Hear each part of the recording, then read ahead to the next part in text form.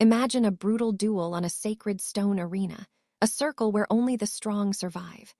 One man collapses to his knees, hacking up blood as his life force literally drains onto the cold ground. He's hanging on by a thread, basically at zero. He gasps out a surrender, but our hero doesn't even blink. He just looks at the crowd and asks, "Anyone else want a piece of me?" A massive, battle-hardened knight mutters that it's insane for someone to reach tier 200 already. Meanwhile, a noblewoman nearby is just confused.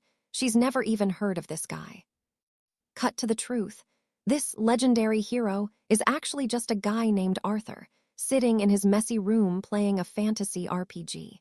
He's grumbling to himself about how much gold he had to drop to get this far. His gamer tag is Arthur the Bold, and he's spent years grinding this character to tier 200. He's got this smug grin on his face, totally proud of the digital monster he's created. 5 years. That's how long he's been obsessed with this world, and he plans to go for 5 more just to shock the entire leaderboard. He wants the whole world to remember his name. He's mid-rant, totally hyped up when suddenly flicker. The screen starts glitching out like crazy. His heart drops. This is not happening, not now. He's panicking, hands on his face, staring at the screen in pure horror. He can't believe the game is bugging out at the most important moment of his life. It's a nightmare. Then the ultimate slap in the face. A notification pops up. He's been reported for dishonest conduct. His account is being banned and deleted. Just like that, everything is gone. Arthur loses it. He punches the monitor with everything he's got, screaming about how he spent 5 years on those quests and dungeons.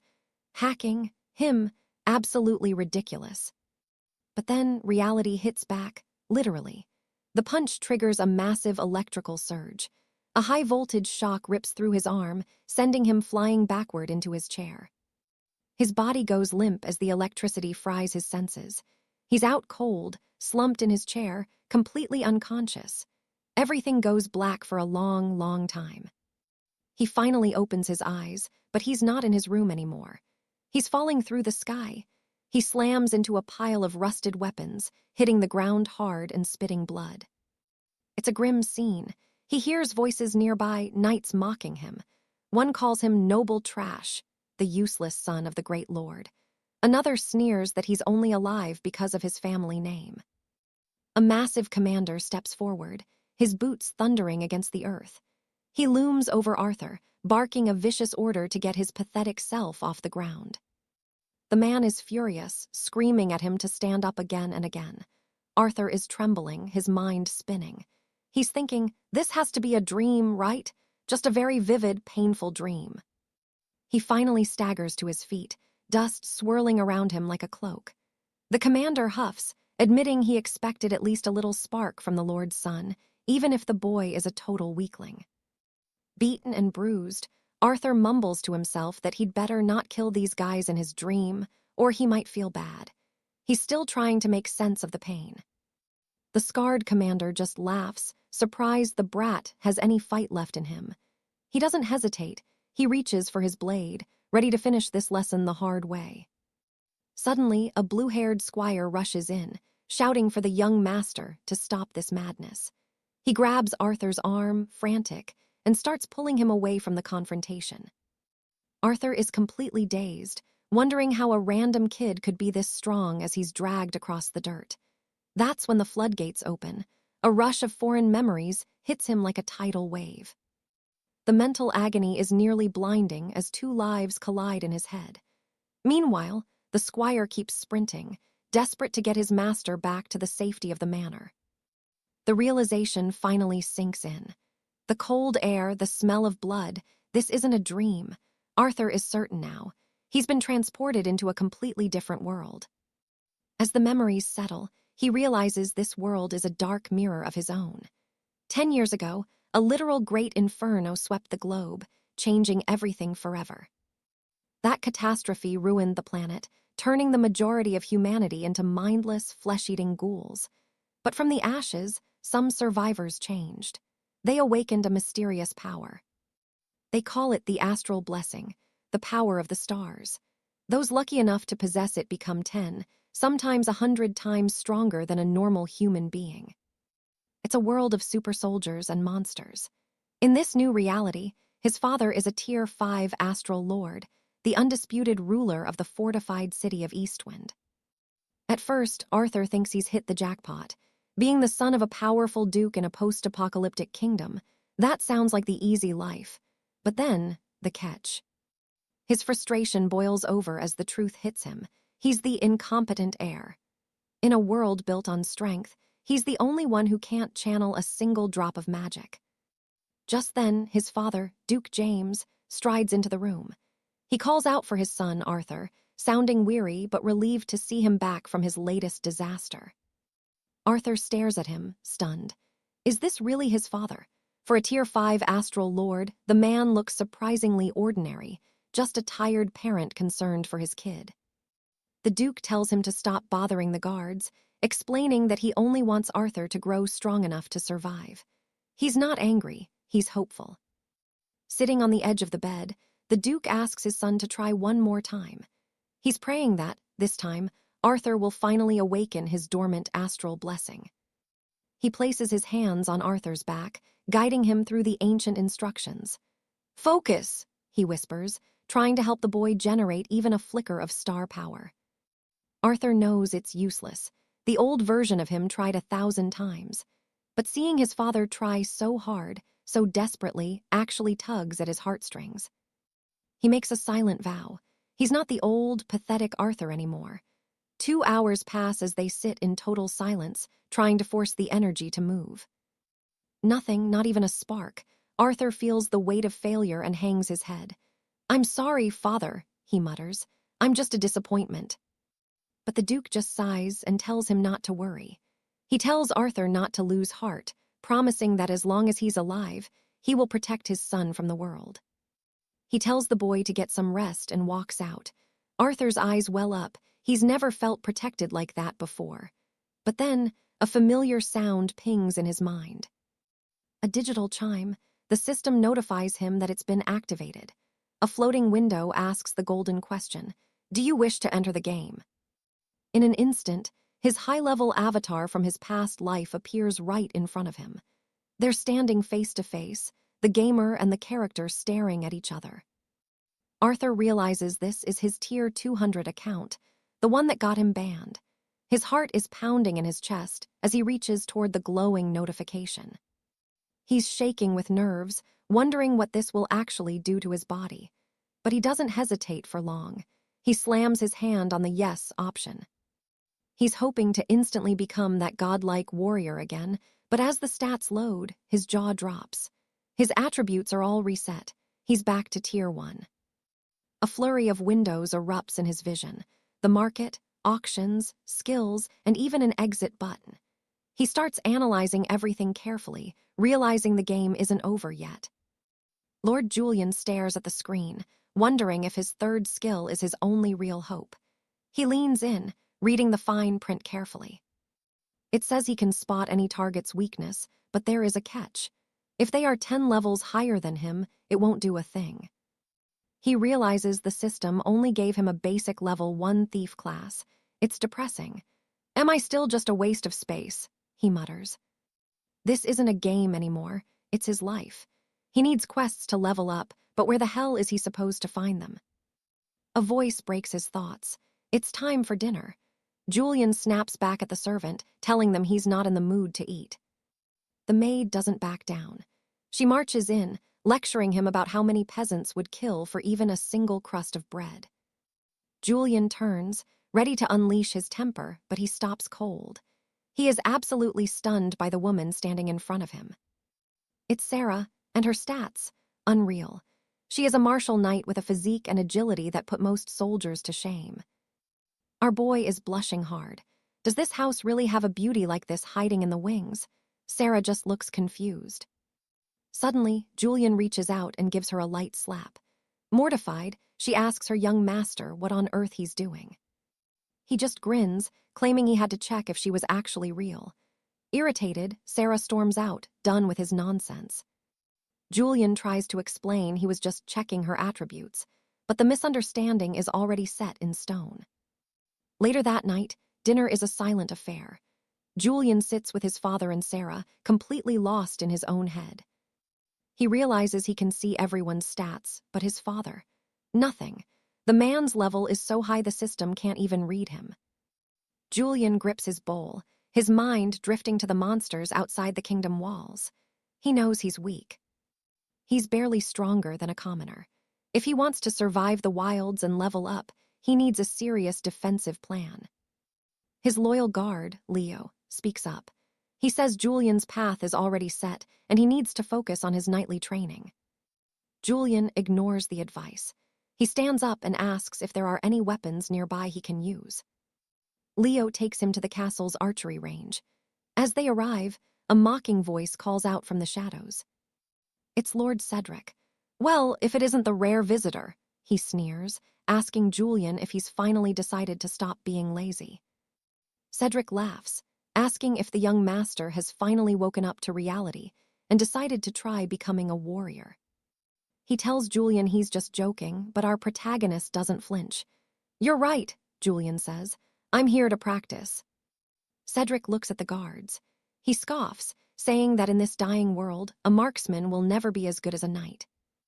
Julian just smiles. He picks up a precision crossbow, telling them he's going to play with it for a few days. The guards are nervous.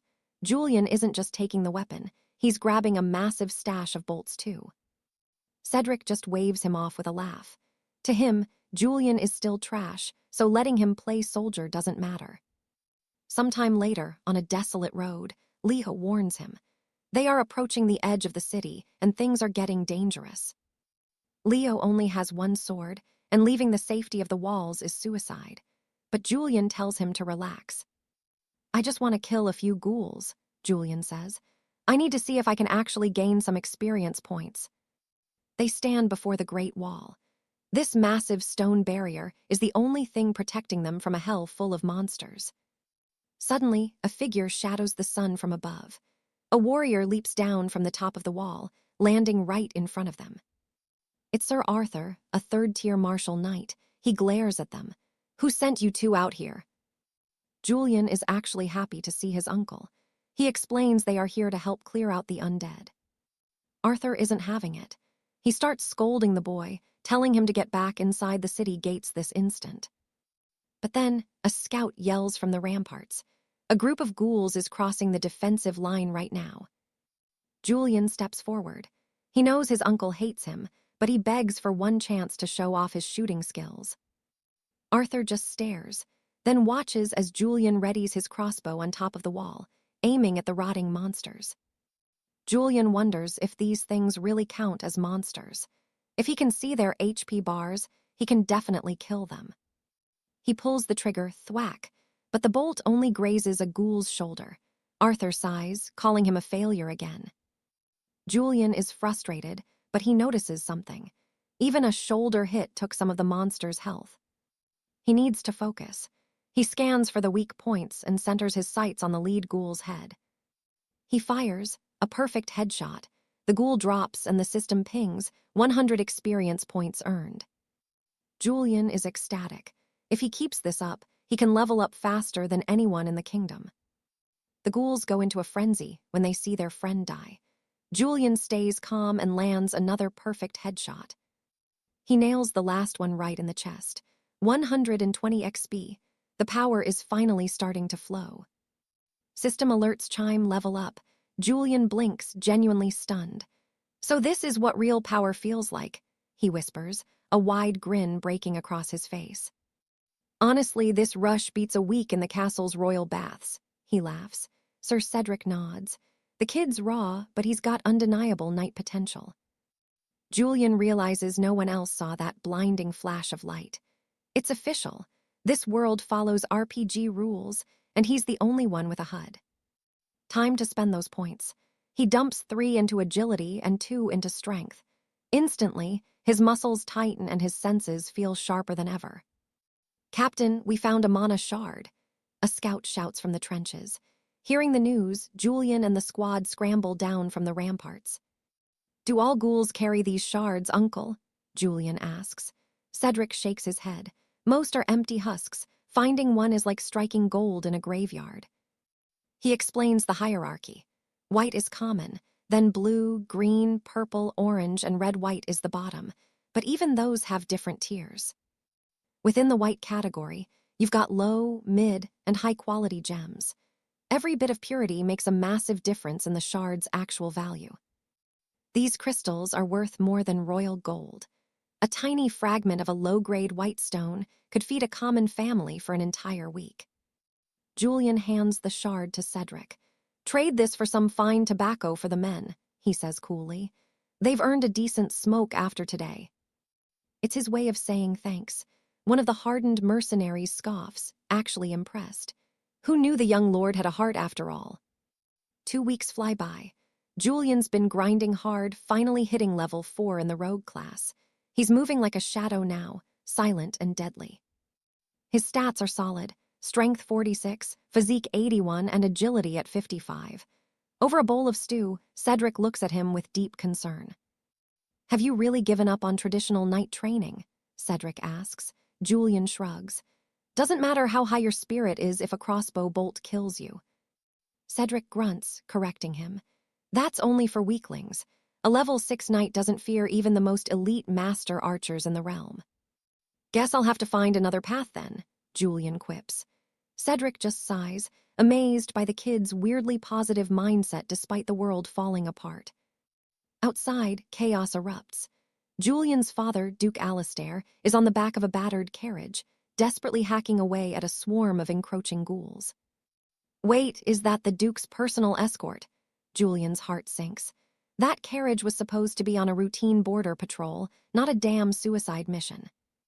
"Sir, a massive horde is right on their tail," a guard screams. The patrol carriage is being hounded by dozens of shrieking, flesh-hungry monsters. Julian doesn't hesitate.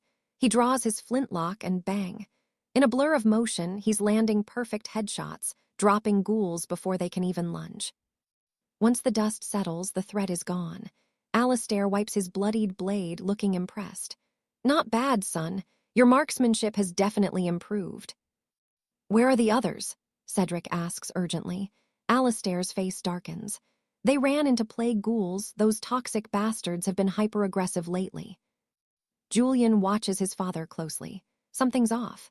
That carriage was reinforced with steel this morning, but now it looks like it was shredded by claws.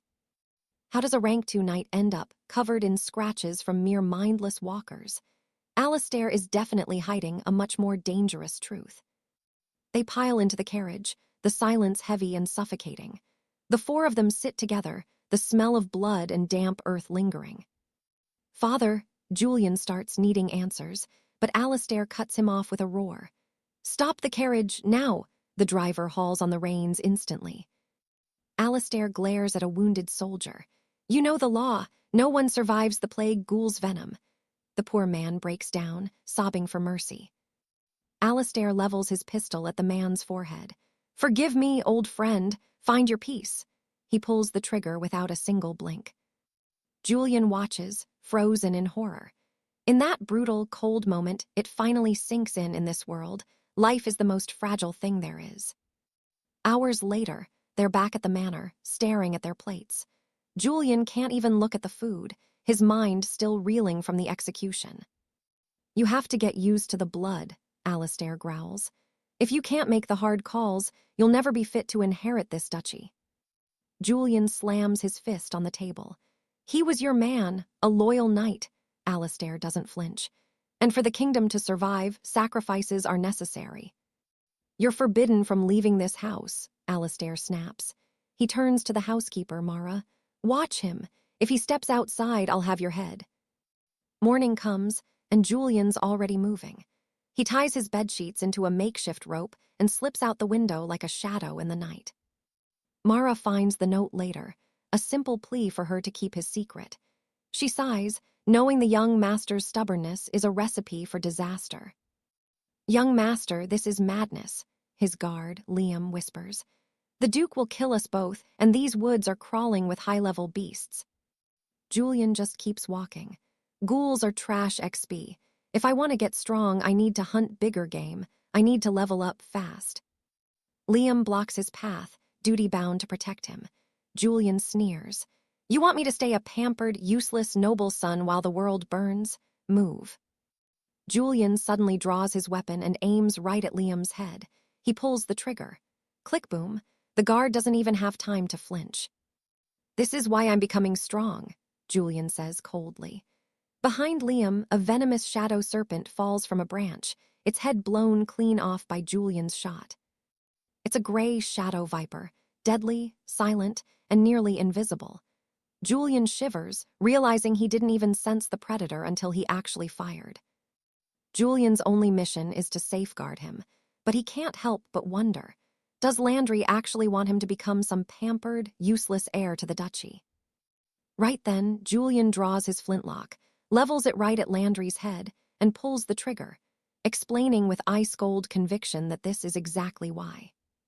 He's dead set on becoming a warrior who can stand on his own, and to prove it, he lands a perfect shot on a serpent coiled inches from the man's face. Looking closer, he realizes it's a silver-scaled adder, a lethally venomous predator, and he's genuinely shaken that he didn't sense its presence sooner. Arthur stands there, thinking, if a seasoned knight couldn't even sense that viper, how did he spot it so easily? Lance just watches, completely lost. No mana crystal inside this one, but the experience points are solid. Arthur just shrugs it off. Time to move on, nothing else for them here. Lance is scanning the trees, seeing absolutely nothing but leaves. Then Arthur smiles, calling this the perfect hunting ground. Lance is losing his mind. He warns Arthur that these vipers are masters of camouflage and begs him to retreat. But our hero isn't budging. Not a chance. He tells Lance that. For him, this place is a gold mine. The hunt is officially on. He disappears into the dark woods, and a few hours later, they finally head back. Lance is shocked they're returning to the manor so early. As they climb the stairs, Arthur just sighs. The day's basically over anyway, right? He rubs his neck, reminding Lance for the 100th time. Stop with the young master stuff, just call him Brother Arthur. Then he tosses something. It's a pure white crystal. Arthur tells him it's a gift he found today. He doesn't need it, so Lance should use it to finally heal his sick sister. Lance is nearly in tears, thanking him over and over.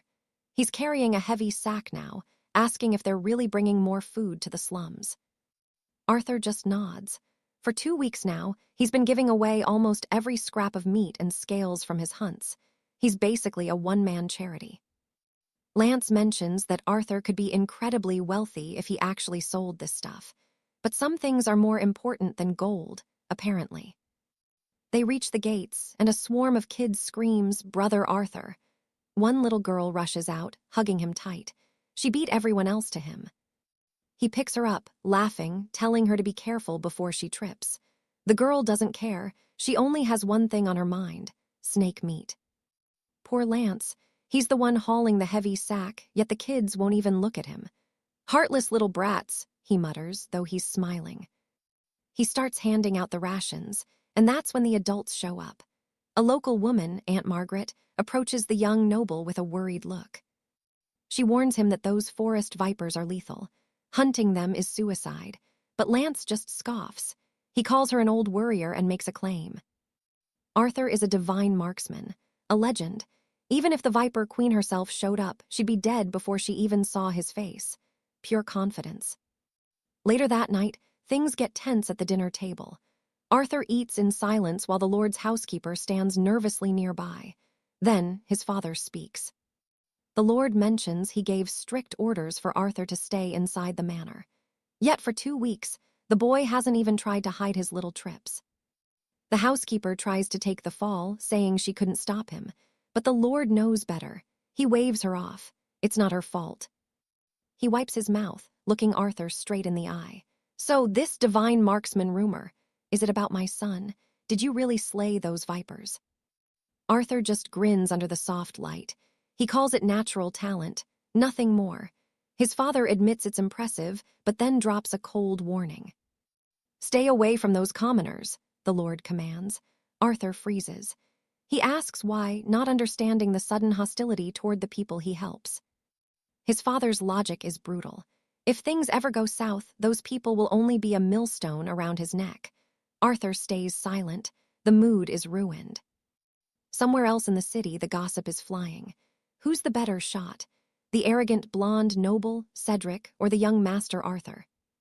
A young boy votes for Arthur, saying he's not just better, but kinder too. Cedric overhears this and loses it. He hates being compared to trash. He starts mocking a piece of equipment, calling it junk fit for a peasant. "Shut your mouth," he snarls, "or I'll make you disappear forever." But then a voice cuts through the tension. It's Arthur himself, offering a cheerful good morning. Cedric nearly jumps out of his skin. The blonde tries to play it cool, waving back like nothing happened. He claims it's just a coincidence that they were looking for him. Right. Arthur just stretches, ignoring the fake smile. It's another beautiful day for a hunt, but Cedric blocks his path, demanding he stop and listen. Arthur raises an eyebrow. "Are you actually shouting at me?" Cedric hesitates, takes a breath, and then brings up the divine marksman rumors. Arthur just shrugs it off. People love to talk, right?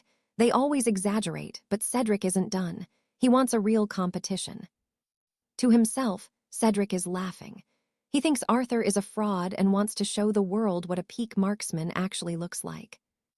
Arthur tries to walk away. He's got better things to do. But then Cedric ups the ante. A high-grade green crystal is on the line. Is the Lord's son actually afraid of a little challenge? Cedric sneers. That does it. Arthur stops in his tracks and asks for the rules. Cedric suggests shooting moving targets in a range, but Arthur just sighs. Boring. He wants something with a bit more. Teeth. He suggests they head into the wild for a full day. Whoever brings back the most valuable trophy wins the whole thing. High stakes, real danger. Cedric looks a bit rattled, but he can't back down now. He agrees. 1 week to prepare. Everyone's wishing them luck, but the tension is thick. Back in the woods, Lance is worried.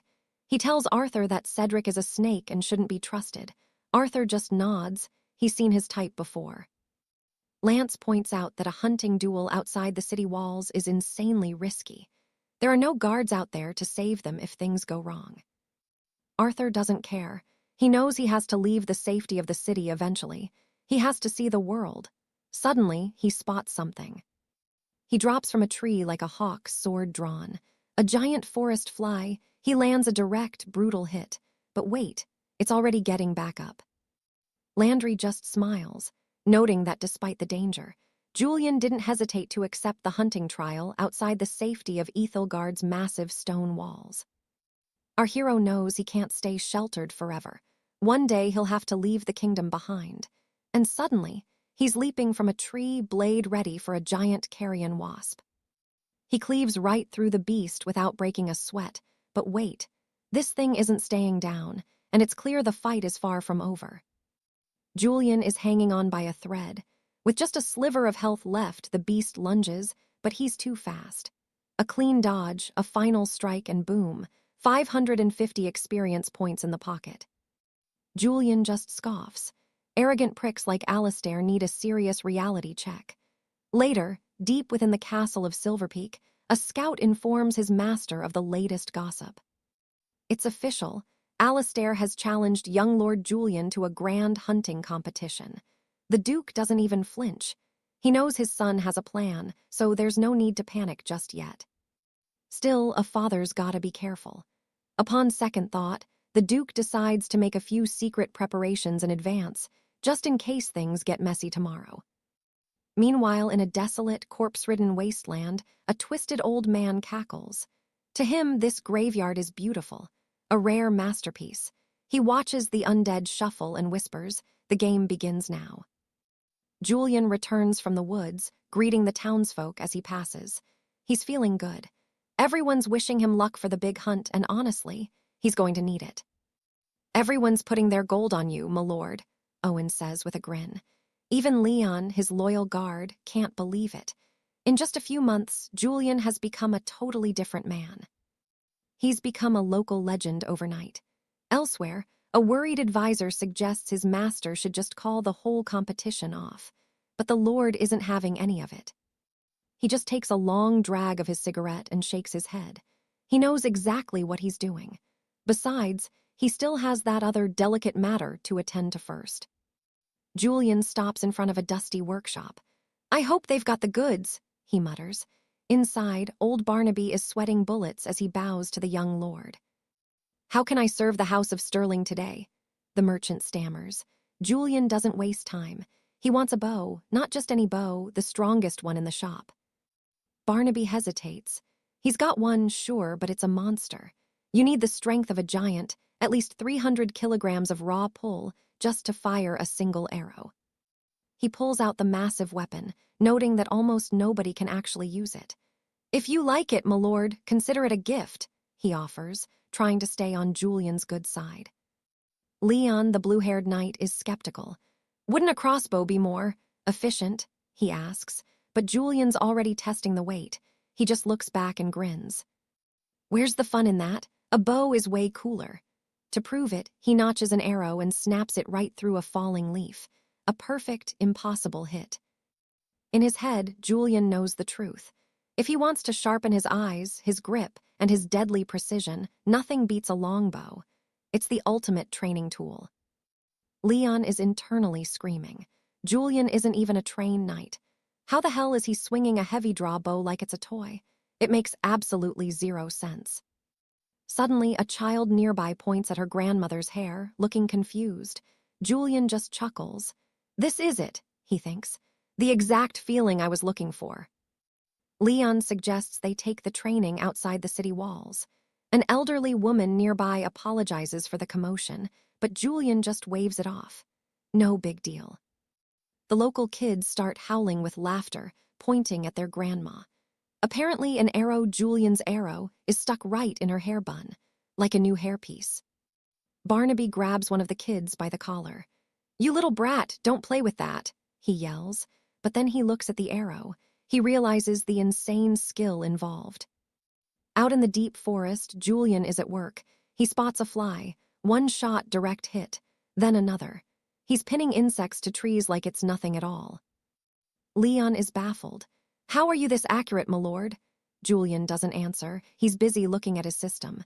Finally, level 15 reached. Time to power up. New skills unlocked. He's got options: weak point detection, passive precision, double slash, or stab. He remembers these being absolutely broken back in the game.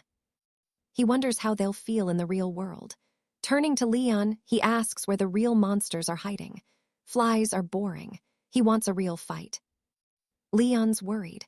What is the young master planning now? Julian just walks ahead into a lush bamboo grove, admiring the incredible, peaceful scenery.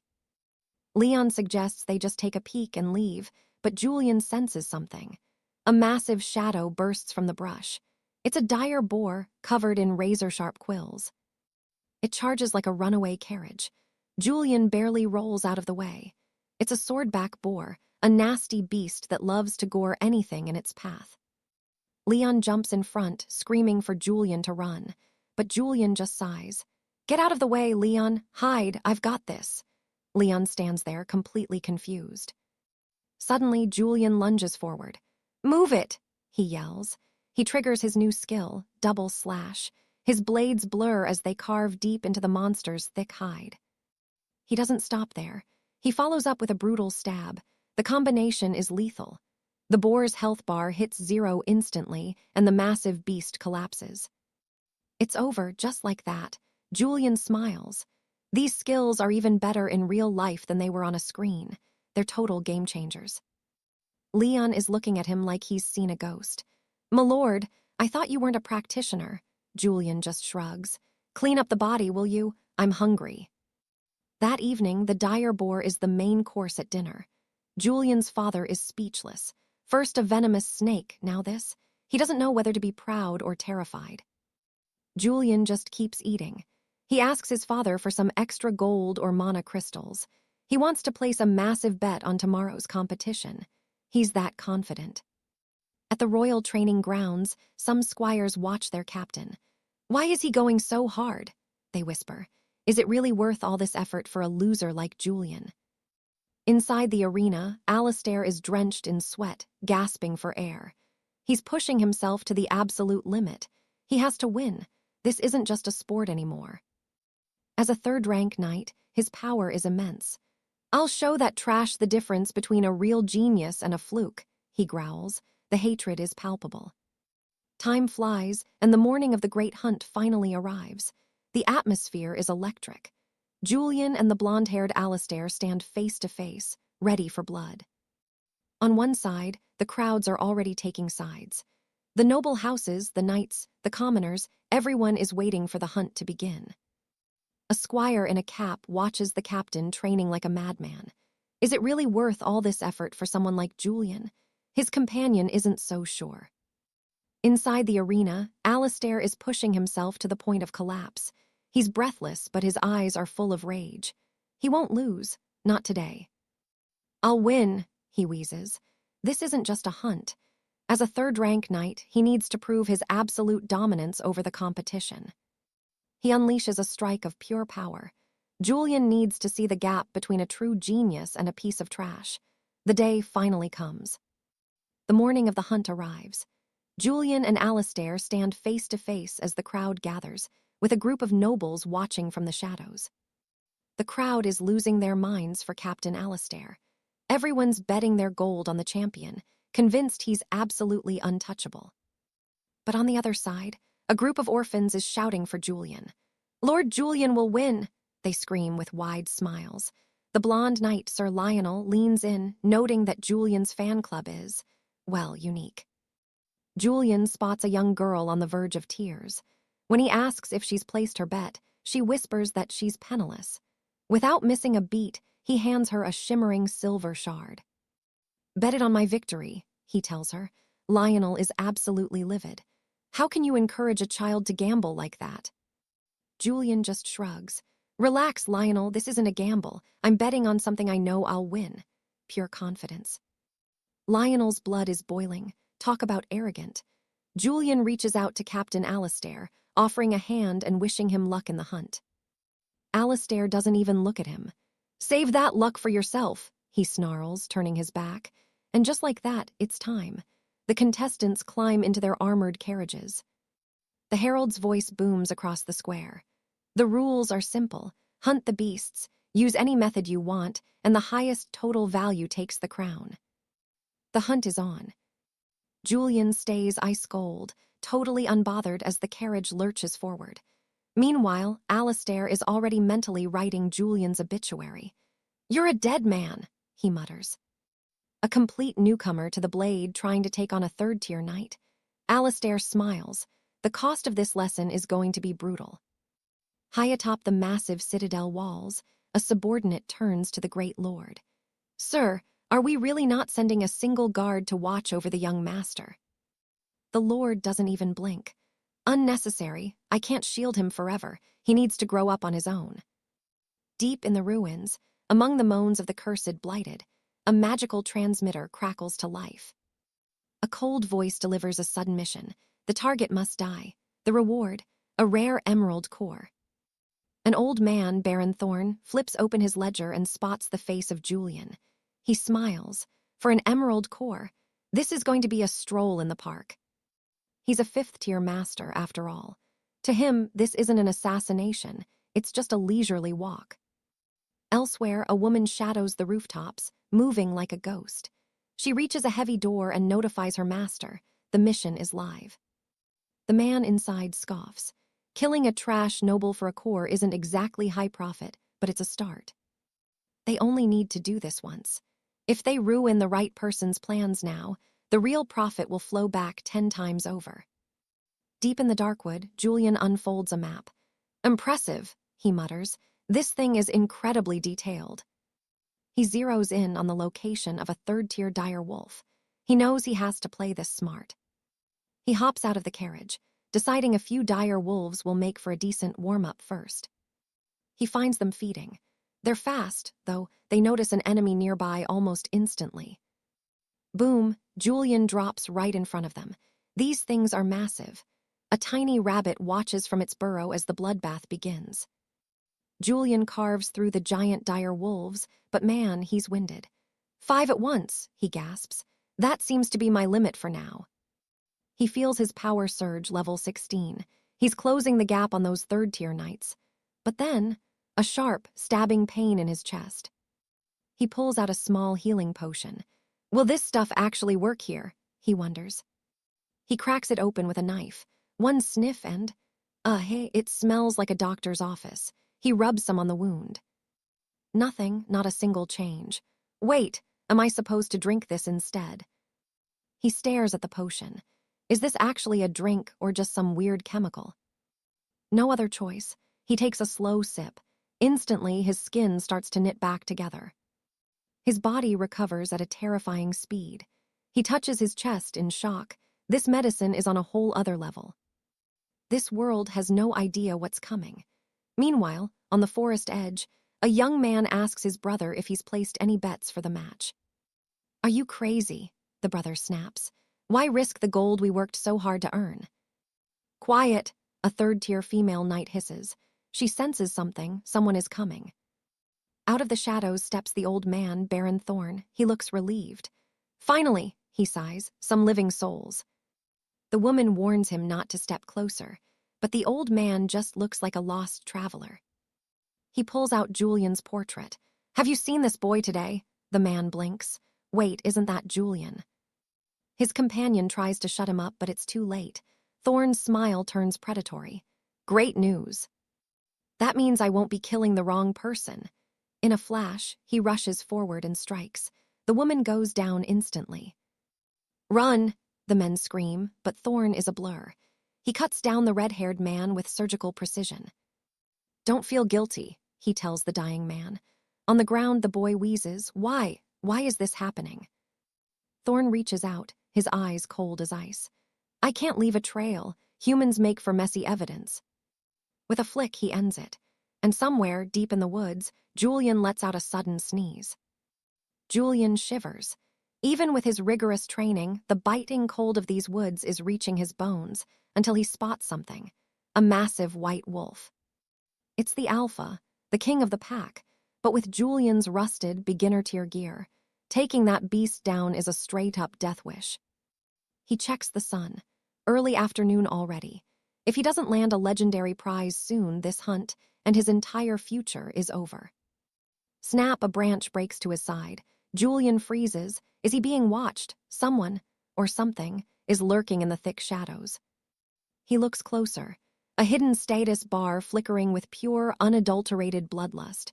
This isn't a hunter, it's an assassin, and he's the target. The man steps out, grinning like a complete psychopath. But wait, the boy is gone. How did a mere squire vanish without leaving a trace of his presence? Behind a thick oak, Julian is drenched in cold sweat. His heart is hammering. This guy isn't just strong, he's a literal monster. It's clear now. This hitman is here for his head. Why is the Sterling family so obsessed with making sure Julian stays dead? No more running. If he wants to live through the night, Julian has to act now. It's time to be the hunter, not the prey. High above, the assassin spots a flash of steel. Julian drops from the canopy like a stone, charging toward his enemy with everything he's got. Clang, the man barely raises his longsword in time. Julian drives his hunting knife forward, eyes locked on the kill, but the heavy blade blocks him. A thin red line appears on the assassin's cheek. He's stunned. Fast, he mutters, as their blades lock in a desperate, high-speed dance of death. The pressure is insane. Julian can't endure these aggressive strikes forever. He needs a miracle or a skill. He raises his knife, light flickering on the edge.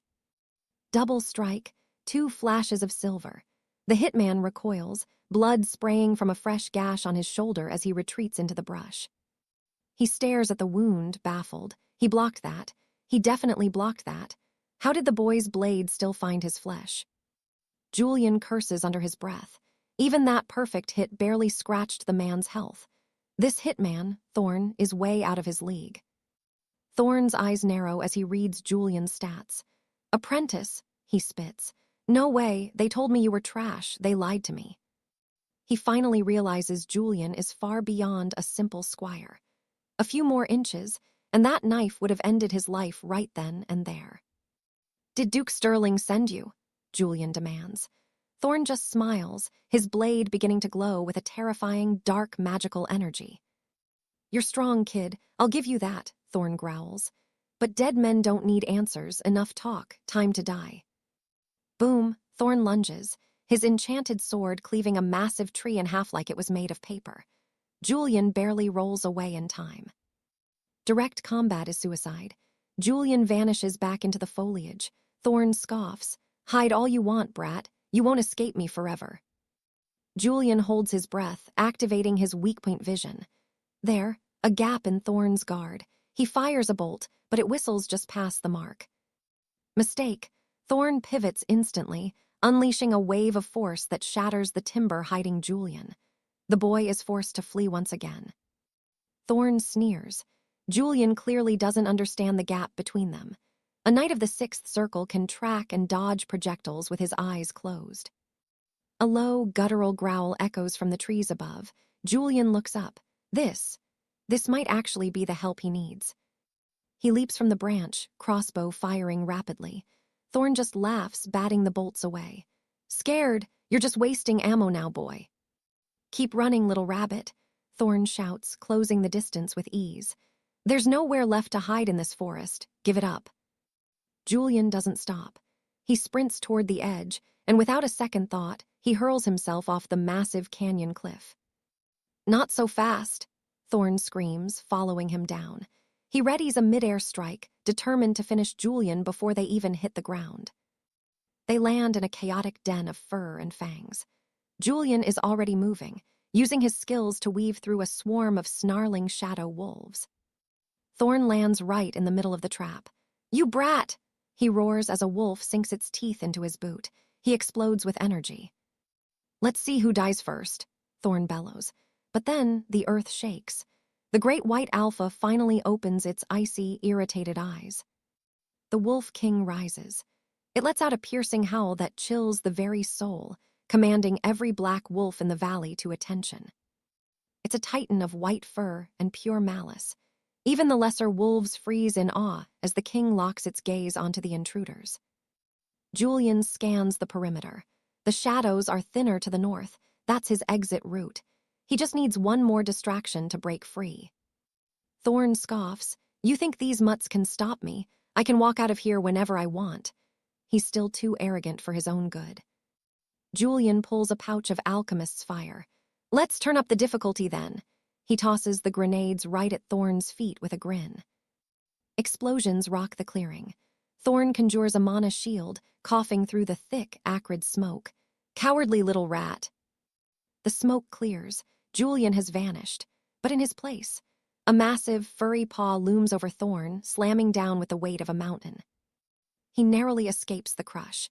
Now Thorn is the one bleeding and injured, surrounded by an entire army of hungry wolves and their furious king.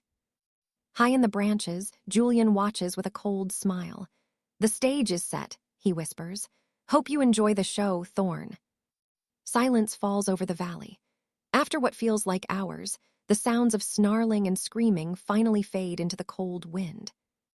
Thorn is still on his feet, but his mind is gone. He's a hollow shell, losing consciousness while the alpha tears into his flesh. Julian can only watch in awe from above. A knight of the Fifth Circle, reduced to nothing. The power of the wild is truly terrifying. Julian Thorn stands over the broken body of Thomas Lones as a pack of wolves closes in, coldly remarking that the man is lucky they even met before snatching a pouch of mana stones from the dirt.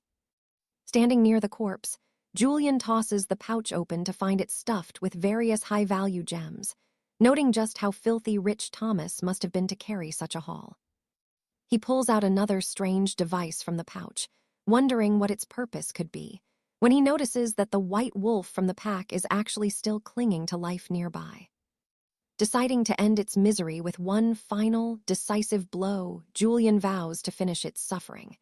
Meanwhile, back at the tournament grounds, Lord Cedric asks the crowd who hasn't returned from the woods yet. A bald nobleman asks about the current wagers, and Cedric confirms he put his gold on Captain Arthur Sterling, noting that while the payout is low, it's the only safe bet in the kingdom. The man tells his companions that Arthur has a solid chance of taking the crown, even if the officials haven't called it yet.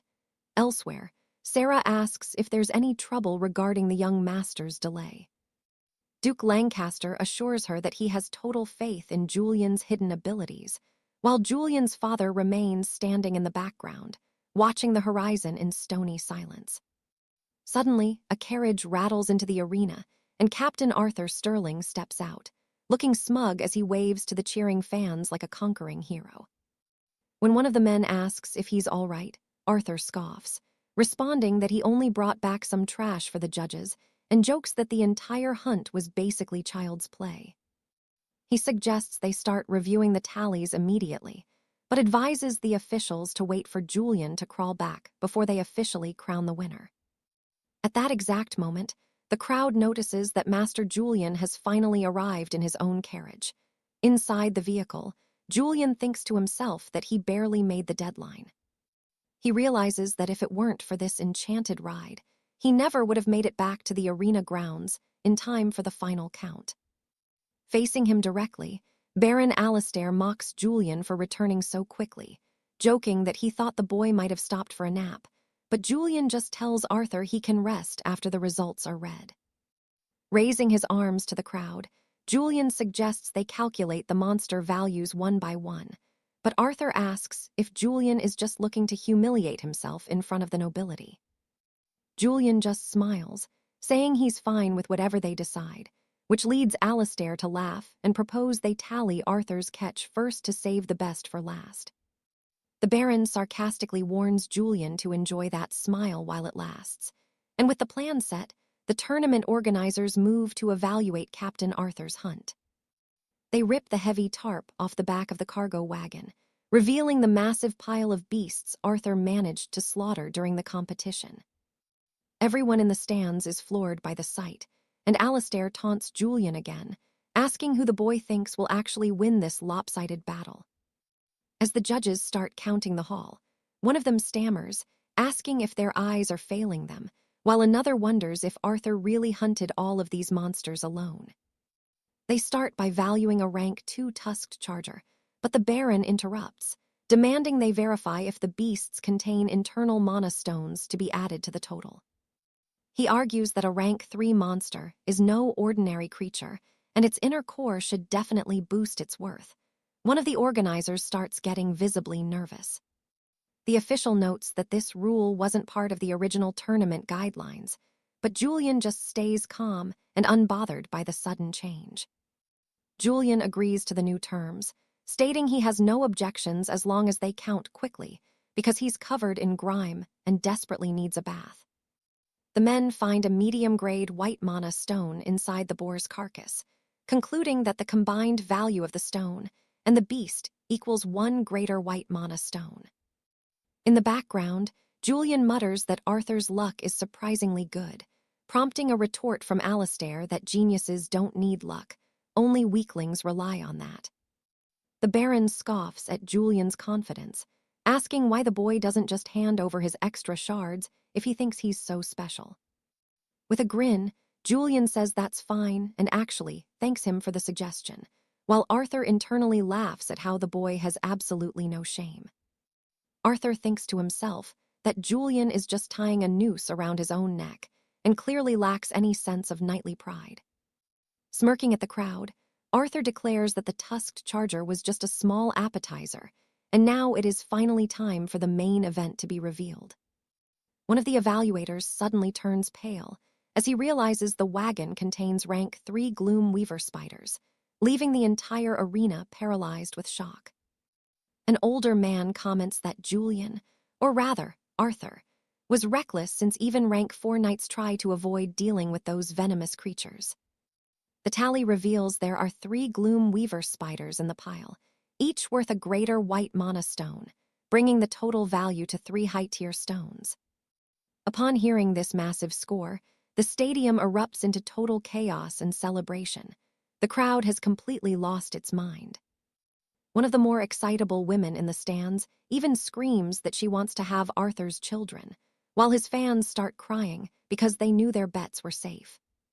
As the cheers get louder, Alistair tells Julian to finally face reality, claiming this is the undeniable difference between a piece of trash and a true genius. Julian just quips back that it seems the Baron is the smart one for knowing Arthur is a genius, while he himself is just trash. Alastair turns red with irritation. The Baron snaps that Julian only knows how to talk big, and that real actions speak louder than words. Julian just stands up and agrees. Julian says he's ready to prove who the real trash of the family is, admitting that because he was short on time, he couldn't hunt a large quantity of monsters. At that moment, he rips the covering off his own wagon to reveal his haul, casually stating that he only managed to catch a single shadow wolf. The crowd is stunned into a deathly silence as they look at the wagon. Lying there isn't just a wolf, but the massive lunar shadow wolf king.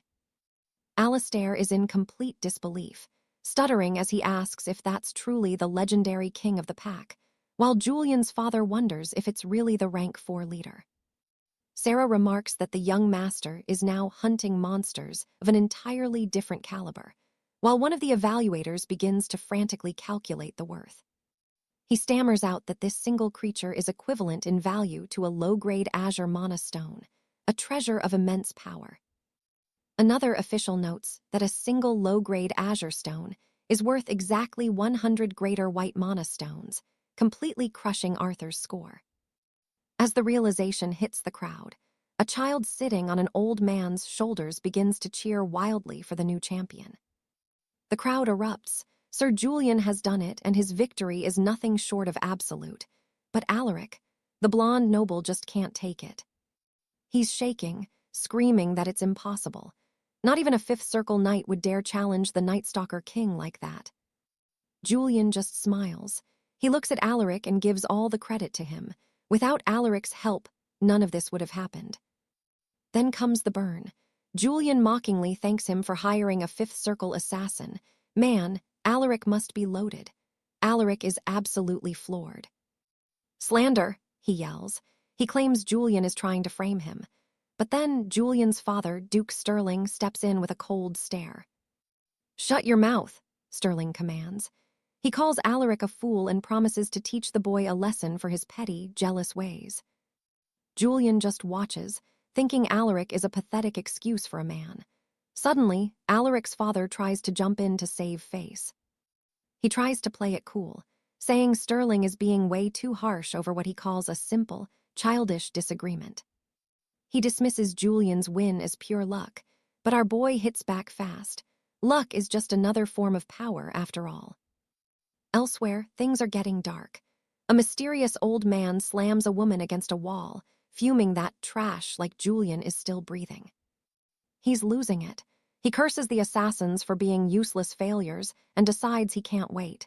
It's time for Plan B. Back at the manor, it's a total vibe. Julian's family is celebrating with food and wine after the big win. Julian takes a sip and immediately winces. It's incredibly sour. His father just laughs, reminding him it's his first real drink. Julian mutters that he'd rather just eat steak. Turns out, no matter which world he's in, he absolutely hates the taste of alcohol. His father raises a glass, beaming with pride. Julian won the bet, and for the first time he looks like a man grown. Julian feels the warmth, but he hesitates. He realizes he can't prove who sent that assassin yet, so he keeps his mouth shut. Why stir the pot now? His father tells him not to worry about the rival house's insults. Their pride will be their downfall. He assures Julian that his uncle will be dealing with those arrogant nobles very soon. Justice is coming. After dinner, Julian retreats to his chambers. He sits on the bed and pulls out that strange device from the old man. He stares at it. Is this a bomb? He wonders. He actually tosses it on the floor just to see if it goes off. Okay, maybe I'm being paranoid, he mutters. It's not a bomb. Looking closer, he figures it's some kind of magical transmitter. Suddenly, Alara, the maid, knocks. She's there to deliver his massive winnings from the bets. She's a bit flustered, asking where to put the gold. Julian feels the awkwardness and tells her to just leave it right there. He grabs the bag, but she insists. Handling the gold is her job as his servant. Julian isn't having it, though. He stops her. To me, you're just a girl, Alara. You don't need to be trapped by some servant's title. Right then, his father walks in, breaking the tension with a smile. Not too busy for your old man, are you? Julian grins and says he's free. His father suggests it's time he learns how to manage the family's estates and society. Julian isn't interested in being a manager, though. He tells his father he needs help with something much more important. He needs better gear, swords, armor, the works. Meanwhile, at the rival estate, Alaric is throwing a fit. He tells his father that the Shadow King was already wounded when Julian found it. Did you even hear me, father? Slam, his father hits the table, telling him to drop it for now. The situation is too delicate. Alaric keeps pushing, whining about his reputation. His father's temper explodes, and he orders his son to get out immediately. Storming out, the father growls to himself. Julian can't just do whatever he wants because his father is the Earl. Revenge is coming. Back at the Great Wall, Julian is putting in work. Another perfect headshot on a hollow. Boom, level 20. He knows with better equipment he'll be leveling up like crazy. He even unlocks a brand new skill. But then, something massive appears. A giant hollow, and it is absolutely wrecking everything in sight. Julian pulls out his binoculars. This thing is a titan, a total nightmare. But Julian, he's actually getting excited. This is the perfect opponent.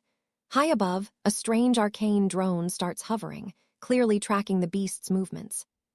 The monster is losing its mind, getting more aggressive by the second. A man on a nearby rooftop speaks into a device. Final stage complete, the subject has been activated. The trap is set, and the creature is ready for war.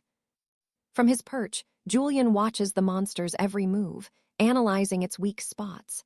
Time to test that new skill. He fires an arrow straight into its skull, but the beast just pulls it out like it's a toothpick. Now it's really mad. Julian is stunned.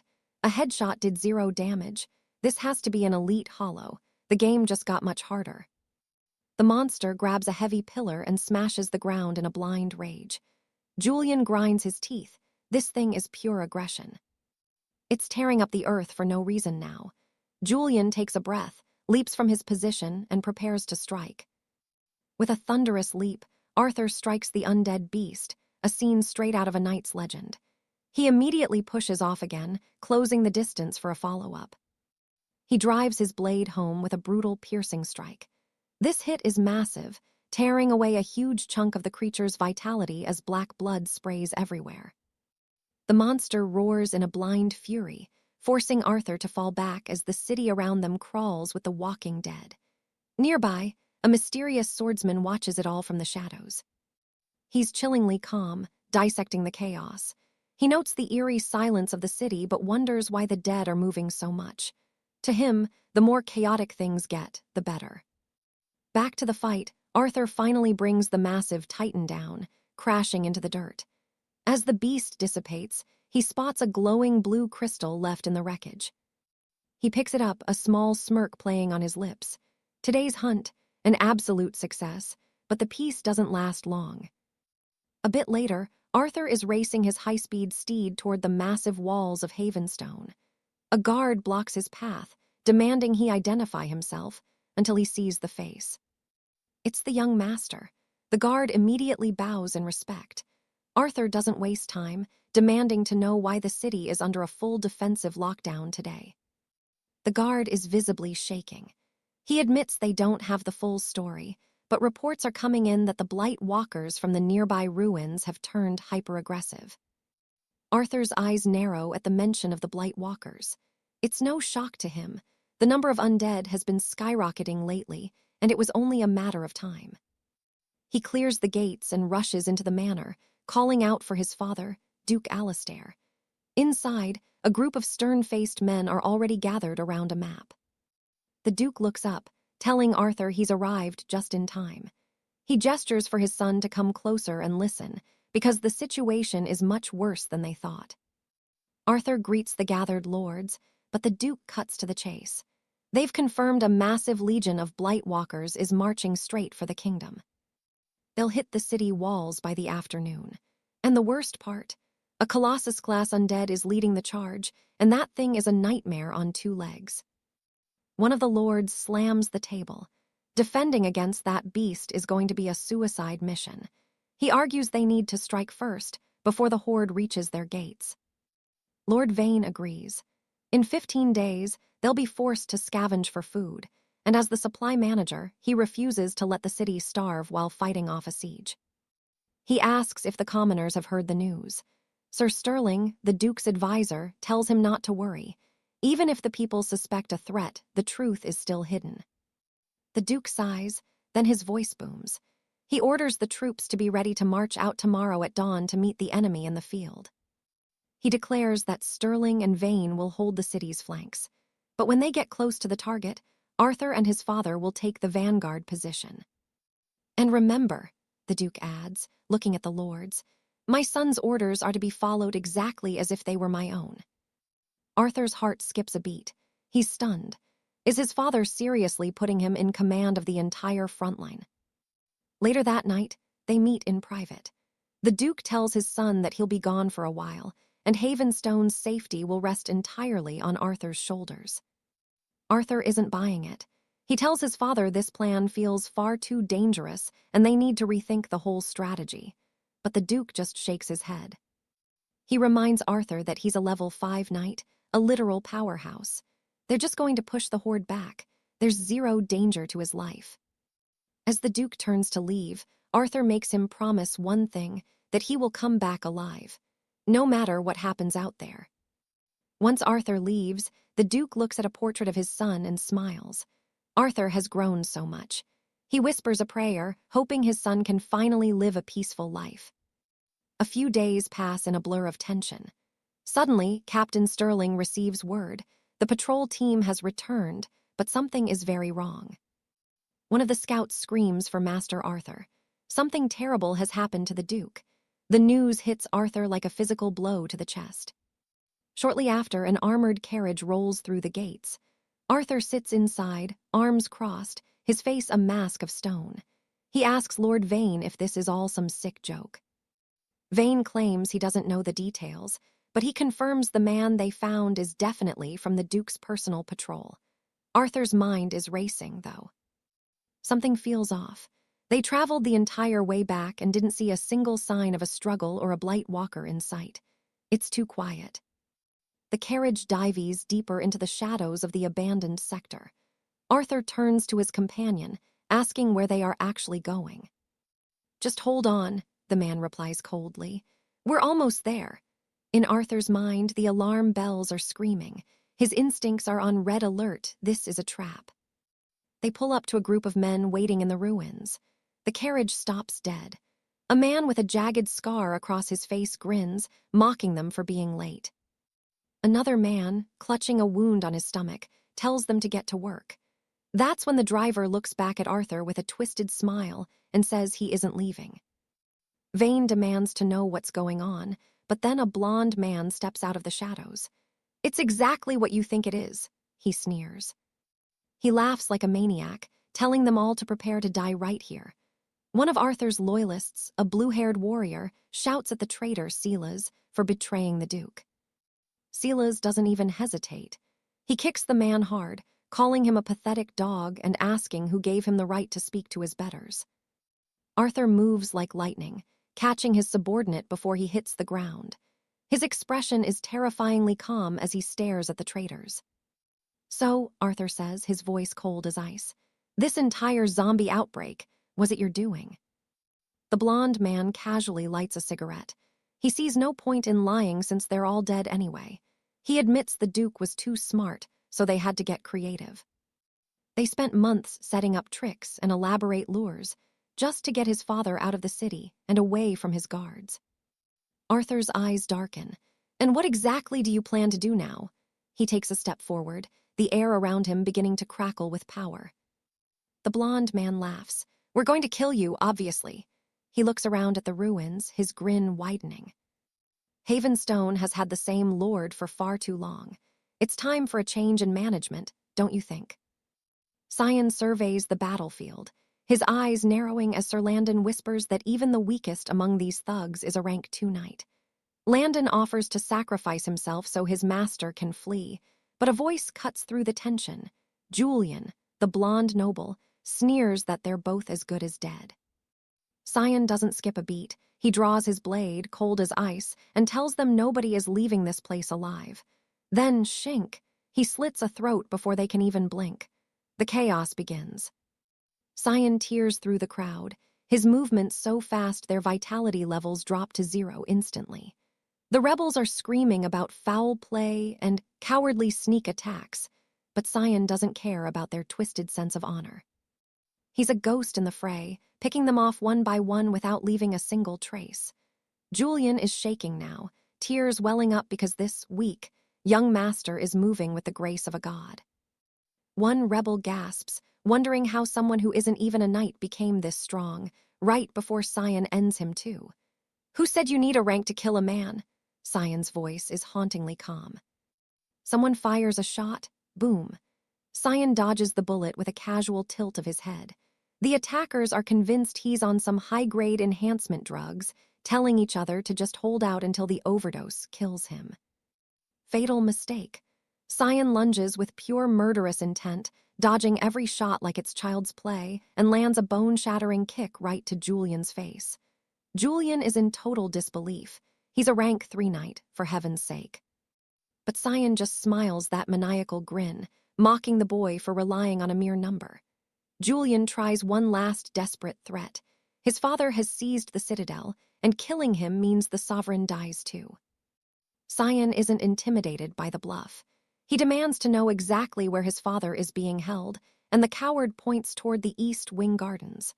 Sion turns to look, and Julian seizes the moment for a backstab. But wait, Sion triggers his leap skill, soaring over the blade and coming down with a fatal strike that shatters Julian's skull. As the traitor falls, gasping about meeting them in hell, Sion's right-hand man, Alistair, asks for orders. The answer is simple. It's time to save the king and kill every last rat. Meanwhile, the citadel is a nightmare. The blighted hordes are swarming the streets, their numbers growing by the second. Lord Sterling, the sovereign, is watching the monsters, trying to find a pattern when a blade flashes at his back. He dodges by a hair, but the blow still connects. It's Silas, his own trusted advisor. Silas isn't alone. A whole squad of traitors emerges, claiming they've ascended to godhood thanks to some dark power. Sterling just scoffs. To him, they're still just trash. They open fire, and the sovereign throws up a mana shield that leaves them stunned. But Silas is slippery. He teleports behind the Lord and sinks a blade deep into his shoulder. Sterling collapses against a tree. The traitors mock him, asking what loyalty is worth when power is everything. Sterling just smiles. He stands up, his sword erupting with massive magical energy, and dares them to try and finish the job. He strikes a red-haired rebel with such raw power the man barely blocks it, screaming for backup. Sterling is a whirlwind of rage now. Back with Sion, he's racing to the scene, thinking his father is too useful to let die. They stop the carriage as they approach the rebel lines. Sion notices something chilling, empty health bars floating everywhere. The guards have all been slaughtered. A lone sentry stops them, recognizing young Master Sion and claiming the Lord is busy fighting off the blighted. He offers an escort, but Sion's tone goes sub-zero. He knows a rat when he sees one. He charges the guard, declaring that all traitors have a one-way ticket to hell. At the same moment, his father is surrounded, battered but unbroken, vowing to take every single one of those bastards to the grave with him. The rebel leaders sneer, asking the sovereign who he thinks he is to still be standing, but they're about to find out exactly why House Sterling rules this land. They need to purge the rats within the court and save his father, and meanwhile, across the city, the nightmare begins as blight walkers start flooding the streets. Their numbers are exploding, turning the alleys into a sea of rot, and from a high vantage point, the Duke himself watches the chaos unfold. Lord Alaric begins analyzing the rhythmic, twitching movements of these toxic monsters when suddenly, a shadow lunges at his back for a killing blow. The Duke barely twists away, but the blade still tastes blood, and the assassin sneers that Alaric is even tougher than the rumors suggested. Alaric glares at his captain, asking if he's really throwing away years of loyalty for a betrayal, but Baldwin just laughs. He's definitely not the only one. More cloaked figures emerge from the gloom, and one of them snaps at the others to stop the chatter and just finish the job already. Furious, Lord Alaric demands to know how these common traitors honestly believe they have what it takes to end his bloodline. Baldwin makes a chilling offer for the Duke to join them, claiming they've ascended to godhood now, but Alaric just leaps into the air, dodging their opening volley. The Turncloaks open fire with everything they've got, but the Lord of 𝒑𝒑𝒔𝒆 summons a shimmering mana shield that leaves the rebels absolutely stunned. But then, blink and you'll miss it. Baldwin teleports right behind his guard, whispering that this is the end before burying a blade deep into Alaric's shoulder. Collapsed against an ancient oak, Alaric hears them mocking him. The local bishop even steps forward to question what trust is actually worth in a world this cruel. He sneers that without raw power and a crown, people are nothing more than obedient dogs waiting for a master to whistle. Bleeding but unbroken, Alaric asks if they really want him dead that badly, and his gaze is so terrifying that even the bald traitor starts to tremble. In a flash, Alaric is back on his feet, his longsword burning with a fierce, crimson magic as he dares the entire lot of them to try and take his life. He strikes the red-haired mercenary, Rowan, with such devastating force that the man's arms nearly shatter just from trying to block the impact. Desperate, Rowan screams for the others to jump in, because Alaric is now a literal hurricane of rage and raw, unchecked energy. Meanwhile, Julian and his squad are pushing hard toward the city center, Julian thinking that even if the man is just a duke, he shouldn't be dying this easily. They screech to a halt, the carriage driver warning the young master that the heart of the rebellion is just a few hundred yards ahead. Surveying the carnage, Julian's eyes narrow as he notices a row of empty health bars hovering in the air. It's a ghost town of fallen guards. A lone soldier blocks their path, but he quickly pales when he realizes he's staring at Lord Julian himself, stammering that the Duke is busy fighting the Blight Walkers. The man awkwardly offers to escort them to safety, but Julian's expression goes completely dark, his voice dropping to a deadly, chilling whisper. He asks why a loyal guard hasn't sent a single soul to reinforce the western gate, and the tension in the air becomes thick enough to cut. Julian lunges, striking the traitor down in one motion while declaring that every last snake in this city can burn in the deepest pits of hell. Back at the clearing, the Duke is completely surrounded, but he lets out a defiant roar. If he's going down, he's taking every single one of them with him.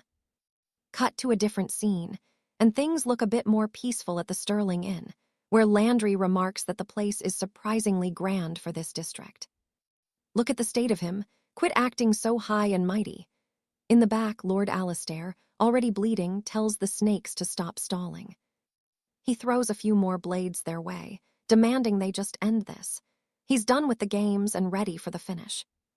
Alistair barely blocks the next strike, but a dagger grazes his hand. Seeing blood, the rats realize their moment is finally here.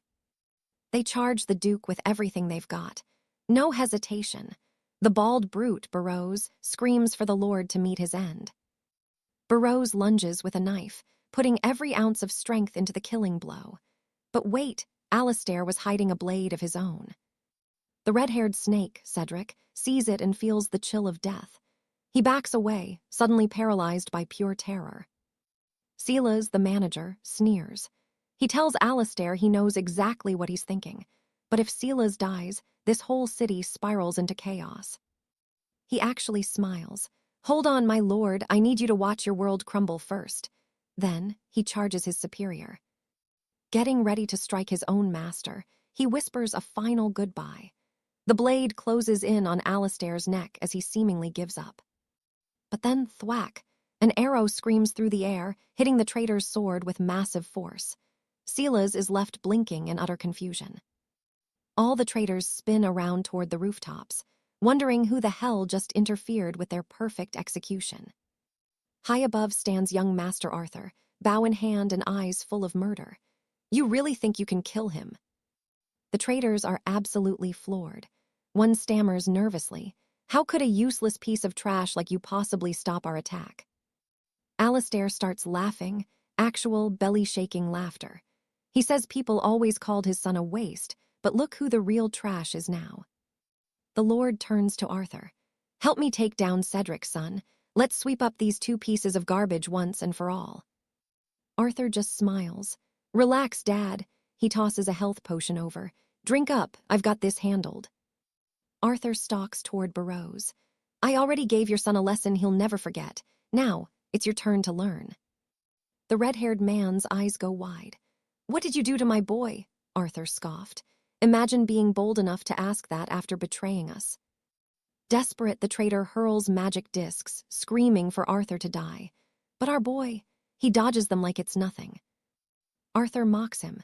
"Too weak to handle long-range, old man." He closes the gap instantly, double-slash skill activated. 𝑬𝒗𝒆𝒓𝒔 panics, screaming for his allies to save him. He lunges one last time, but Arthur just dances around the strike effortlessly. Arthur triggers his backstab ability, a brutal hit that drains the traitor's health bar into the red. It's looking grim for the bald guy. 𝑬𝒗𝒆𝒓𝒔 starts swinging wild at thin air, losing his mind. He realizes too late that the young master isn't in front of him anymore. Looking up, he sees Arthur descending with an attack jump. "Farewell, traitor. It's finally time to end this." Meanwhile, at the city walls, an old man is confused. "Why are we being locked inside like prisoners?" he asks the guards. The guard explains a monster horde is coming. 2 days of lockdown. The official tells everyone to stay calm and pay attention. "Remember," the official says, "the Lord is out there fighting to protect your lives." But deep down, he's praying they stay safe. Back at the manor, Alara stands by the window, watching the horizon. Something is eating at her. She looks deeply troubled. She stares at the keys in her hand, shivering. Memories of a conversation with the Duke start flooding back to her. Alistair had told her D looked after Arthur like a real brother all these years. He saw her as his own daughter. He'd given her a heavy burden. "If the city falls and I'm gone, you have to take care of my son for me." He told her not to worry too much, that this wouldn't be his end. But the weight of those words was crushing. Suddenly, Alistair's voice in the memory turns into a confident grin. "I'm not ready to die yet, not by a long shot." On the battlefield, the traitor stands frozen in shock. He hears his partner's dying groans and looks away for just a second. Huge mistake. Lord Alistair is right there with a terrifying smile. The traitor realizes he's completely wide open for an attack. Panic sets in, but it's too late. Alistair is locked in, sword gripped tight, ready to deliver a blow with everything he's got. Crack, a precise strike to the chest sends the traitor flying.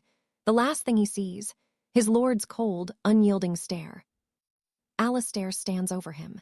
"If you want your revenge, you can wait for me in the depths of hell." The traitor hits the ground, dead. At the same moment, the man in glasses finally collapses as well. It's over. Arthur looks at the surviving assassin. The lackeys are dealt with. Now, it's time for the main course. Cedric is trembling now. "You can't kill me. If I die, this entire city dies right along with me." Someone in the background begs for mercy, but Alistair steps forward. "I suspected you, Cedric, but gambling with the people's lives." The old man screams that he invested too much credit to build this city. Why should he let Arthur's son take his head? He pulls out a device, a crazed look in his eyes. "One button press, that's all it takes to end everything. As soon as I click this, every food silo in the city turns to ash. You'll all starve in the ruins." Harold demands the truth about his son. Arthur just laughs. Cedric is safe, but that trigger in Harold's hand. It's a one-way ticket to hell for every traitor here. Press it, and death will be a mercy they'll never find. Suddenly, a stranger appears, mocking the pathetic state of Steward Barnaby. The red-haired coward is paralyzed. Pure, unadulterated terror fills his eyes as the situation spirals out of control. High in the branches, a gray-haired man speaks up. As a bonus for his high price tag, he's throwing in some free intel. He swears it on the honor of the Shadow Syndicate. The news: Cedric is already rotting in the ground. Harold snaps. Blind with rage, he goes to press the button, but a sudden arrow whistles through the air and stops him cold. The archer sneers, promising to reunite him with his dead son. But Arthur, he's looking elsewhere, sensing something dangerous. Dodge, he leaps back as a shadow flickers. He scans the area, his gut telling him something is seriously wrong. His skin crawls as he faces Lucien, a legendary mercenary knight. Lucien growls that killing a client right in front of him is bad for business. He laughs, noting how his prey is already shivering. The gray-haired man suggests they just kill everyone and call it a day. Harold is desperate. "Kill him!" he screams, promising to quadruple the mercenaries' pay. Lucien just grins. The son is dead, and the father's only hope is the gold in his pockets. He's going to bleed the old man dry. Just then, Leon, the blue-haired knight, arrives after finishing off the lackeys. Leon calls to his young master, but Arthur yells for him to stay back. This mercenary is in a whole different league. Leon freezes in shock. A sixth circle mercenary. That kind of power is absolutely terrifying to witness. Alistair tells Arthur to run. "I'll hold the gray-haired bastard off," he says. "Just get out of here." Arthur isn't stupid. His father is barely standing. There's no way he can handle a sixth circle master in that state. Leon hesitates but knows they have to move. But the mercenary, he's already closed the gap. He cuts off their escape route in a blur. "Who said you were allowed to leave?" he sneers, moving in for the kill. Arthur steps in, sword clashing against the mercenary's blade. "A sixth circle knight," he mocks. "Don't think so highly of yourself." They both reel back. Lucien is stunned. How did a kid just parry a strike like that? Lucien laughs. Does Arthur think killing a weakling like Baron Thorn makes him some kind of elite warrior? Suddenly, sting. Lucien feels a sharp pain in his shoulder. He didn't even see the boy attack. Alistair is already behind him. Lucien dodges the follow-up, realizing this easy job was a massive mistake. Tires screech. A white armored carriage skids into view, driven by a man in a heavy wool coat. "Get in now," the driver bellows. Arthur grabs his father and bolts for the carriage. As they roar away, Arthur tells the driver to floor it.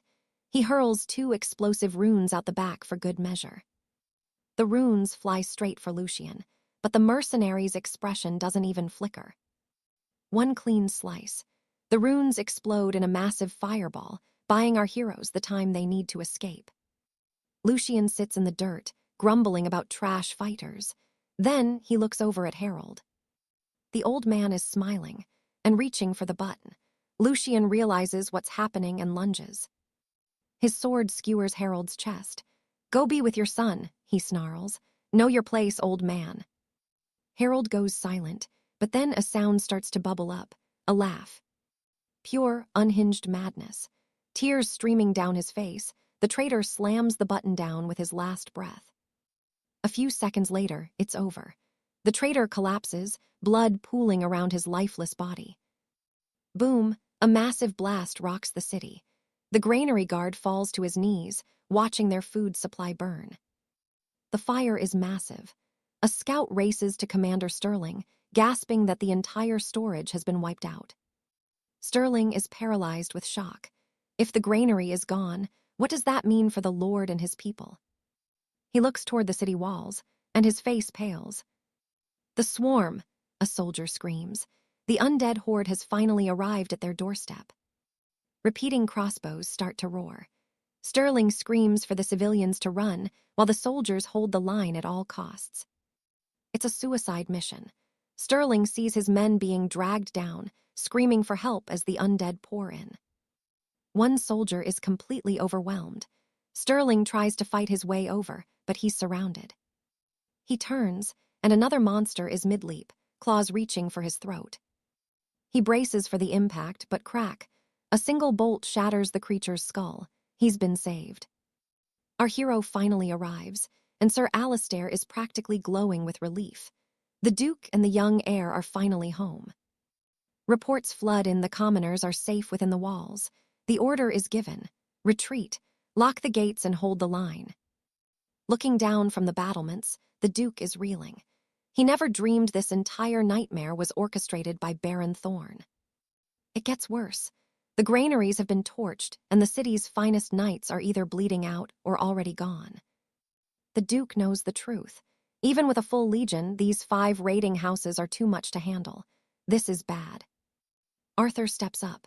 He says they need to move the people out now and reclaim the kingdom once the undead tide breaks. The Duke actually smiles. His boy is finally thinking like a true ruler. But Alistair interrupts. The Duke needs strength and water. The old man nods. His son is right. Arthur grits his teeth, ready to lead the exodus and organize the knights. But then darkness. Arthur stumbles, his strength completely spent. Without food or rest, the boy is running on pure fumes. Leon looks at the Duke, his voice trembling. With no supplies and thousands of souls, is fleeing really the right move? The Duke just laughs. For the first time in his life, he's going to be stubborn. He looks at Leon. Watch over my son. Arthur jolts awake inside the belly of a mechanical skyship. He sees Leon and Sarah, confused as to why he's even here. Leon is in tears. The truth hits like a hammer. The Duke stayed behind. Arthur rushes to the hull, desperately searching the ground. Below, the Duke faces Alistair. He commands the knight to live, to survive the coming slaughter. But Alistair won't budge. The knight just shakes his head. The moment he swore his blade to the city guard, his life ceased to be his own. The plan is set. Those who can fight will escort the weak into the mountain passes. The rest, they stand and die. A brotherhood of steel stays behind. The Duke calls for one last charge into the heart of this living hell. As the monsters close in, the Duke thinks of Arthur. Everyone else doubted the boy but his father. He always believed. Into the fray he goes. He knows his son will rise. He'll become the brightest star this broken world has ever seen. The skyship circles the carnage, a lonely bird in a storm. Arthur just sits there, head in his hands, completely broken. Leon calls out to the young master. He can see the agony in Arthur's eyes, but there's no time for grief. The Duke did this for a reason. He sacrificed his life so they could keep breathing. That has to mean something. Arthur finally speaks, his voice cracking. Are we just cowards? He asks. Just deserters running while they die. If only he'd seen through Thorn's lies sooner. If only he'd been faster, his father wouldn't be facing a death sentence right now. Leon grabs his shoulder. The Duke always said that in a world this cruel, seeing the sunrise is a literal gift from God. You can't predict fate, and you definitely can't blame yourself for a tragedy this massive. It's not on you, Arthur. The mission is simple now. Live for the ones who stayed behind. That's the only way to honor their sacrifice. Sarah tries to comfort him, but the moment is shattered. The skyship suddenly lurches. Something massive has hit them. Metal screams as a giant beast claws at the hull. A monstrous bird, huge and terrifying, is trying to bring them down. It's chaos. The creature smashes through the glass, its beak snapping as it tries to tear the ship out of the sky. Leon shouts the warning. They're surrounded. A whole flock of these nightmares is closing in from every side. Leon tries to bank hard to save them, but Arthur snaps out of it. He orders Leon to stay back and protect Sarah. This is a direct order. Midair, with the wind howling, Arthur lunges toward the beast with his blade drawn. He lands a perfect strike, digging his steel into the creature's back. Seeing the opening, the others join the desperate fight. Arthur strikes again, but these things are tough, unnervingly resilient. Then, a low, guttural growl vibrates through the air. Dangling from a rope, Arthur looks up and his blood runs cold. Right in front of them sits something truly demonic. A massive, winged terror, the source of that bone-chilling growl. Arthur knows they can't win this, they have to move. They hold their breath, and mercifully the Titan ignores them. Sarah exhales, her hands shaking on the controls. Leon is speechless. He's never seen a beast that big. Arthur just nods, praising Sarah for keeping them in the air. She tries to play it off, but Leon interrupts. He's pointing at the horizon. Is that a human city? Leon pulls out an old knight's map. He's had it for years, and if the landmarks are right, they've found it. They look at the fortress city ahead. It's called Ironclad. Just the name alone radiates a sense of absolute strength. But Sarah has bad news. The earlier dogfight mangled the ship's tail. They're going down, and they're going down now. Arthur tells them to land it. A sky galley is too loud anyway. It'll only draw more heat. It's barely 2 in the afternoon. They touch down in the dirt, the engine sputtering out as they prepare to face whatever ironclad has waiting for them. Alistair does the math, 20 kilometers to the fortress city of Ironsheld. If they keep this pace, they'll reach the gates by sundown. Not long after, the 3 travelers find themselves deep in the woods. The silence of the forest is broken by a sudden rustle in the thicket.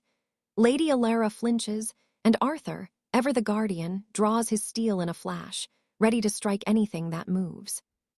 He stops mid-swing, realizing the threat is just a massive, sharp-nosed wood rat gnawing on a fallen oak branch. Talk about a false alarm. Alistair tells Alara to take a breath. These beasts are harmless unless you're looking for a fight. They both stand there, watching the oversized rodent devour the wood like it's a feast.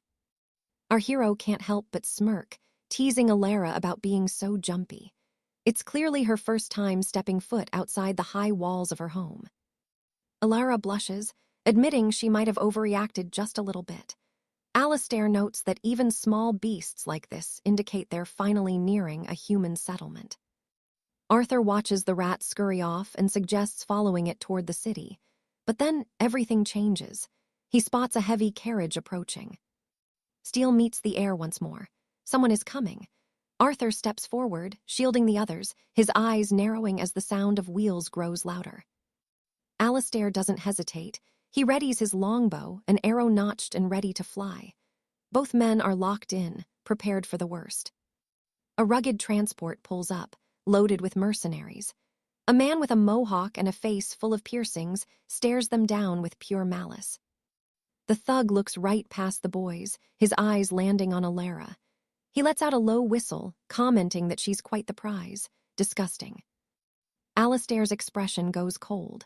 Without a word, he looses 3 arrows that whistle inches past the man's face.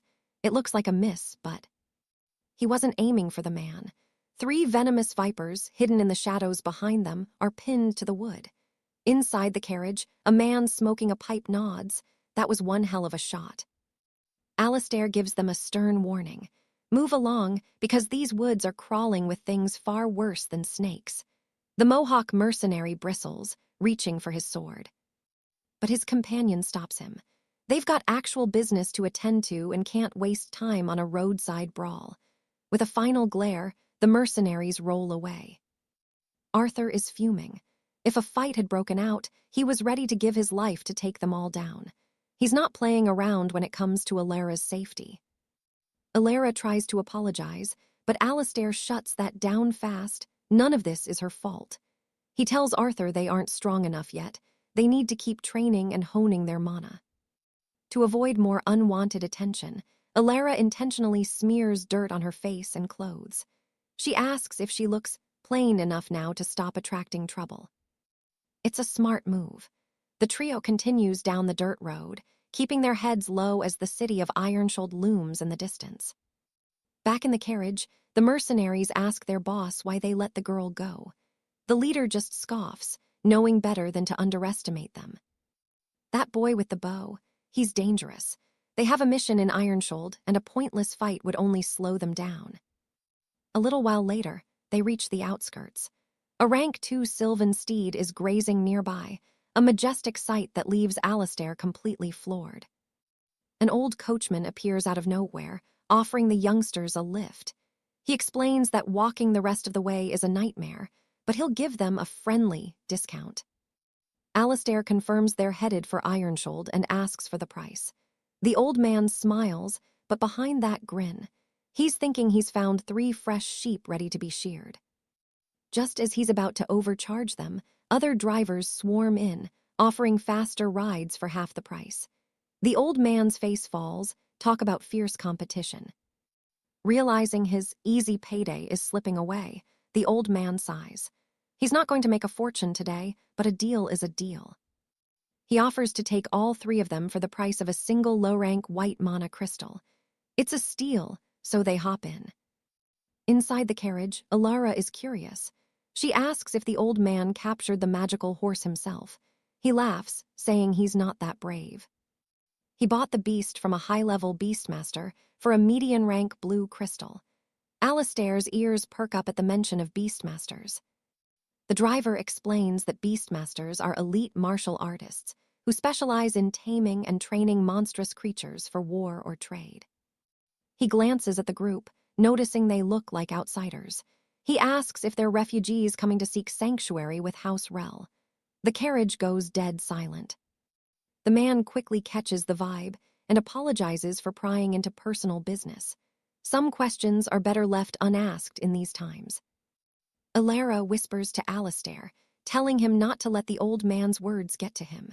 She knows the late lord wouldn't want him dwelling on the past. Alistair snaps back, claiming he's not upset at all. He's just focused on the future, becoming a knight so legendary that everyone in Ironshold will know his name. Finally, the massive spires of Ironshold appear. Even Alistair is stunned by the sheer scale of the stone walls and the bustling crowds. The old man announces they've reached the main gates.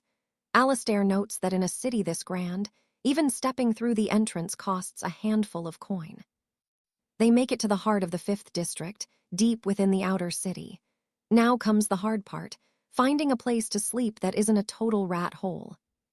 Alara leads them to an inn called the Drunken Bard, but the place is a disaster. It looks like it hasn't seen a guest since the last century. She sighs, realizing they're in the slums. There's got to be somewhere decent left to stay after walking for hours. She checks her map again and spots a name that sounds promising, the Sterling Manor. Arthur agrees, it looks like a palace compared to the last place. A polished hostess greets them at the door with a professional smile, asking if they're looking for a suite. Alistair, being Alistair, asks with a straight face if she'd believe him if he said he only came for the bathtub.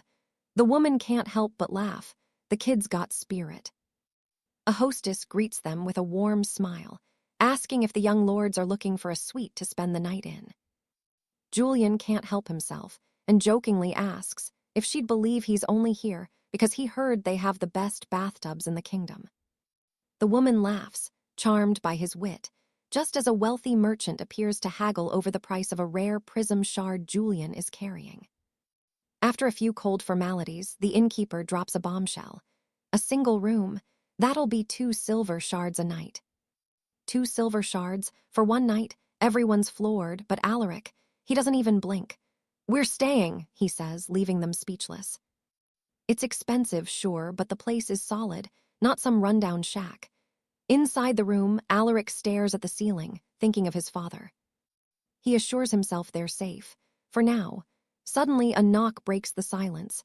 It's Alara asking if she can come in. Alaric doesn't do small talk. "Get to the point," he tells her. Alara sighs and starts laying out their grim financials. She's crunched the numbers, and they only have enough gold for 1 week. Alaric's jaw drops. Talk about a total reality check. The next morning, Alara spots a warrior who's, well, massive. Kaelin just shrugs. The guy's breaking his limits, standard for a powerhouse. Kaelin scratches his head, looking dejected. With his low rank, he figures most sellsword bands would just laugh him out the door. Alara reminds him that while the city is brutal, it's rich with rewards. Kaelin nods, promising to give it his absolute best. Alaric checks their stash. 1,700 silver shards and a few sapphire cores. Sounds like a lot, not in this city. They can't afford to be lazy. Suddenly, a woman saunters up. "Looking for some help, little kittens," she purrs, offering up some secrets. Alaric scoffs. Has a 3rd-tier knight really fallen this low, selling rumors for scraps on the street like a common beggar? She just laughs. In this city, steel is cheap. Information is what keeps you alive. Focus on the city, kid. She leans in. She's got a reliable source, but it'll cost 5 gold crowns per question. High stakes, right? A map of the monster dens. 1 silver shard. Kaelin mutters that she's robbing them in broad daylight, but Alaric knows better. Spending the gold now is better than wandering aimlessly toward a grave. They need an edge, and they need it now. Standing before the massive guild of blades, Alaric takes a breath. This is it, their first real step into 𝒂𝒏𝒆. Inside, they wait in a long, boring line. A clerk shoves a document toward Alaric, demanding he fill it out. Name, gender, age, and rank. Alaric scribbles it down, and the woman points toward a strange, glowing testing device. Hand on the orb, she commands. She needs to verify if his combat ability matches the rank he's claimed. Alaric eyes the device, questioning the magic behind it. The orb hums, then announces his rank, apprentice sellsword. The clerk gives him a look of pure pity. You're an apprentice now. Pay your dues every 3 months or you're out. She makes it clear, miss a payment, and you're no longer part of the guild. Next, Kaylin steps up to the orb. The device glows bright, second-tier warrior. The clerk's attitude flips instantly. She's all smiles as she hands over his membership card. Later, Kaylin asks if the registration was even worth it. Alaric just nods. It's the fastest way to earn real gold. Alaric pores over the map, spotting a promising hunt. Time to work, he tells the group, eyes narrowing. He suggests splitting up for different contracts, but Kaylin won't have it. My job is to protect you, my lord. Alaric just sighs.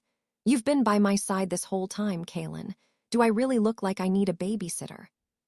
He presses a sapphire core into Kaylin's hand. Take it. Cultivate. I need you strong. Don't let me down, understood? Kaylin hesitates. It's too valuable for a simple guard. But Alaric just winks, a sly look in his eyes. It's my private stash. Alara doesn't know about this one. He heads toward the mission board with a grin. If you feel guilty, then work harder. Get that rank up. Soon, they're packed into a crowded, noisy iron coach. The conductor bellows, Market Square, everyone off. Time to hunt. They head out and find a rental. Stepping off the coach, Alaric's surprised. This far from the city and it's still this lively. This place is wild. A man approaches with a cheap rental. Alaric eyes an iron cycle and asks for the daily cost, checking the tires. 2 silver shards for the deposit, the man explains. 5 gold crowns a day plus the cost of the fuel. Alaric points to his destination on the map. Estimate the fuel for a round trip. The vendor's jaw hits the floor. Are you insane? Even a 5th-tier knight wouldn't provoke the monsters there. You looking for a grave, kid? Alaric just flashes a dangerous, confident grin. I'm not just going there, he says. I'm going there to wipe them out. Deep in the brush, a pack of shadow wolves is busy tearing into an elk. Then, thwack, an arrow finds its mark. 1,600 experience points banked. This rocky gorge, perfect. It's about to become Alaric's primary hunting ground. He watches from the shadows, tracking their weak points. Then he lets fly. 1 shot, 1 kill, absolute precision. He goes to reclaim his bolts, but they're trashed. Rookie mistake, he forgot to buy spares and won't be reusing these. But hey, it's the perfect opportunity. Time to train in close combat and grind out even more experience points. A wolf lunges, claws like daggers. Alaric ducks, a split second to spare. Impressive speed, he mutters, his heart racing. Another beast lunges from the shadows, but Alaric sidesteps it effortlessly. He actually grins, asking the creature to push his body to the limit as a sparring partner. Soon, only Alaric and 1 other wolf remain. The beast snarls, launching a desperate, razor-sharp strike intended to end our hero right then and there. But Alaric is a ghost, dodging in a way that defies logic. He sighs, declaring the session over and thanking the beast for the workout, with chilling politeness. No more games. He draws his steel, closing the distance in a flash to deliver a swift, merciless end to his training partner. With a flurry of strikes, the wolf falls. He spots 2 glowing blue shards in the remains, not a bad haul for a morning's work. He knows that true mastery requires more than just sweat. He'll need to harness the raw power of the stars to ascend further. Later, back at the village of Oakhaven, Alaric finds Silas the merchant to return his rented clockwork steed. The merchant nearly jumps out of his skin. Alaric looks like he's walked through a monster's den. Silas mutters, wondering if the youth today have a death wish. Alaric retreats to his room at the Gilded Inn, where his companions are frantic, convinced he'd been ambushed or worse. Shifting gears, Alaric asks Leo if the blue shard helped. Leo nods, confident he'll reach the 3rd tier within days. Lady Alinar isn't happy, though, snapping at him for giving away precious resources when their gold pouches are nearly empty. "Relax," Alaric says, tossing his latest haul onto the table. Her jaw drops. She definitely wasn't expecting him to be this successful. He tells Alinar she might need to start looking for work soon. They can't live in an inn forever, and he's eyeing a permanent manor. Back to the grind. Within a week, Alaric has harvested 20 blue shards. This clearing is a literal gold mine for both training and profit. Still, something feels off. The combat is getting too easy, and he wonders if it's time to find a more dangerous hunting ground. He stops. Something strange is growing among the rocks, rare mushrooms that definitely shouldn't be here. He recalls a whisper from a mysterious lady. Unknown flora in these woods are often mutant plants, overflowing with star power. These aren't just fungi. They're high-value catalysts, and Alaric can literally feel the energy vibrating within them. Nearby, a group of young squires watches him approach, whispering that this guy must be taking down behemoths daily. Alaric greets them coolly, asking if they managed to stay alive today. They just stare, asking if he ever fears the Reaper. He drops off the steed again. Silas notes he's back early, and Alaric simply mentions he's heading to the Grand Market in the city. At the 𝒑𝒘𝒄𝒂𝒍𝒚𝒑𝒔𝒆, a loud-mouthed peddler is hawking a limited-edition perfume for the price of a high-tier white gem. The peddler asks if Alaric wants it for his lady. Alaric gives him a look that could freeze fire, asking exactly who he thinks he's talking to. Despite the sass, Alaric offers a medium-tier gem. The bald merchant's eyes light up, and the deal is sealed instantly. Holding the vial, he wonders if William or Rowan would even appreciate this stuff. He ducks into a quiet alley, ensuring no one is watching. With a flick of his wrist, a shimmering rift opens. He pulls out a pristine 3rd-tier shadow hound hide, a rare treasure indeed. A buyer appears, trying to haggle for a lower price, but Alaric shuts him down with a firm, cold no. The man is baffled. How does a mere squire have such high-quality pelts? This is Sir Julian, a 6th-tier knight, and he's impressed. Julian hands over a card for the Victory Equipment Store. Alaric offers to let him inspect the goods, but the knight trusts his gut. Julian's men realize these hides could save their next mission, though they worry about the 5-day delay they've already faced. Alaric speaks up, asking if they're struggling with the ironclad behemoth's weakness, because he knows exactly how to kill it. The knight's lackey laughs in his face. "A squire like you've probably never even seen a behemoth, let alone fought one." But then Alaric begins to break down the beast's mechanics with terrifying precision. Even 7th-tier knights struggle with it, and he knows they've bitten off more than they can chew. Julian doesn't budge. The price is the price, and the merchant is forced to inspect the quality of the beast hides instead. The buyer is baffled that a mere squire could hunt creatures of this caliber, but he can't deny that the craftsmanship is absolutely top tier. This man is actually Sir Roland, a legendary 6th-tier knight, and he decides right then and there that he wants every single hide Julian has. Roland hands over a card for the Iron Rose Armory, and though Julian offers to let him check the inventory one more time, Roland says his gut never lies.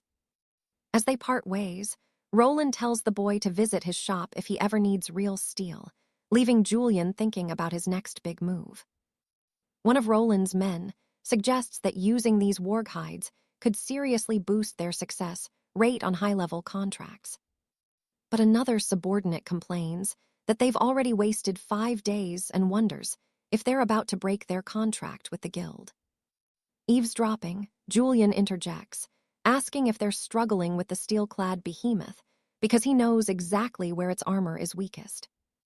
The men jump in surprise, demanding to know how a kid like him could possibly know the secrets of such a monstrous creature. One of the mercenaries just scoffs, telling Julian to get lost, convinced a lowly squire has never even stood in the shadow of a behemoth, let alone fought one. Out of nowhere, Jane starts breaking down the monster's traits, explaining how it ticks and noting that even Tier 7 knights struggle to survive it. She actually smiles, guessing they only accepted the mission because it was listed as a high-rank threat. 4 deadly beasts stood in their way, and the challenge was way more than they bargained for. Sir Alistair, leader of the Iron Shield mercenaries, narrowed his eyes. Why on earth should he trust some random kid's intel? Julian didn't even flinch. He told them straight up. He wasn't begging anyone to believe him. Reluctantly, Alistair sighed and asked the price for the tip. 1 low-level azure shard, Julian said calmly. The crew nearly lost it. That's a steep price. But Julian countered fast. The mission reward is 5 shards, so they're still walking away with a massive profit. The leader introduced himself as Alistair of the Iron Shield Group. He took the deal, but left Julian with a chilling warning. That info better be spot on, or Julian's the one who's going to pay. Julian just gave a confident smirk. He introduced himself as a mere squire, and even had the nerve to congratulate Alistair on finishing the mission before they'd even started. Talk about bold. Alistair was still skeptical, though. He questioned if hitting the monster's head would really shatter its defenses that easily, then demanded the exact coordinates. He admitted he didn't fully trust the boy yet, but as Alistair watched him walk away, he couldn't help but notice. Julian looked way stronger and more dangerous than any ordinary squire. This kid was definitely hiding something. Later on, the scene shifts to Julian looking over some estate scrolls. Seraphina told him she'd managed to find some much better locations for them. Julian was impressed. He praised her for tracking down these estates so quickly, but she just shrugged it off. It's her job, after all. Julian finally picked one out. Lyra's eyes went wide as she looked at the map. "Is this the Silver Quarter?" she gasped. Julian grinned, declaring they were finally going to live like highborn nobles. When they arrived at the estate, even Seraphina was stunned. It was way more beautiful than the sketches, and Julian agreed. It was worth every single coin he spent. The steward was all smiles, saying he looked forward to their next deal. He then told Julian that he'd already handed the keys over to the wife. Talk about awkward. Seraphina was turning beet red. She apologized to Julian immediately, explaining that the steward totally misunderstood the situation and she hadn't corrected him. Julian just laughed it off and changed the subject. "Almost forgot," he said, handing Seraphina a bottle of rare perfume. That left her completely flustered and speechless. While they were caught in that moment, Lyra was just standing there wondering if they were forgetting something important. Meanwhile, Julian was deep in thought as they walked through the market. Little did he know, he was being watched. A thug with a mohawk pointed toward Julian and told his boss it was the same kid from before. The boss? He was still obsessed with the girl. The mohawk guy started joking, calling it love at first sight. The old man took a long drag from his pipe and said he wouldn't stop him, but he had to wait until their mission was over. The thug promised he knew what to do. He felt like the luckiest man alive today. Julian glanced back, noticing the old man had finally backed off. "How fortunate," he muttered to himself. Later, Julian was galloping his swift steed through a jagged, rocky gorge. Suddenly, he spotted something ahead and pulled the reins hard, coming to a dead stop. A group of rough-looking mercenaries blocked the path. One of them screamed that this was Blackwood Syndicate territory. He warned Julian to turn around and leave if he didn't want to die. Julian was just confused. He had no idea what these guys were even talking about. He hopped off his steed and asked a simple question. "What happens if I say no?" One thug laughed, putting a hand on Julian's head. "Does a little squire have a death wish?" Julian looked him dead in the eye. "The only one wishing for death here is you." Somewhere else in the gorge, the syndicate leader, Commander Thorn, was demanding answers. He asked his man if he was absolutely sure the rainbow fungi grew in this area. The subordinate nodded. If it wasn't for the pack of shadow hounds guarding the place, he'd have snatched them already. Thorn was irritated. He ordered his men to slaughter the hounds and search every inch. A bald subordinate stepped up, asking if his debt would be canceled once the fungi were found. Thorn told him to get moving. If they found the mushrooms, the debt was gone. The bald man scrambled to obey. He knew all too well that even as a fourth circle warrior, He was a bug compared to someone like Mr. Thorn. Suddenly, Thorn's sending stone buzzed with noise. He pulled it out to answer, and the voice on the other end was panicked. Their territory had been breached. 3 5th Circle guards had been wiped out. Thorn was stunned. He went into a total rage, ordering his men to hunt down the intruder immediately. "They're all trash," he barked. He made it clear, anyone who spills syndicate blood doesn't get to live. He split the group, leaving some to find the fungi while the rest joined the hunt. His orders were simple: kill anyone suspicious on sight. Everyone dispersed instantly. Meanwhile, Julian was hiding out of sight, completely exhausted and catching his breath. He realized he was lucky he'd mastered that secret skill. Otherwise, taking down 3 5th Circle warriors wouldn't have been such a walk in the park. But the peace didn't last. An enemy scout picked up his trail and started screaming for backup. Julian sensed something. A presence moving at terrifying speed was closing in. A group of mercenaries arrived a moment later, and they were completely speechless. Thorn looked at the scene, bewildered. One of his men was lying there, totally lifeless on the dirt. Thorn let out a blood-curdling scream. He told his men to find and eliminate this trash right now. The hunt was on, and everyone started scouring the area for Julian. Tucked away in the shadows, Julian was analyzing the field. He spotted the guy in the center, the syndicate leader himself. This was his chance to end this, but there was a catch. Julian realized the leader was a 7th Circle knight. The realization hit him like a physical blow. A 7th Circle, that's legendary level power right there. Julian was fast, but he knew his speed was nothing compared to someone at that tier, even with his gear. His nerves were starting to get the better of him. He actually considered just giving up and retreating. But right then, a strange, ancient power began to hum within him. One of the syndicate men paused, sensing something was off. "Who's there?" the guard shouted, his hand gripping his sword. Julian's heart was thumping against his ribs. It was now or never. He could feel the eyes of the 7th Circle leader scanning the rocks. The tension was thick enough to cut with a blade. Julian took a deep, steadying breath. If he moved now, he'd be a dead man. But if he stayed, they'd find him eventually. He watched Thorn, who looked like a literal demon in the sunlight. The mercenaries were closing in on his hiding spot, step by agonizing step. Julian gripped his weapon, his knuckles turning white. He needed a miracle. Suddenly, the skill he'd activated started to flood his veins with cold, sharp energy. It felt different this time, more intense, more violent. Thorn turned his head toward Julian's exact location, his eyes cold and predatory. He'd sensed it. The gap in their power was like an ocean, but Julian wasn't drowning yet. As the first mercenary rounded the corner, Julian's eyes glowed with a faint, ghostly light. The hunt had officially turned into a game of survival. Julian catches a strange sound and feels a sudden, biting wind.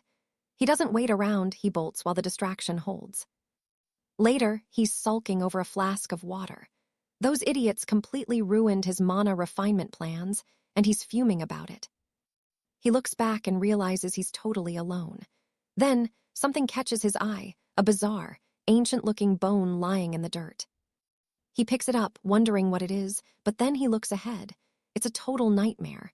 Skeletons are everywhere, tangled in a massive web. Panic sets in. He's frozen for a second, but then whoosh, a strike whistles toward him. He barely dodges it in time. Out of the darkness, 8 glowing red eyes appear. It's a giant shadow spider, and the thing is dripping with dark energy. Without a second's thought, the beast lunges. Julian rolls to the side and knocks 3 arrows in one smooth motion. He lets them fly, but it's useless. All 3 hit the target dead on, and they don't even leave a scratch. That's when Julian triggers his haste skill. He starts blurring back and forth with insane speed, but the spider won't quit. Ducking behind an oak tree, he realizes he's in trouble. This thing's armor is like steel, and its speed is absolutely mental. Suddenly, the spider strikes again. It misses Julian and smashes its massive limbs right into the tree trunk instead. The creature pauses, then hisses, unleashing a strange breath attack. Julian dodges it by a hair's breadth. Moments later, the spider slams its entire weight down. The force sends Julian sprawling onto the grass as the monster looms over him. It's shrieking right in his face. He's terrified, but he acts fast. He grabs his dagger, ready for one last desperate move. "Back off," he screams. With every bit of strength he has left, he lunges and shears off one of the spider's massive fangs. Julian is stunned. Did he actually just break that unbreakable armor? Green ichor starts spraying everywhere like a fountain. He doesn't waste the opening. He hacks off one of the spider's legs, sending the beast reeling back, completely off balance. He checks his dagger, seeing it's glowing with astral mana. It's official. He's finally reached the level of a first-tier knight. Somewhere else, a bald mercenary tells his captain they made a fortune on this merchant run. But as their armored wagon rolls along, he spots someone standing right in the middle of the road. The driver slams on the brakes to avoid hitting Julian. The man yells, asking if he's suicidal, but Julian just asks for a lift. The merc tells him to shove off, but Julian doesn't flinch. Luckily, the leader, Sir Hugo, steps in and says the boy can ride. The bald man grumbles, telling Julian he's lucky that Captain Hugo is so soft-hearted. Julian just climbs into the back. A blonde mercenary offers him a pipe and a smile. Julian declines, saying he doesn't smoke, and mentions he's headed to Ironfort. He asks what group they are, and the man puffs his smoke. "We're the Lily Company," he says. Julian has to hide a smirk. A wagon full of scarred, muscle-bound killers named after a flower. That's gold. Laughing, Julian asks if there's a good place in Ironfort to train his astral mana.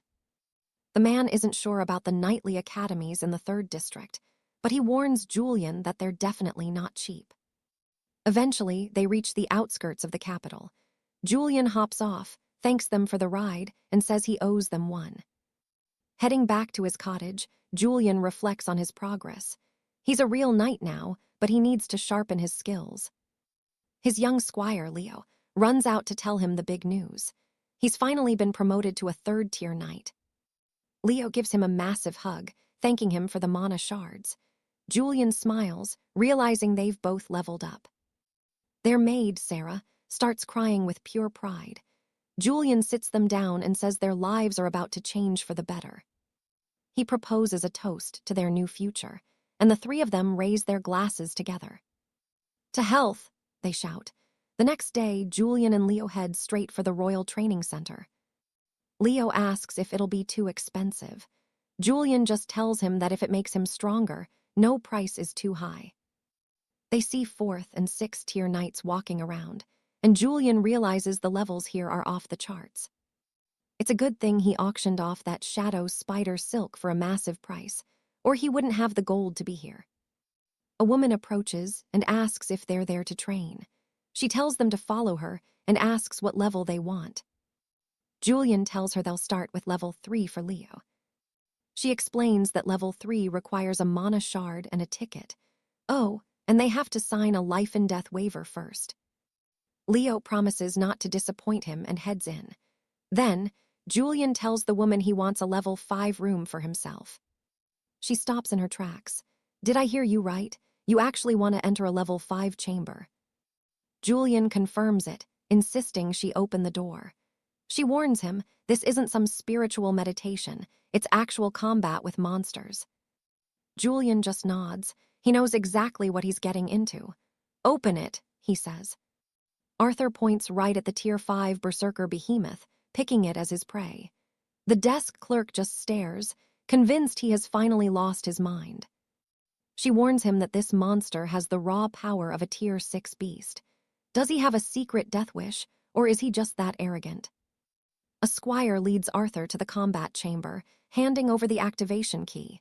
"Good luck," he says, sounding more like he is giving a funeral eulogy. Even through the reinforced stone walls, Arthur can feel the sheer killing intent. Then, Lord Julian, a smug blonde noble, struts over to mock him. Julian laughs, calling it the most pathetic suicide attempt he has ever seen. "Save yourself the trouble and just use a dagger on your own throat." Arthur does not even blink. "Shut up, you idiot." Pure, unadulterated disrespect. Julian's guards jump in to apologize, begging the blonde lord to calm down. Arthur just shrugs. You want to go in there instead. Dead silence. Julian calls them all cowards, but he is not moving an inch either. Arthur just opens the door and tells them to clear off. The crowd is losing it. Is this commoner really serious? Challenging a Tier 5 beast all by himself. Julian's lackeys try to soothe his bruised ego. Don't worry, my lord. That boy is as good as dead anyway. Julian just sneers. If the kid dies, fine. But if he somehow survives, Julian plans to make his life a living hell for the insult. Inside, the massive behemoth is sprawled out. Suddenly, the system chimes in. The tranquilizers have worn off. It is officially go time. Arthur grips his sword. This is it. Everything, his promotion to a Tier 2 knight, depends on surviving this single slaughter. It is a tense standoff, man against beast. Then the monster's eyes snap open with primal rage. The behemoth erupts. It starts tearing the room apart, and the roar alone shakes the hallway outside like an earthquake. People outside are trembling. I would not face that thing for all the gold in the kingdom, one veteran knight mutters. A massive crash echoes out. Julian smirks, joking that the boy's bones are probably being ground into dust right about now. He even asks the staff for the recording crystal. He wants to watch the show back at his manor for a laugh. The clerk shuts him down immediately. Privacy policy, my lord. Julian just scoffs, as if dead commoners deserve privacy. But then the sounds from inside change. They get louder, faster. Julian's smug smirk starts to fade into confusion. What is going on in there? His guard whispers. Is it possible the boy is actually still breathing? 30 minutes pass, still fighting. Julian is literally shaking now. He slaps a guard just to make sure he is not dreaming. He cannot wrap his head around it. How does a Tier 1 squire survive 30 minutes against a Tier 5 killer? Inside, it is a bloodbath. Arthur is on one knee, lungs burning, heart hammering against his ribs like a drum. The behemoth is still up, but it is reeling. Arthur does not wait. He charges. The beast swings, Arthur slips right under the blow. He strikes, severing blade, and then the system ding. Breakthrough, he is officially a Tier 2 knight now. Suddenly, Arthur is faster, sharper. The behemoth lashes out in a frenzy, but it cannot even touch his shadow anymore. He leaps high, piercing strike, then the finale, earth shatter. He brings his blade down with godlike force. One final, agonizing roar, and the mountain of flesh collapses to the floor. It is finally over. The system flashes, 7,200 experience points earned. A massive haul for a single fight. Outside, the noise stops. He is dead, a guard says. Then the door creaks open. Arthur walks out like it was a morning stroll. He looks at the stunned staff. Someone should probably clean that mess up. Julian looks like he has seen a ghost. It hits him like a lightning bolt. Arthur was not just surviving, he was evolving. One fight and he jumped a whole rank. The entire lobby is stunned into a heavy silence. Nobody has ever seen a tier jump happen that fast. Arthur walks right back to the lady at the desk. Actually, let's open the Tier 6 chamber this time. She nearly drops her pen. A Tier 6 mutant, that is not training, that is a death sentence. The crowd goes wild. He is insane. I bet 50 gold he does not last a single minute. He is so young, another whispers. Such a waste to be courting death so early in his career. Meanwhile, in the high office, Grandmaster Alistair watches the chaos while puffing on an expensive cigar. This just got interesting. He turns to his aide with a grin. You are telling me he was really just a Tier 1 squire this morning? The aide nods, sweating. Rank 1, sir. He jumped to Tier 2 right there inside the combat chamber. Alistair laughs. Activate the surveillance crystals. Stream the Tier 6 fight directly to the main lobby for everyone to see. The employee hesitates nervously. But the rules, sir. Alistair waves it off. I am the rules, this is great for business. If this kid actually pulls it off, the Academy's prestige will skyrocket. It is a gamble the Grandmaster is willing to take. Downstairs, every eye is glued to the magical broadcast. The battle of the century is about to begin. The beast exhales a toxic, emerald fog that swallows everything. In the stands, the crowd holds its breath. Is the broadcast dead? Our hero, Julian, is right in the thick of it. Trapped in that choking green haze, he's fading fast. His vitality is plummeting. Desperate, Julian fumbles for a healing vial. Will a simple potion stop grade 6 venom? Who knows? But with his life on the line, Julian doesn't hesitate. He downs the liquid in one go. He spins his blade, a wild grin on his face. Come on then, show me your real teeth. Then it happens. A massive great viper erupts from the mist. The audience is glued to their screens. One man can't believe his eyes. How can a human move that fast? It's pure, terrifying speed. The clash is brutal, violent, then static. The signal cuts out completely, leaving everyone wondering if the viper just ended the show for good. Back in the arena, Julian is gasping for air. Grade 6, he mutters, wiping sweat from his brow. Way tougher than I thought. He's done it. He's hit grade 3. But looking at the dark cameras, he realizes he needs to find someone to fix this technical mess. Outside the training grounds, the crowd is in a frenzy. The screen is blank. Who won? Is he even alive? The mystery is driving them crazy. A man in a sharp suit approaches. My lord wants a word with you. Julian just nods. Honestly, he has a few things to say to the man in charge, too. Moments later, Julian storms into the high office. He wants answers, but the lord just snaps his fingers, telling the young knight to take a seat. A servant scurries over with a glass of water, while the lord gestures toward a mysterious, silk-covered box on the table. He pulls back the cloth. A peace offering, the lord says smoothly. Today's training fees, consider them slashed. He slides a silver card across the desk, a 20% discount on all future nightly training. Julian just stares, warning them, keep my name out of your mouths. The lord promises total secrecy, but as Julian stands to leave, the man stops him. He has one personal question he just can't shake. He adjusts his spectacles, leaning in close. Tell me, how does a grade 3 squire kill a grade 6 viper? Julian's eyes go cold. He hates people digging into his business. Seeing the tension, the lord quickly pivots, changing the subject. Why not join the king's vanguard? He asks. With their gold and gear, they could make Julian a grade 6 knight within a single year. Julian doesn't even blink. He slams the door behind him with a blunt, not interested. He's walking his own path. Out in the busy streets, young Leo is looking around frantically. Where did the master go? Did he really head home without me? Nearby, a staff member sneers. He thinks Julian is just some lucky grade 3 kid playing at being a hero. But an older knight watches Julian disappear into the crowd. That boy's potential is terrifying, he whispers, regretting he ever turned those cameras on. Julian wanders the cobblestone paths, inspecting his dagger. It's notched and blunt, completely trashed. Then he remembers a certain shady weapon dealer. He pulls up to a shop called the Iron Vault. It's massive. Looking at the grand entrance, Julian sighs. He realizes he probably sold those jackal pelts way too cheap. The shopkeeper, a man named Silas, just stares as Julian calmly sips a coffee. Silas is sweating. When exactly did you hit grade 3? He stammers. It feels like Julian was a nobody just yesterday. Julian just shrugs like it's nothing.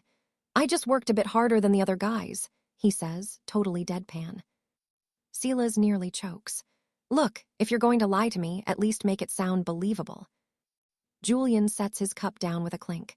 Enough talk, Silas. I'm here for new steel, something that won't break. Silas grins, offering a deal if Julian buys big. That's when Julian pulls out a shimmering, sapphire blue thread. Silas freezes, his eyes nearly pop out of his head. Blue shadow silk? Are you insane? He grabs a magnifying glass, trembling. This stuff is legendary. You only get it by slaying a grade 6 demon spider. A grade 3 knight holding this. It makes 0 sense, Silas mutters. He offers 15 gold sovereigns for 11 meters of the silk. Julian nods, deal. Silas is ecstatic. High-quality material like this is a smith's dream, so he offers to craft the weapon for free. Julian watches the man work. surprised by the old-school hammers and fire. No machines here. 𝒂𝒏𝒆 explains that gears and factory-made blades are for peasants. Real knights need weapons with aura conductivity. It's all about how well the steel can channel a knight's inner mana. Without it, you're just swinging a heavy stick. With this blue silk, 𝒂𝒏𝒆 promises a blade with at least 13% conductivity. That's top-tier stuff. He claims it'll even rival the legendary Nishi blades that sit at 15%. This isn't just a weapon, it's a masterpiece. He lays the silk on the glowing forge. Sparks fly like fireworks as the magical material begins to fuse with the steel. There's a sudden boom as the energy settles. Finally, 𝒂𝒏𝒆 plunges the red-hot blade into a vat of shimmering blue liquid. He hands the finished product to Julian. "The rest," the smith says breathlessly, "is up to your own luck." Julian takes the hilt. It's light, almost weightless. He gives it a test spin, and the blade moves with a supernatural, blurring speed. It feels like an extension of his own arm. 𝒂𝒏𝒆 watches him, thinking that if Julian claimed to be a grade 9 master, he'd believe it. The sheer pressure coming off the boy is overwhelming. 𝒂𝒏𝒆 stands back in awe. He's just armed a monster. The master blacksmith freezes. This blade, it has at least 20% ether conductivity. That is worth a mid-level purple gem at the very least. He can't believe it. How could someone just give this away like it was nothing? Arthur just shrugs, says his thanks, and walks away. The smith is fuming. "Get out of here," he bellows. He calls Arthur a miserly treasure waster, yelling at him to leave before he changes his mind and takes the blade back. He takes a breath. He made it once, he can make it again. Meanwhile, Arthur is casually strolling through the streets of Ironport. But he's being watched. One of Lord Lucian's thugs spots him and points him out. "My lord, that's the brat from the Knight Academy earlier." Lucian smirks. Back at the academy, he couldn't touch him. But here, in the real world, it's time to teach this peasant a lesson he won't forget. His subordinate is shaking, though. "But my lord, he killed a forest behemoth." Lucian just snaps. He's tired of hearing about that beast. "The kid is trash," Lucian insists. "Just a lucky commoner with a few tricks. There is no way a Tier 3 warrior could pull that off." Then Lucian remembers something. Arthur was only Tier 1 just a few days ago. The bald thug whispers that he hit Tier 2 right after the behemoth fight. Lucian's face turns red. "I don't care about his rank. We're dealing with him right now." He's done talking. It's time for blood. Lucian blocks Arthur's path with a sneer. "Finally found some courage, did you? Let's see how that arrogance holds up when you're bleeding." Arthur just blinks at him. "Who are you again? Do I know you?" That's the final straw. Lucian screams for his men to break Arthur's legs. Bad move. In a flash, Arthur's foot connects with the first thug, sending the man flying into a stone wall like a rag doll. He's moving with supernatural speed. A spin, a strike, and in mere seconds, both of Lucian's hired muscle are face down on the cobblestones. Effortless. Lucian is paralyzed with shock. Nearby, a little girl hears the fight and turns, just as a massive tree trunk starts to collapse right toward her head. Arthur doesn't hesitate. He sees the danger and lunges. His speed is so insane that Lucian can't even track him with his eyes. Arthur scoops the girl up just in time. She's safe, but she isn't done.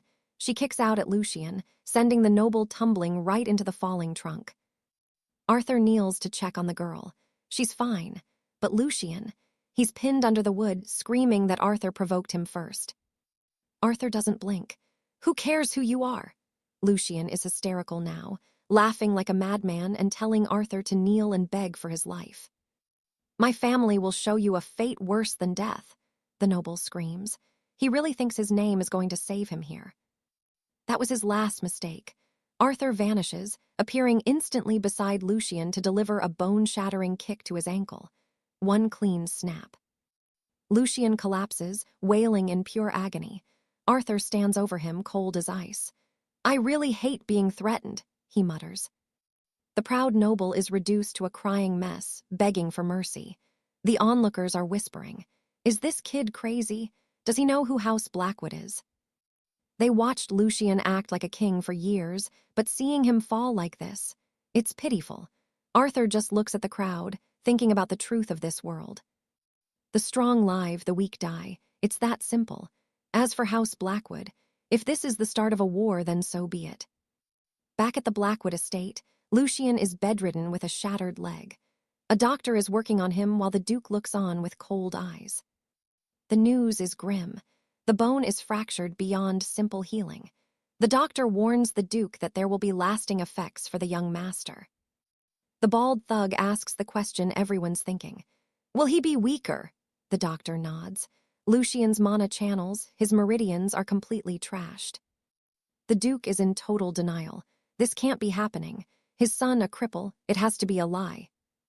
Lucien is sobbing, demanding Arthur's head on a plate. His father just looks at him with pure disgust. "You absolute trash," he mutters. He scolds his son for crying. How does a Tier 4 noble get defeated by a Tier 3 commoner? It's an embarrassment to their bloodline. The Duke wants answers. Who is this kid? Where did he come from? He summons his top investigator, Byron, and gives him one task. Find him. I don't care who he is. He touched my son, so now he pays. Every single drop of blood will be returned tenfold. One day later, at the Ironport market, Arthur is looking at his empty coin purse and sighing. He's been spending way too much lately. Time to find a job. Suddenly, a voice calls out to him. "Hey, specialist!" It's the squad leader from the earlier mission, looking grateful as ever. He thanks Arthur again. His special method was the only reason they survived their last job. The captain introduces Arthur to his brother. "This is the man I told you about, the specialist." Arthur just sighs. "Can we please stop calling me that?" he asks. The brother puts a hand on Arthur's shoulder, looking at him like he's a ghost. "You went from an apprentice to Tier 3 in days. What else would we call you?" The captain gets down to business. His squad is heading to the city of 𝒑𝒏𝒄𝒂𝒍𝒚𝒑𝒔, and he wants Arthur to come along for the ride. Arthur has one question. Is there money in it? When he hears the pay is good, he's in. No hesitation. Later at the Central Plaza, the Hammer Company is calling for veterans. They want combat-ready warriors, Tier 5 and above only. Arthur watches the scene, amused. It feels just like putting together a high-level raid group in an old video game. The mission is a trek to 𝒑𝒏𝒄𝒂𝒍𝒚𝒑𝒔. The prize? 1 mid-level blue ether gem. That's some serious coin for a single trip. A Tier 6 swordsman named Thorn steps up. He's powerful, but he's greedy. He demands an extra gem just to join temporarily. The captain is caught off guard. He tries to offer extra work or credit instead, but Thorn just laughs in his face. This guy knows his worth. Julian weighs his options, wondering if he'll even get a reward. He checks his gear, trying to stay low profile. He thinks of Master Charles, who reworked his bow for better magic flow. Will it actually feel smoother now? Suddenly, this Tier 6 noble hops onto the wagon. He eyes the bow. "Hunting rabbits with that, kid." The noble brags about high-tier bows being real weapons. But the others, they call Julian a specialist. They've seen his draw weight. They tell him to rest inside, but Julian's fine out here in the wind. Julian just laughs. The noble scoffs. "Elite specialist, him. Don't make me laugh, he's a joke." They're outside Caerleon now, waiting for supplies. Julian spots some old faces in the crowd and waves. One man hands him a vial, a family tonic. Julian takes it, grateful for any help on the road. Lord Cedric is fuming. Are these people blind? Why treat a Tier 3 squire like he's royalty? He calls them fools, vows to show them what real nobility looks like. Classic arrogant noble energy, right? But here's the thing, everyone ignores him. Cedric's left standing there, red-faced and totally baffled as Julian walks off. The townsfolk are gutted to see Julian go. "Don't come back injured," they shout, hoping for his safety. Julian checks the vial. Low-tier healing, sure, but in a life-or-death moment, it's exactly what he needs. A friend tells him to get a proper flask later. Julian just smiles. Old habits die hard, I guess. They finally reach the ruins of Winderley. The atmosphere shifts. Julian starts his prep. It's go time. The captain notices his bald subordinate looking way too excited. Something feels off about the guy's energy. Julian's reckless, the captain warns. Watch yourselves. They move into the city, clearing ghouls as they go. Out of nowhere, a lunging zombie, but then thwack, an arrow pins it to the ground before it can bite. Julian cheers for his team. Nice shooting, he shouts, keeping the mood light despite the rising danger. The captain's serious now.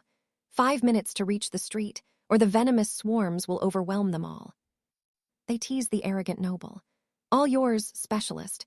2 azure shards won't be easy money, will they? Cedric sneers, but Julian drops the truth. No work, no pay. That's how the mercenary life goes. Challenged, the noble charges. He drops 2 ghouls with precision strikes. Not bad, the captain admits.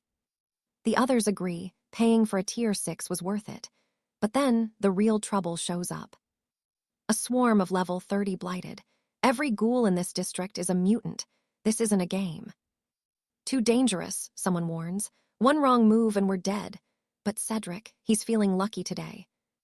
He nails a headshot, but the ghoul doesn't even flinch. Julian just nods. Impressive shot, really. Then Julian steps forward. Warm-up's over. Stay back, everyone. I'll handle the rest of this mess. Cedric laughs. You, a specialist. You're just begging for a grave, boy. But Julian isn't listening. He charges. Arrows fly. All Julian sees is free experience points, and he's not missing a single one. Cedric starts whining to the captain. He's undisciplined. Why did we hire this trash in the first place? The captain doesn't answer. Cedric yells again, frustrated by the silence, until he actually looks at the battlefield. He freezes. Jaws drop. Julian is a blur of motion, taking down entire squads of ghouls at once. Total accuracy. Pure lethality. The squad watches in absolute awe as Julian carves through the undead. 700 experience per kill. Julian isn't even breaking a sweat, just perfect headshots, one after another. He finishes the lot. Tier 30 is close, he thinks. New skills are finally within my reach. Cedric is in disbelief. 3 minutes. He wiped them all in 3 minutes. He's a damn beast. Julian calls it a day. I'm done. Help me grab my arrows. Can't let good steel go to waste. The group goes wild. The legend, the specialist.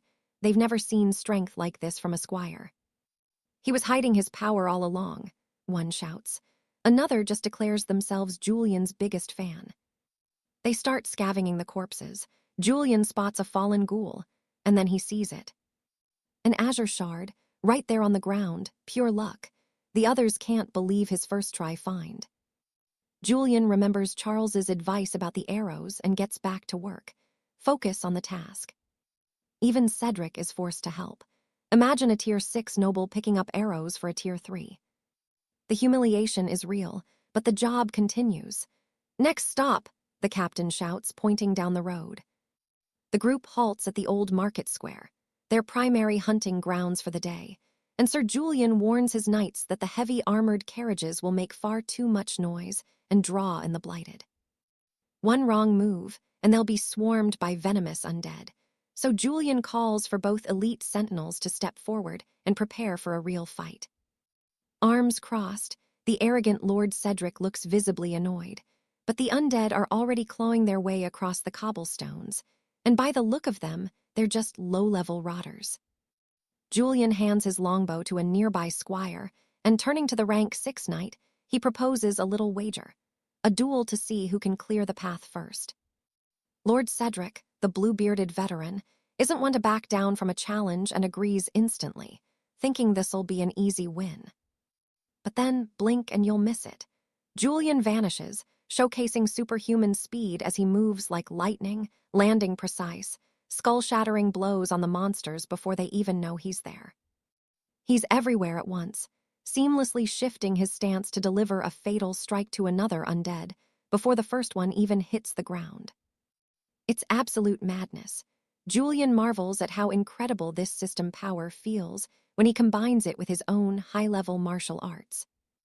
Lord Cedric watches in total disbelief, forced to admit to himself that he didn't just lose, he was completely outclassed. One of the men points out Julian's weapon to the leader, that unique dagger he got for free from the mysterious merchant, and Cedric examines the blade closely. His eyes widen as he realizes it's a high-conductivity relic. In fact, the mana flow is higher than any weapon he's ever seen in his entire life. For a split second, he actually considers taking it for himself, but then he quickly slaps his own forehead to clear his head. He knows the truth. Trying to rob someone as terrifying as Julian would be as reckless as trying to solo a rank 7 mutant with both hands tied. Frustrated but desperate to prove his worth, Cedric grips his trident tight and charges the undead, screaming for the monsters to just die already. A short while later, the two are standing over a mountain of corpses, and Julian realizes with a grin that he's only one more level away from a breakthrough. Surprisingly, the arrogant knight formally introduces himself as Lord Cedric, and when Julian humbly claims he's just a specialist, the man isn't having it. "Don't give me that nonsense," Cedric barks, telling Julian that even a rank 7 duke would probably be weaker than him right now. One of the men cheers that they've struck it rich this time, but Cedric is having a serious moment of realization. He looks back at his own arrogance and kicks himself. Why did he ask for a flat, upfront fee instead of a percentage of the loot? Suddenly, a scout screams out for the leader, pointing a trembling finger behind them. A giant, venomous undead is charging their way, and it's absolutely massive, followed by a whole swarm of smaller monsters. This behemoth is moving with terrifying speed, and the panicked leader orders everyone to get into the carriages immediately so they can escape. He shouts for Julian to jump in too, but Julian just stands his ground with a determined look in his eyes. Julian tells them to go on ahead. That thing is faster than the horses, and if he doesn't slow it down now, the whole caravan is going to be wiped out. He begins to focus his energy as the monster closes in, and with a roar, the giant undead actually picks up a carriage and hurls it toward the group. Furious and tapping into his immense strength, Julian tears off his outer cloak and charges straight at the beast.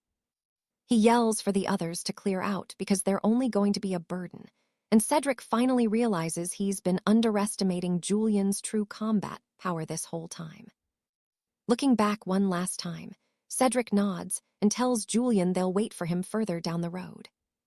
The carriages peel away, leaving Julian alone as the giant tries to stomp him into the dirt, but our boy dodges it with zero effort. He leaps high into the air, declaring to the monster that its real opponent is right here. From a safe distance, the men report that the giant has actually been knocked to the ground, and Cedric is floored. How is this guy only a rank 3? Julian circles the beast, scanning for a weakness, and mutters that for all the legends, this thing definitely isn't invincible.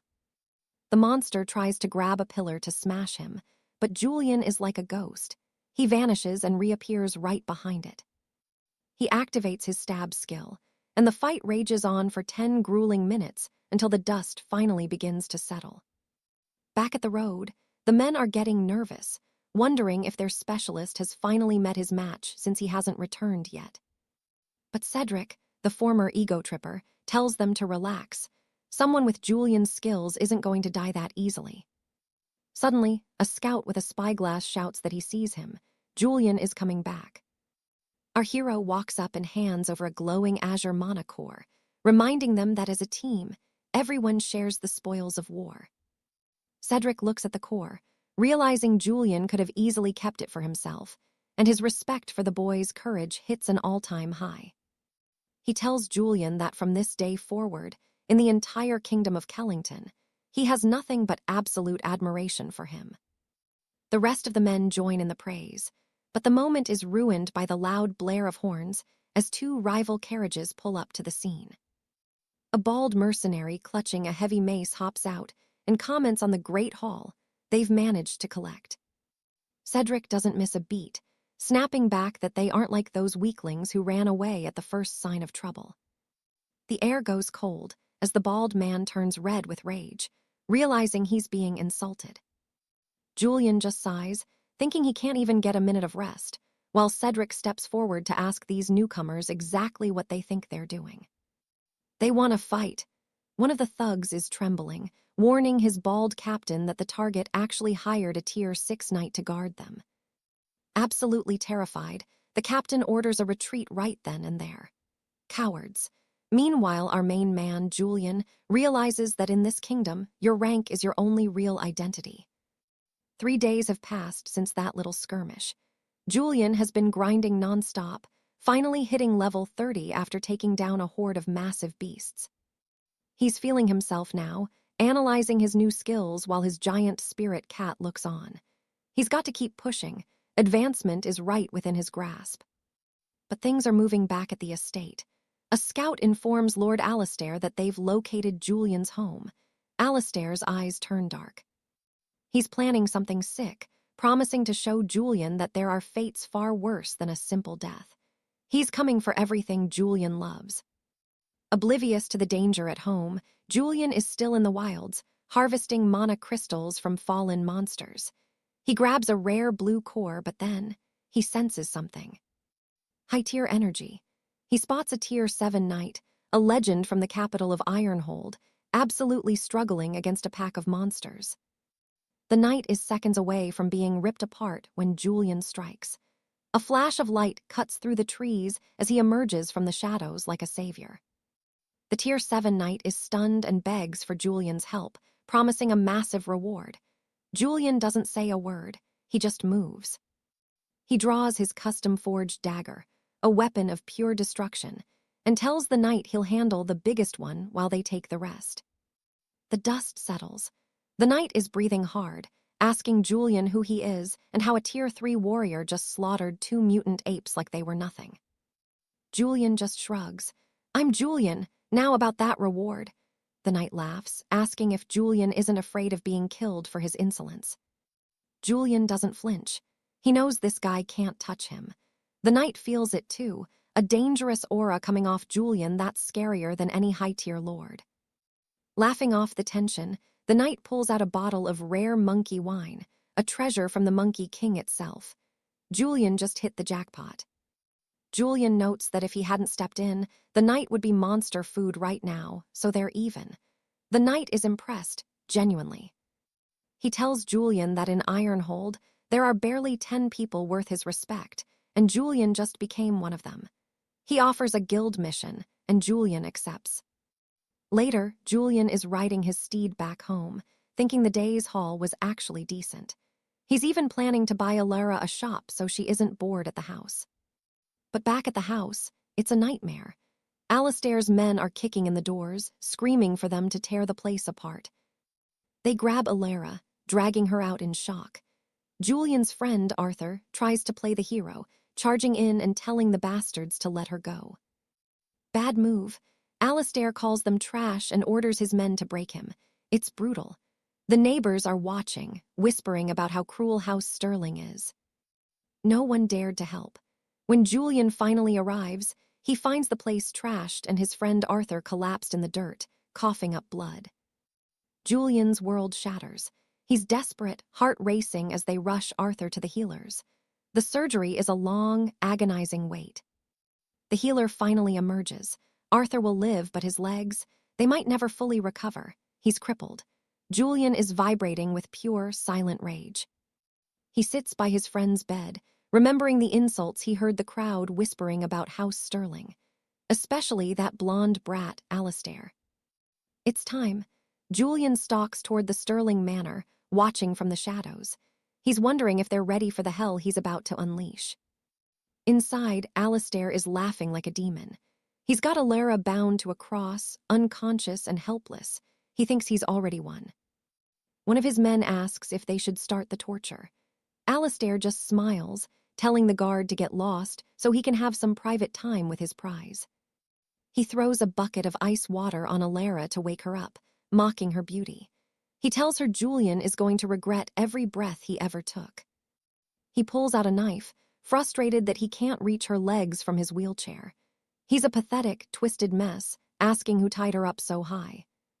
He leans in close, promising not to ruin her face if she just agrees to be his woman. Alara doesn't hesitate. She spits right in his eye. Alistair loses it. He screams that she's going to die right now, but before he can even move, Julian appears behind him, driving a blade through his chest. Game over.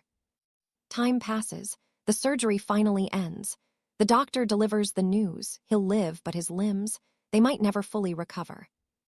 Inside the infirmary, our boy just watches his friend in silence, those insults from earlier still echoing in his mind. He makes a vow right there. No one talks trash about House Lancaster ever again, especially not that blonde brat. Later at the Lancaster estate, our hero is watching from the shadows. Are they ready for his wrath? He certainly hopes so. Inside, the blonde noble, Cedric, is already waiting. Seeing his captive on a cross, he starts laughing like a total psychopath, though she looks unconscious. A guard asks if they should start the interrogation, but Cedric just smirks. "Go ahead," he says, before snapping at the subordinate to disappear immediately. He wants to handle this alone. Looking at the woman, he sneers that Arthur will regret his decision for the rest of his life. Then, splash, he throws water on her to wake her up, admitting that Oakhaven doesn't have many beauties like her. He figures Arthur must be obsessed. Holding a knife, he laments that he can't humiliate her properly because his wheelchair won't let him reach her legs. "Who tied her up so high?" he mutters before leaning in. He tells her if she promises to be his woman, he won't ruin that pretty face. Her response, she spits right on his forehead. Bold move.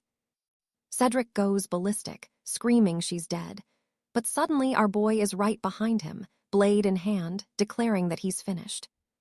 Julian approaches the girl, his face grim as he confirms that Lord Alistair has met his end. Sarah is trembling, paralyzed by pure terror. She breaks down in tears the moment he cuts her bindings. Julian pulls her close, whispering a soft apology for taking so long to reach her. Without a word, he scoops her up and retreats into the woods, stopping beneath a massive oak. "Wait here," he commands. "Do not make a single sound." Sarah grips his sleeve, begging him not to leave her alone. Julian's eyes are cold. "I killed their heir. They aren't going to let this go easily." He promises her he'll return and tells her to stay hidden.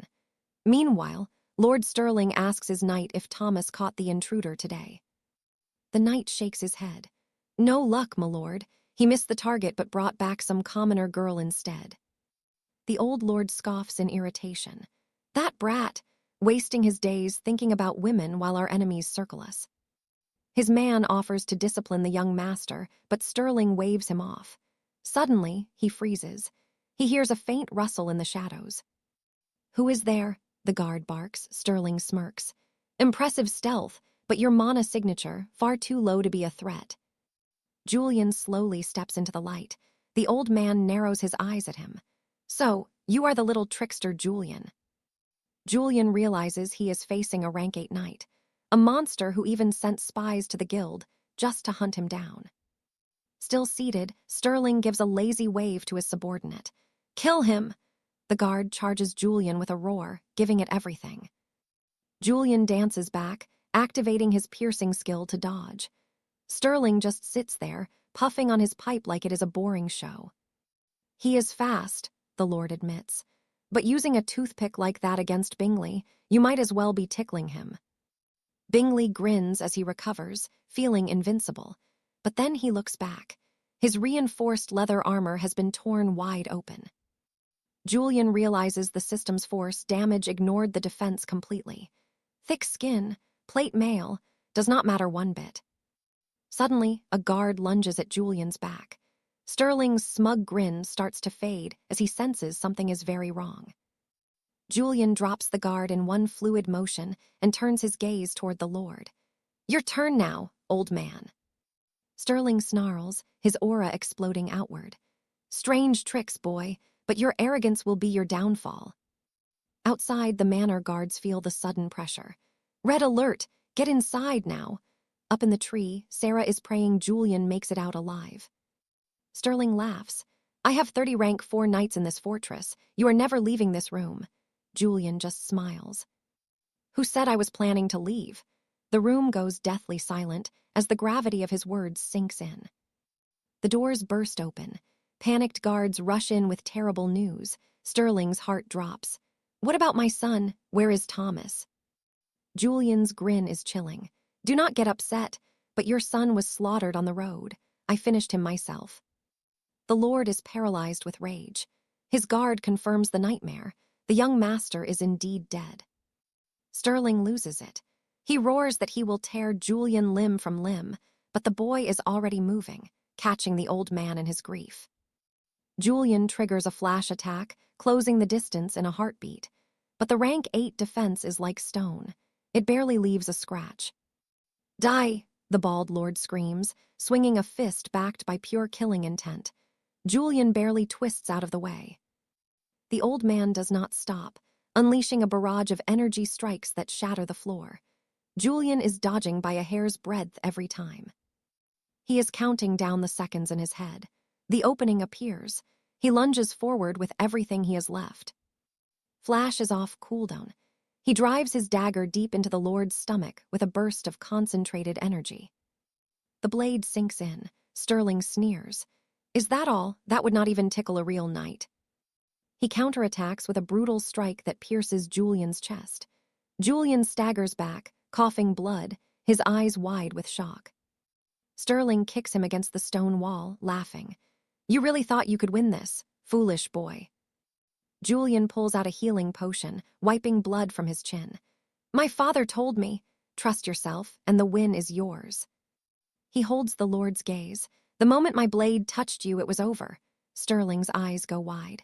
"Poison." "Rank 6 ghost spider venom," Julian rasps. "Even a rank 8 like you cannot fight off that kind of death." Outside the manor, Sarah is sobbing. She prays to the gods to keep her master safe through this nightmare. Suddenly Julian appears, stumbling toward her. "Run! We have to go!" But the rank 8 wound is too deep for a simple potion to heal. He is running on pure adrenaline until his legs finally give out. He trips, falling hard into the dirt. He loses his grip on Sarah's hand as he collapses. The pain is overwhelming now, leaving him pinned to the ground. "Split up," the guards shout from the shadows. "He is wounded. He could not have gone far." Sarah wipes her eyes and pulls Julian's arm over her shoulder. "Do not worry, Julian. This time, I am the one protecting you." Back at the estate, the doctors examine Sterling's cold body. Poison, no doubt about it. They are in total shock. To think a rank 8 knight could be brought down by a single vial of venom, it is unheard of. Things just got interesting in a desolate corner of Iron Peak City. Alina is frantic, begging the young lord to stay with her just a little longer. She's ready to hunt for herbs to stop the bleeding, but he suddenly grips her arm. He gasps that there are bandages and elixirs in his pack. Reaching in, she pulls out a potent healing potion.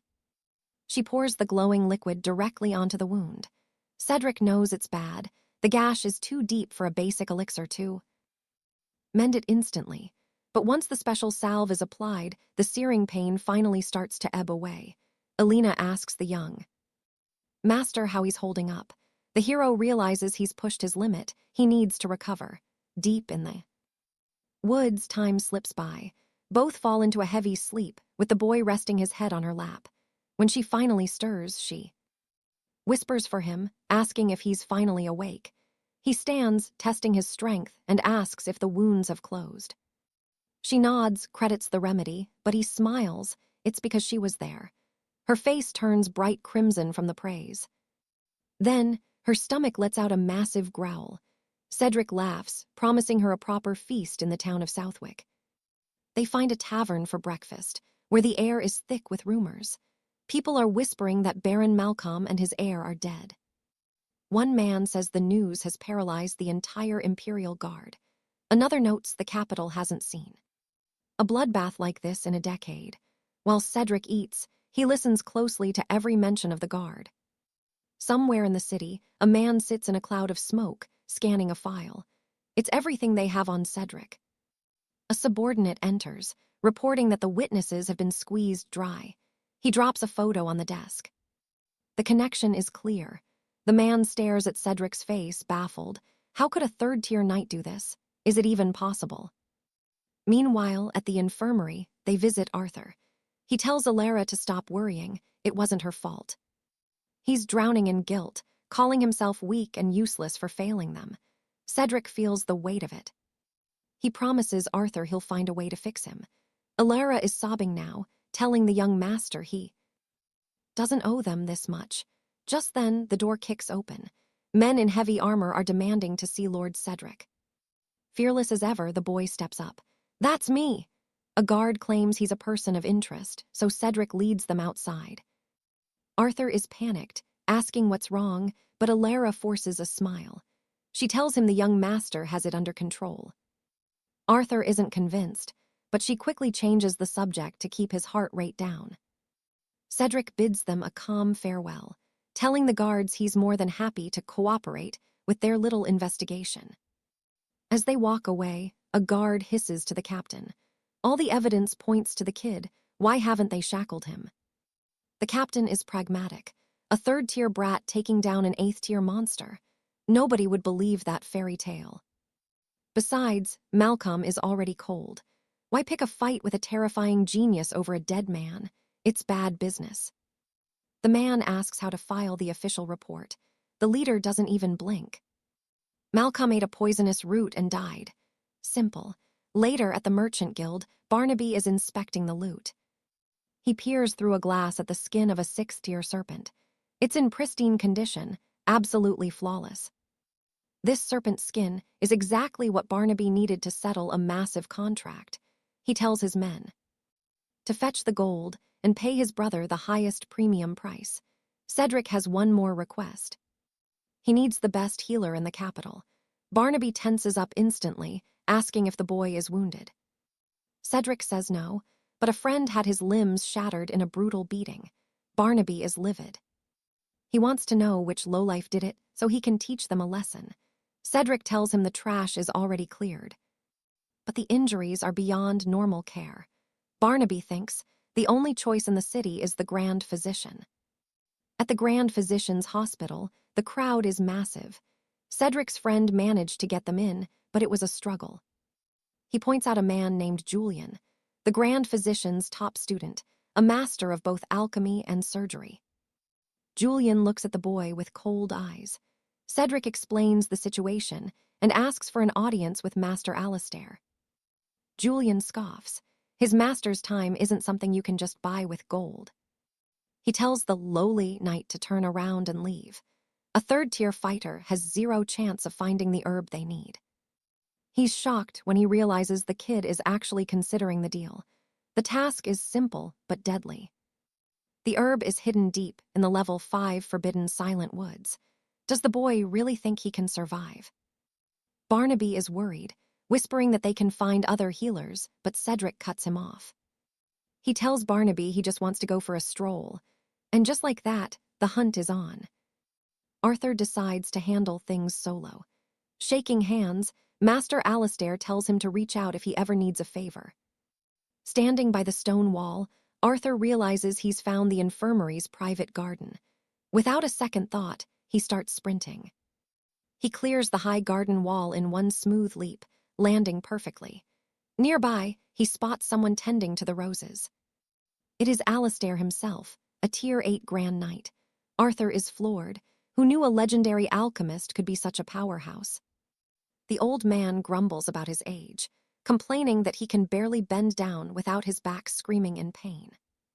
He asks Arthur how long he's been lurking there. Arthur cuts to the chase, explaining his squire Leo has a shattered leg. Alistair brings up his price for treatment. Arthur doesn't blink. He'll find whatever rare plant the old man demands. The alchemist notes the injury is severe. Arthur will need to fetch 2 bone-mend blooms to save the boy's leg. Arthur is confused by the name at first, but it clicks. A bit later, he's at the Adventurers Guild doing research. These bone-mend blooms are no joke, worth a royal sapphire each, and they only grow deep within the Blightwood. Moments later, Arthur is charging through the misty Blightwood on his stallion, pushing deep into the cursed territory. He hitches his horse and begins the hunt, downing a health potion to ward off the toxic air. Other hunters are stunned, calling him suicidal for entering so recklessly. They're convinced he's got a death wish. Arthur doesn't feel much danger. He sees the local beasts as easy experience points, but stays focused on the blooms. A rustle in the brush reveals a level 6 venomous viper. Arthur's eyes wander, spotting a hidden cave entrance nearby. His instincts are screaming that there's loot inside. Without a single hesitation, he dives into the mysterious cavern. It's pitch black. He tosses a glowing flare to light up the dark, revealing something truly terrifying. Massive, multi-headed serpents are coiled in the shadows. Right behind them, the glowing herbs he's been looking for. There they are, the bone-mend blooms. But these venomous snakes, yeah, they aren't going to make this easy. Arthur creates a distraction, hurling a stone at the far wall. He activates his dash skill, lunging for the plants. He's inches away from the prize when one snake snaps to attention. It lunges with a deadly, hissing strike. Arthur dodges. He warns the beast, if it won't give up the herb, it's going to end up as boots. The other heads begin spraying lethal venom in a blind rage. Arthur goes into high alert, moving like lightning. His agility is insane, but a massive tail catches him, slamming his body hard against the jagged cave wall. That hit was brutal. These giant snakes are totally out of control. It's like a boss fight gone completely wrong. He reaches into his spatial inventory, pulling out a hidden weapon. He hasn't forgotten his old tricks for grinding mobs. Panting heavily, Arthur stands over the mangled remains. The multi-headed beast is finally, officially dead. He wipes his brow with a grin. It's over. Time to collect the experience points from this massive monster. The kill pushes him straight to level 33. Jackpot. He even finds an emerald shard tucked inside each snake head. Still, the bone-mend blooms are the real prize. He bags them carefully, knowing the doctor is waiting back home. Elsewhere in the forest, a group of knights is struggling against a massive, single-headed serpent of their own. One man tries to run for his life, but it's hopeless. The Tier 7 shadow worm devours him instantly. The survivors curse their luck. The beast evolved inside the caves. Deep underground, Arthur hears its deafening roar. He pauses, wondering what that sound was. Could there be an actual boss monster lurking in the Blightwood? The men outside try to stay calm and coordinate an attack, but the worm is too fast, striking first. It's total chaos. One knight huddles with his comrade, swearing they have to avenge their fallen brothers today. Emerging from the cave, Arthur checks his haul, 5 blooms, each worth a fortune. This was a massive win. But then he sees it. The Tier 7 shadow worm is right there, and its health is dangerously low. Arthur smiles. It's practically begging for death. He uses his flash strike, finishing the beast in one heartbeat. The crash echoes through the trees. A survivor stumbles out, screaming, demanding to know what bastard stole their kill. Already back on his horse, Arthur wonders if his friend Sir Cedric would want the rare snake hide. Later, he arrives back at the alchemist's workshop. Master Alistair grumbles that he should learn to knock next time. Arthur produces the bone-mend blooms. The old man's eyes go wide. He's genuinely shocked to see them. He never actually expected the boy to survive the Blightwood. He asks if Arthur realizes just how precious these are. Arthur doesn't care about the value. He just wants the Grand Knight to finally fulfill his promise to help. The physician examines Leo's arm, his face darkening. Whoever did this, a total monster. He mutters that the attacker was beyond brutal, pure malice in every strike, but then a glimmer of hope. They actually have the bone-mending root in stock. Without this rare herb, an injury this severe would be permanent. 30 minutes pass in tense silence before the doctor turns to Leo with a sigh of relief. "You've got yourself one hell of a friend," he says. "It'll take a week, but mark my words, this kid's recovery will be a total miracle." Leo looks at Master Alaric, eyes welling up with gratitude for the save. But Alaric just chuckles, telling the boy not to call him master quite yet. He isn't that old. Julian smiles, stepping in to say the medical fees are already settled. In his eyes, they're all square. No debts between friends. The old man cracks a joke, warning Julian not to come looking for lessons in pain at his clinic next time. Just then, Leo, the blue-haired squire, hangs his head. He's devastated about causing more trouble for his lord. Julian doesn't even blink. He tells Leo straight up, if anyone was dragged into danger and broken like that, he'd move heaven and earth to help. No questions asked. That's just who Julian is. Leo's voice trembles. He swears that even if it costs him his very life, he'll be there to save Julian too. A bond forged in blood. Julian just smiles. It's only natural, he says. They aren't just allies, they're family. It's duty, simple as that. Crying now, Leo makes a silent vow. He's going to train like a madman, cultivate his strength until no one can ever hurt them like this again. Total determination. Suddenly, Julian's sending stone begins to glow and vibrate. He pulls it out, realizing it's the official device from the Grand Knights Guild, the one he got right after registering his rank. A woman's voice echoes through. It's Lady Evelyn. She isn't calling for a chat. She reminds him of that mission they discussed and asks point-blank if he's in. Fair warning, though, this one is high stakes and extremely dangerous. Cut to Blackwood's armory. Julian's eyes light up as he spots a collection of specialized throwing daggers. He turns to his friend, asking exactly how many of these beauties they have in stock. 100, comes the reply. Julian doesn't hesitate, he'll take the entire lot, every single one. Plus, throw in some heavy-duty throwing knives while you're at it. The shopkeeper just grins, easy money. Later that night at the prestigious Golden Crest Manor, the air is thick with tension. A group of elite warriors is gathered, including Sir Percival, a powerful rank 8 knight. He's heard a rumor, a rank 3 joining them. Sir Cedric, another rank 8 powerhouse, chimes in. He trusts the commander's vision. If the commander invited this Julian kid, there has to be a reason. Just then, Julian walks in, offering a quick apology for the delay. The room goes quiet. One of the knights asks the commander if Julian has finally reached rank 8 himself. The leader nods. Yep, he just broke through that ceiling recently. The atmosphere shifts instantly. That changes everything. With a rank 8 on board, their success rate just plummeted into the guaranteed zone. Still, some are annoyed. The commander had been hyping up a rank 3 prodigy who was 8 hours late. And yet, there he stands. Some of the subordinates are already whispering, strong or not, they're going to test this kid's mettle later. The leader steps forward, officially introducing Julian as their final team member.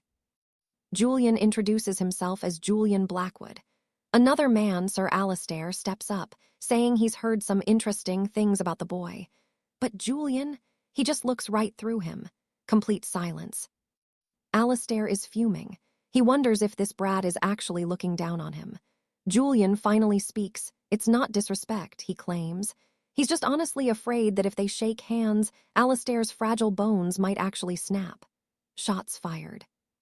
The leader breaks the tension. Everyone's here, so it's time to move.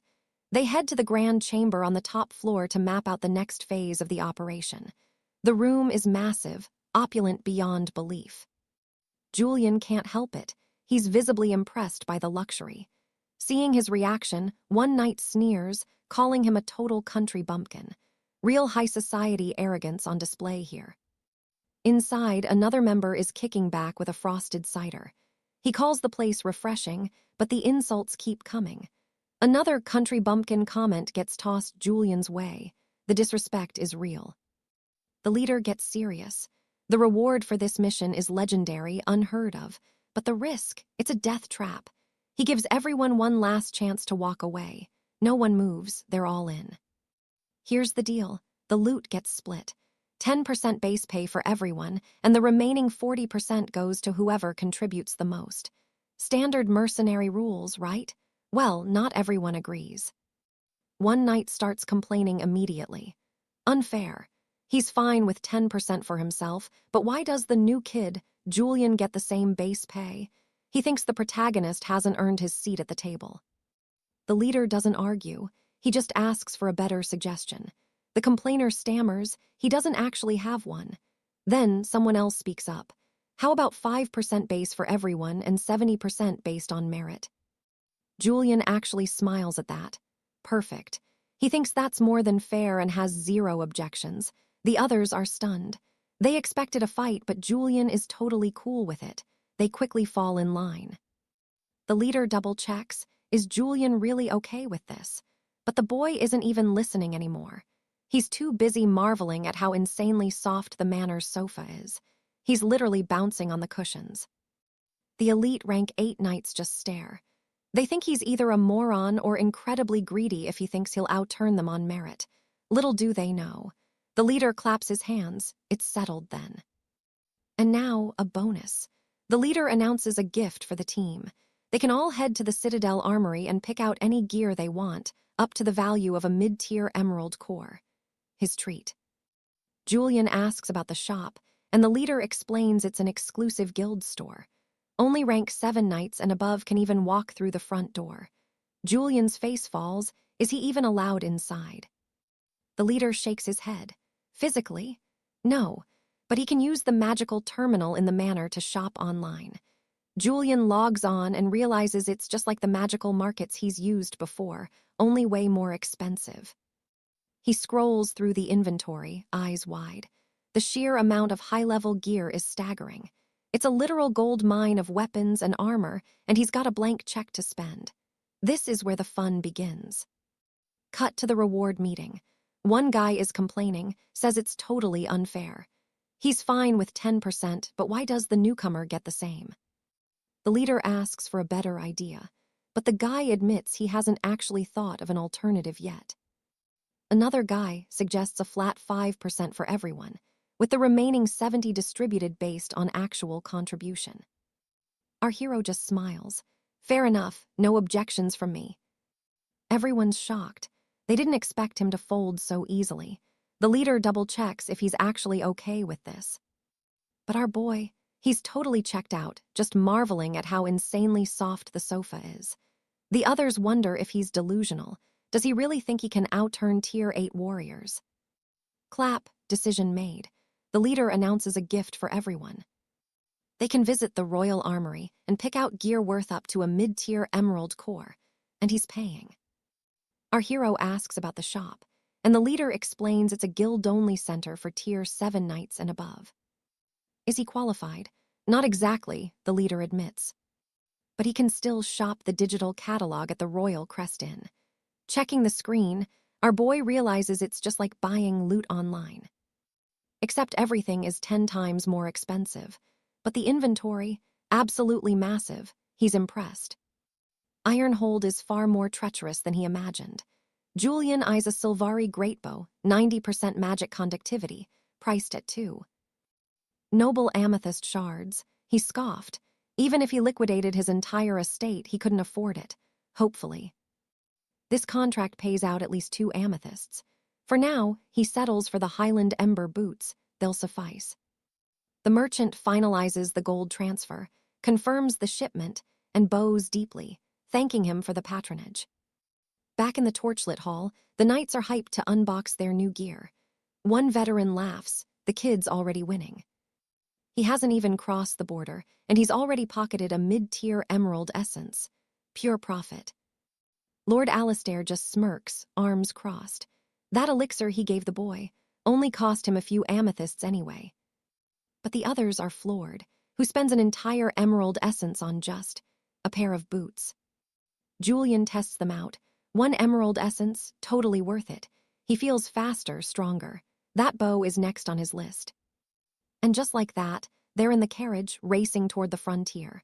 The mission is officially a go. Suddenly, Captain Thorne signals for a stop.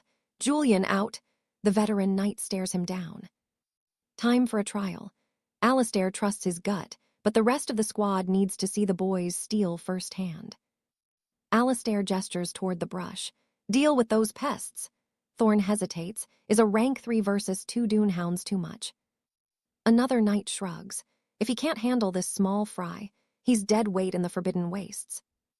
Alistair watches silently. This is cruel, but for the hounds, not the boy. Julian moves. No hesitation. He approaches the snarling beasts with a cold, focused calm. The hounds howl, lunging into the shadows. Thorne loses sight of him. It's a pack. Get him back inside. Alistair blocks him. Stand down. He wants to see if a whole pack is more convincing than just 2 strays. A dozen Dune hounds emerge, teeth bared, surrounding the young archer. Julian doesn't even flinch.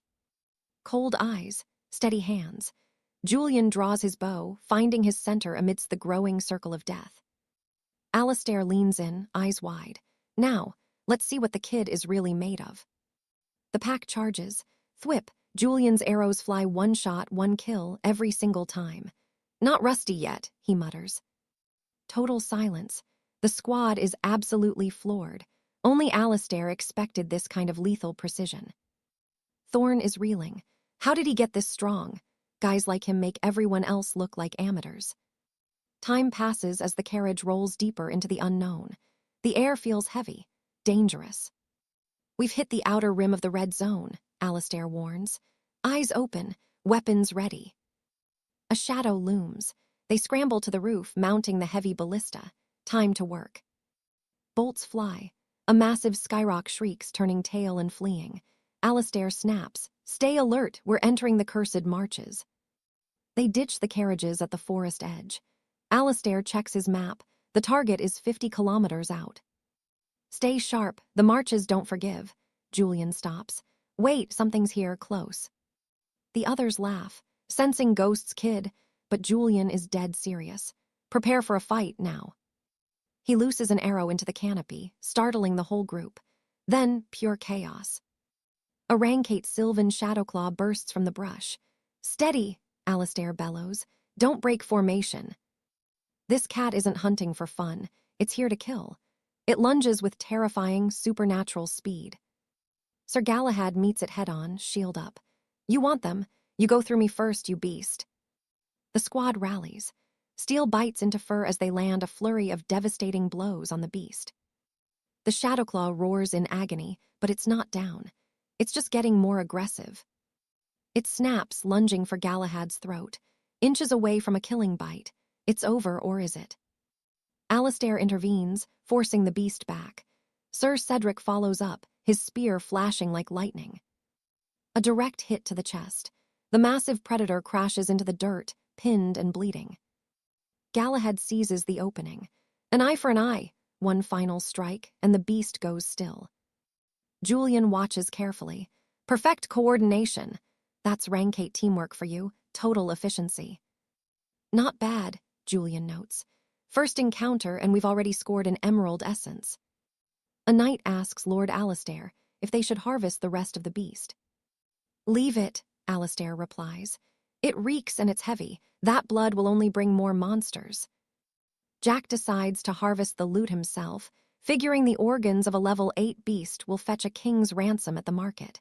He jokes that ever since he set his eyes on that legendary elven longbow, he's basically turned into a full-time scavenger.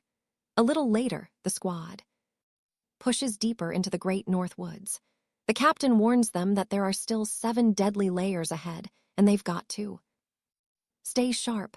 Gareth, the knight with the mohawk, says once this nightmare is over, he's going to hit the tavern for a week straight. His buddy shuts him down fast, telling him to keep his head in the game first. They're about to challenge a rank 9 Storm Drake, the literal god of the winds. Another soldier mentions this beast nearly leveled Avalon City before a legendary paladin finally managed to drive it away. Jack is confused, though. He's had this gut-wrenching feeling ever since they stepped into this zone. Scanning the tree line, he spots skulls littering the ground. The vibes, absolutely cursed. He starts to realize the horrifying truth. Those aren't just bones, they're skeletons tangled in living, ancient vines. It's a trap, he yells, but it's too late. The vines explode from the earth, ensnaring the entire squad. These things are so alive they even have visible vitality bars. One vine lashes out, but the soldier barely manages to dodge the strike. Gareth screams, wondering how a bunch of plants could possibly be this strong. Cedric steps in, shouting that he's got this, and slams a heavy blow into the foliage. It's like hitting solid iron. Realizing the danger, he prepares his ultimate combat skill and charges with everything he's got. Amazingly, he actually manages to hack the vines into pieces. He grunts that these things are a nightmare to handle, and the others agree. They need to rescue the captain and the rest of the squad hanging. From the canopy above, our boy Jack notices that attacking the vines reveals their life force, and he realizes there has to be a core. He scans the area and spots the weak points hidden in the surrounding trees. He fires an azure flash. arrow directly at one of the trunks. He tells the team to stay back and leave it to him. The knights are panicking, but Jack doesn't budge, telling them to just trust him. He follows up with 3 more flashes, pepper-potting the tree trunks. After a few direct hits, the vine's vitality just plummets. Once the plants are defeated, Jack gains 500 experience points. Even he's shocked by the payout. He keeps the pressure on, firing arrow after arrow into the remaining targets. When the rest of the squad sees this, they're absolutely speechless. They start cutting the captain and the others loose from the mess. The captain is fuming, ready to burn the whole forest down, but a soldier points over to Jack. "It's already over, sir." Everyone lets out a sigh of relief, realizing that fight just pushed them all to rank 34. The corrupted trees are finally dead. Gareth finds something shining in the dirt. It's the signet of the Iron Duke, a divine tier artifact with 20% magic conduction. Another teammate can't believe it. Who would have thought a rank 8 zone was hiding treasure like this? Cedric notes that many hunters probably died here trying to get rich, only to end up as fertilizer. The captain admits that if not for Jack, they'd all be skeletons right now. One of the guys grabs Jack's hand, calling him a true brother. Jack just smiles, saying they're a team, so there's no need for the formalities. Gareth lets out a laugh and hugs him, declaring that from now on, they're brothers through life and death. With the vines cleared, they finally head toward the main objective. Suddenly, the earth shakes as boulders tumble down the massive red mountain. The noise is deafening, and the captain says the source is still a ways off. Using his lenses, they finally spot the monster they've been tracking. One guy points out that the rumors were right. The beast's wings are heavily injured. Julian, the hothead with the bowl cut, says he wants to test the monster's defense himself. The captain tells James to cover him. Julian declares that his heavy caliber broadsword will be enough to ground the beast. He charges, aiming a heavy strike at the beast's wing. However, the attack does absolutely nothing, and the monster is about to incinerate him. Providing cover, Gareth fires his heavy crossbow. The bolt lands directly on the beast's old wound. The monster lets out an ear-splitting, pained roar. Julian has to back off just to keep his eardrums from bursting. They're now standing face to face with the fallen legend. The mythical beast starts beating its massive wings, kicking up a storm. It flies toward another ridge to reposition. Gareth manages to dodge. But something is wrong. The monster pivots midair and targets him directly with a crushing blow. After taking the full impact, he drops to his knees. The captain steps forward, ordering everyone to attack at once. The dragon-like terror starts glowing, building up a massive ball of fire in its throat. One of the team members screams that this thing is a tank and seemingly has no weaknesses. But Jack focuses. He can see the weak points now. The monster spews a massive wave of fire, just like a legendary dragon. Gareth barely holds it back with his shield. The team is lost. They can't get close, and the captain is actually considering a retreat. But Alaric speculates that the monster is burning its own life force as the price for this power. He believes the battle is just beginning. Proper positioning is the key to a lethal blow. Julian starts scouting for a weakness, but the captain is looking pretty desperate. They have no choice but to retreat for now. Suddenly, Julian bolts toward the beast, using his blink skill to vanish in a blur. He closes the gap in a heartbeat. One precise, heavy blow to the chest, and then boom, he triggers his Echo Strike ability. The monster is screaming now, writhing in pure agony from that massive hit. It is beyond enraged, charging straight at our hero. His squad is shouting, terrified he cannot dodge in time. But Julian, he is locked in. This is the moment he has been waiting for. He charges head-on with every ounce of strength. Using his piercing thrust, he realizes the drake's health is finally starting to plummet. The massive creature starts to buckle under the pressure. One more push, and this nightmare might actually be over for good. Julian slips past the falling carcass, calling out to the captain. He tells the team to keep it pinned down from a distance. The man with the mohawk can't believe his eyes. He mutters that Julian is a total demon, grinning like a madman. The captain roars for everyone to strike. As they move in, they are all stunned. How did Julian actually wound a Tempest wyvern? Enraged by the barrage, the beast goes absolutely berserk. Its aggression is off the charts now, totally out of control. Suddenly, a massive shot slams right into the creature's skull. One of the men laughs, mocking the beast for trying to fight back. "Still think you can breathe fire without our permission?" He sneers. The beast is desperate, lunging at another teammate. Julian closes in again, landing a brutal strike that drains the creature's remaining life. The men are startled. Where did he even come from? Lighting a cigarette, one veteran remembers where it all started. It was that cursed elixir of the ancients they found earlier. The Mohawk guy jokes about almost challenging Julian earlier. He asks if the captain wanted him dead. The bowl-cut man just stares. He has never seen someone use etheric energy like that. But despite the headshot, the beast somehow staggers back to its feet. Julian screams for everyone to scatter.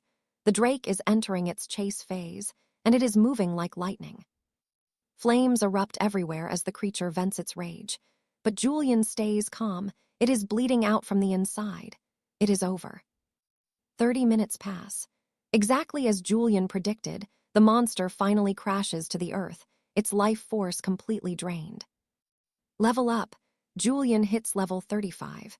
Finally, he can learn that one specific skill he has been aiming for this whole time. He checks his new Master Thief abilities. High-speed extraction and the legendary stealth cloak. Talk about a total game changer. The captain orders Lyra to secure the carcass, while Arthur prepares for the dismantling. The rest of the crew jumps in to help. One warrior steps up to carve the beast, but snap, his blade shatters on the first strike. How is this thing so tough? "You have got to channel your ether," his buddy explains. The man's eyes light up. This beast is worth a fortune in green crystals.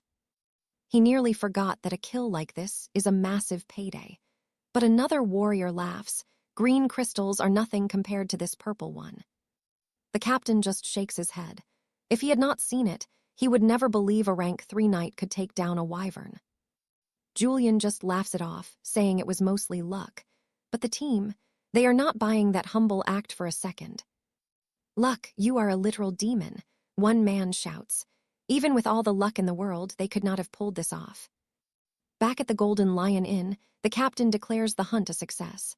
Time for the best part, splitting the rewards. They need to decide. Sell everything for mana crystals or divide the rare monster drops among the group. The captain looks at Julian. "Since you made the biggest contribution, you get first pick on how we handle the treasure. Whoever needs gear takes gear, and whoever wants coin takes crystals." But Julian has a weird feeling about this beast. He suspects the records on these storm drakes are wrong. There is something about its traits that no one fully understands yet. The Mohawk guy does not hesitate. "I am with Julian. I will take the items." The captain then breaks down the agreement. Everyone gets a 5% base share. The remaining 70% goes to the heavy hitters, and Julian gets half of that. That is a massive 35% cut. Julian suggests selling the drake's hide to a high-end weapon shop he trusts. The captain agrees. "We should not leave a single scrap. We will trade the rest for contribution points at the Knights Guild." Sometime later at the guild, an official inspects the trophy. It is confirmed. The legendary wind god drake is dead. The man is stunned. "You actually did it." He lets out a laugh, congratulating them on an absolutely legendary job. The guild director announces a 10% boost to their rank and awards them the 10-star insignia of honor. Word spreads through the Great Hall like wildfire. The Stormdrake mission, completed. The other warriors are in total shock. They identify the team responsible and present them with their new 10-star badges. The atmosphere in the room completely shifts. Someone actually asks for an autograph. A woman nearby can't help but comment on how imposing and muscular the group looks. That 10-star insignia, pure legend. A fan rushes up, begging for an autograph, while a lady nearby gawks at how insanely muscular these knights look in their gear. Mission accomplished. While the other warriors are busy partying, Lord Julian quietly slips away. He's feeling A bit out of place, honestly. He's just glad he didn't wear that flashy house sigil at the reception. He heads to the front desk, asking for a private chamber to check a few things in peace.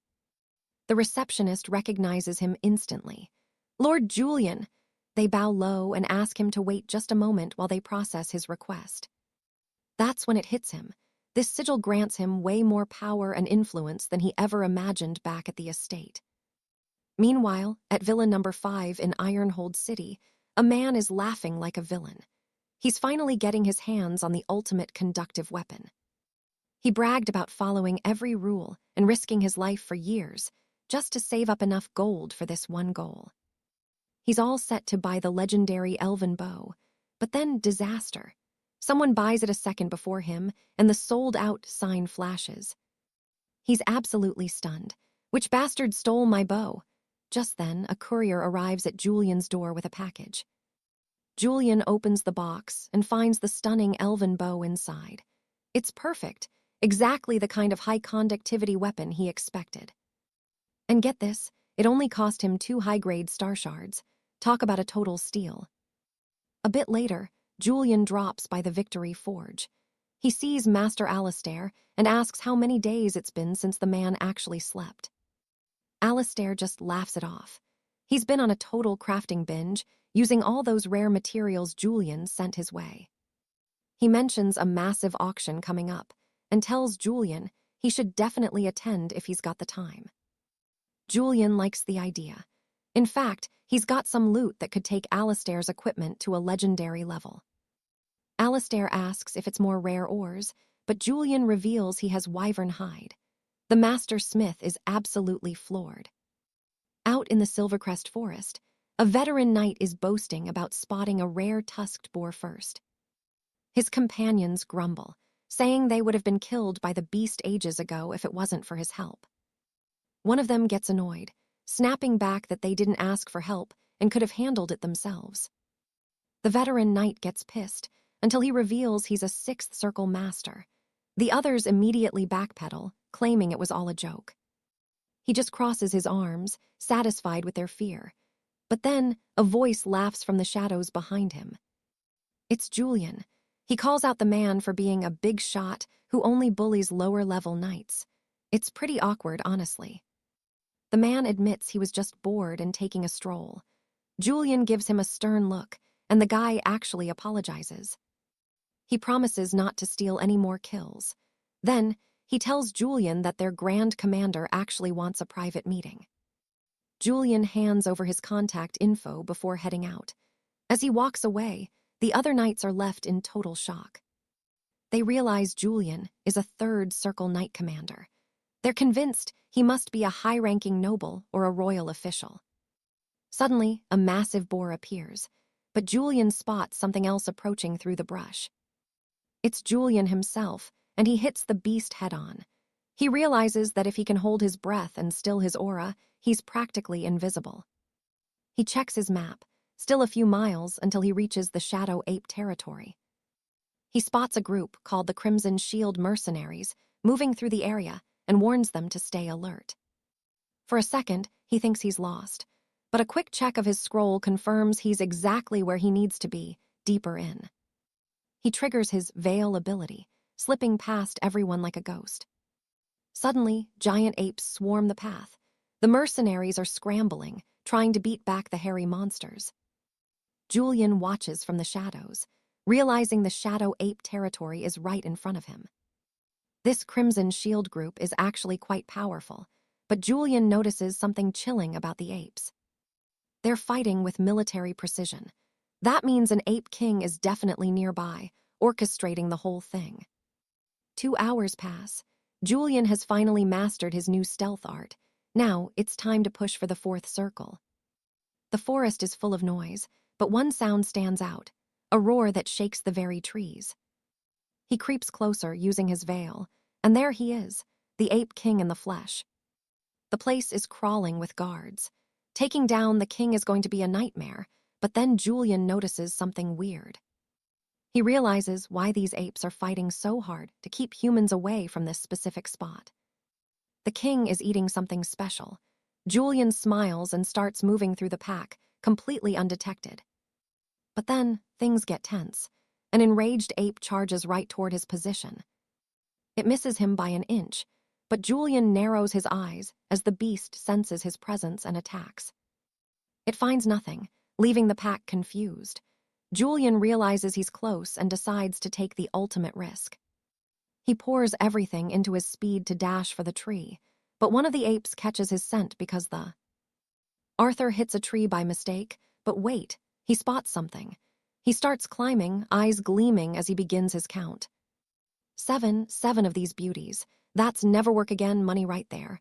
But first, he has to trick the simian monarch. He grabs a stray fruit and hurls it. Thud. The noise echoes, and suddenly every monkey in the clearing is seeing red. This is it. The window is open. Arthur moves like a shadow, slipping right behind the simian monarch's massive back. One quick strike and he's got the loot, but as he turns to leave, the beast freezes. It feels the change in the air.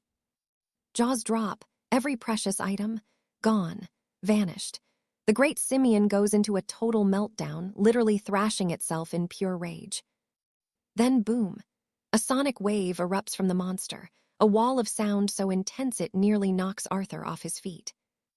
A minion approaches. Arthur tenses up, but nothing, it just walks past. The whole troop is ignoring him, it makes zero sense.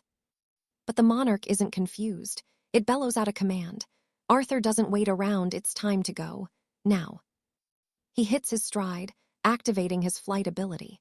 He's a blur, cutting through the canopy before anyone even knows he's gone.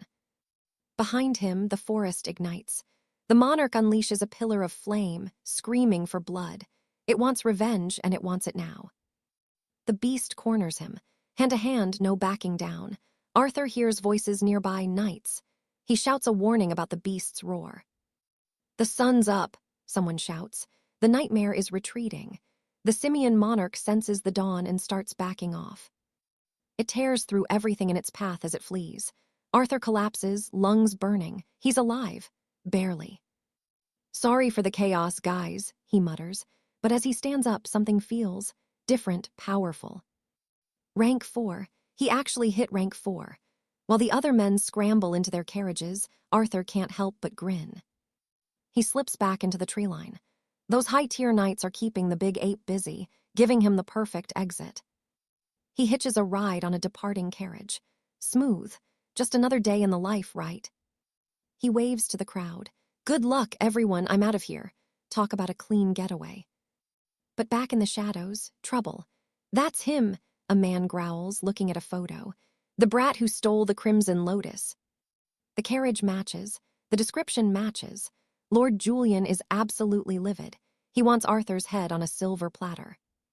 Easy now, his partner warns.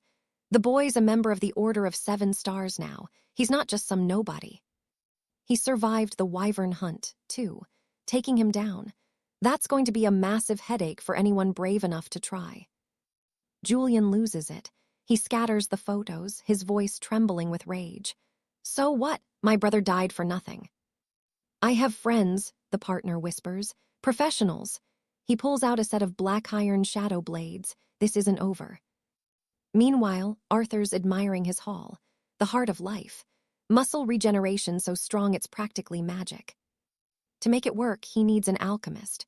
A pro. Then he remembers Silas, the old man who lent him that horse. He tracks Silas down and invites him to a feast. The kind of meal that costs a small fortune. Silas is suspicious. You're acting awfully strange, Arthur. Did you rob a kingdom or something? Why are we here? Arthur sighs.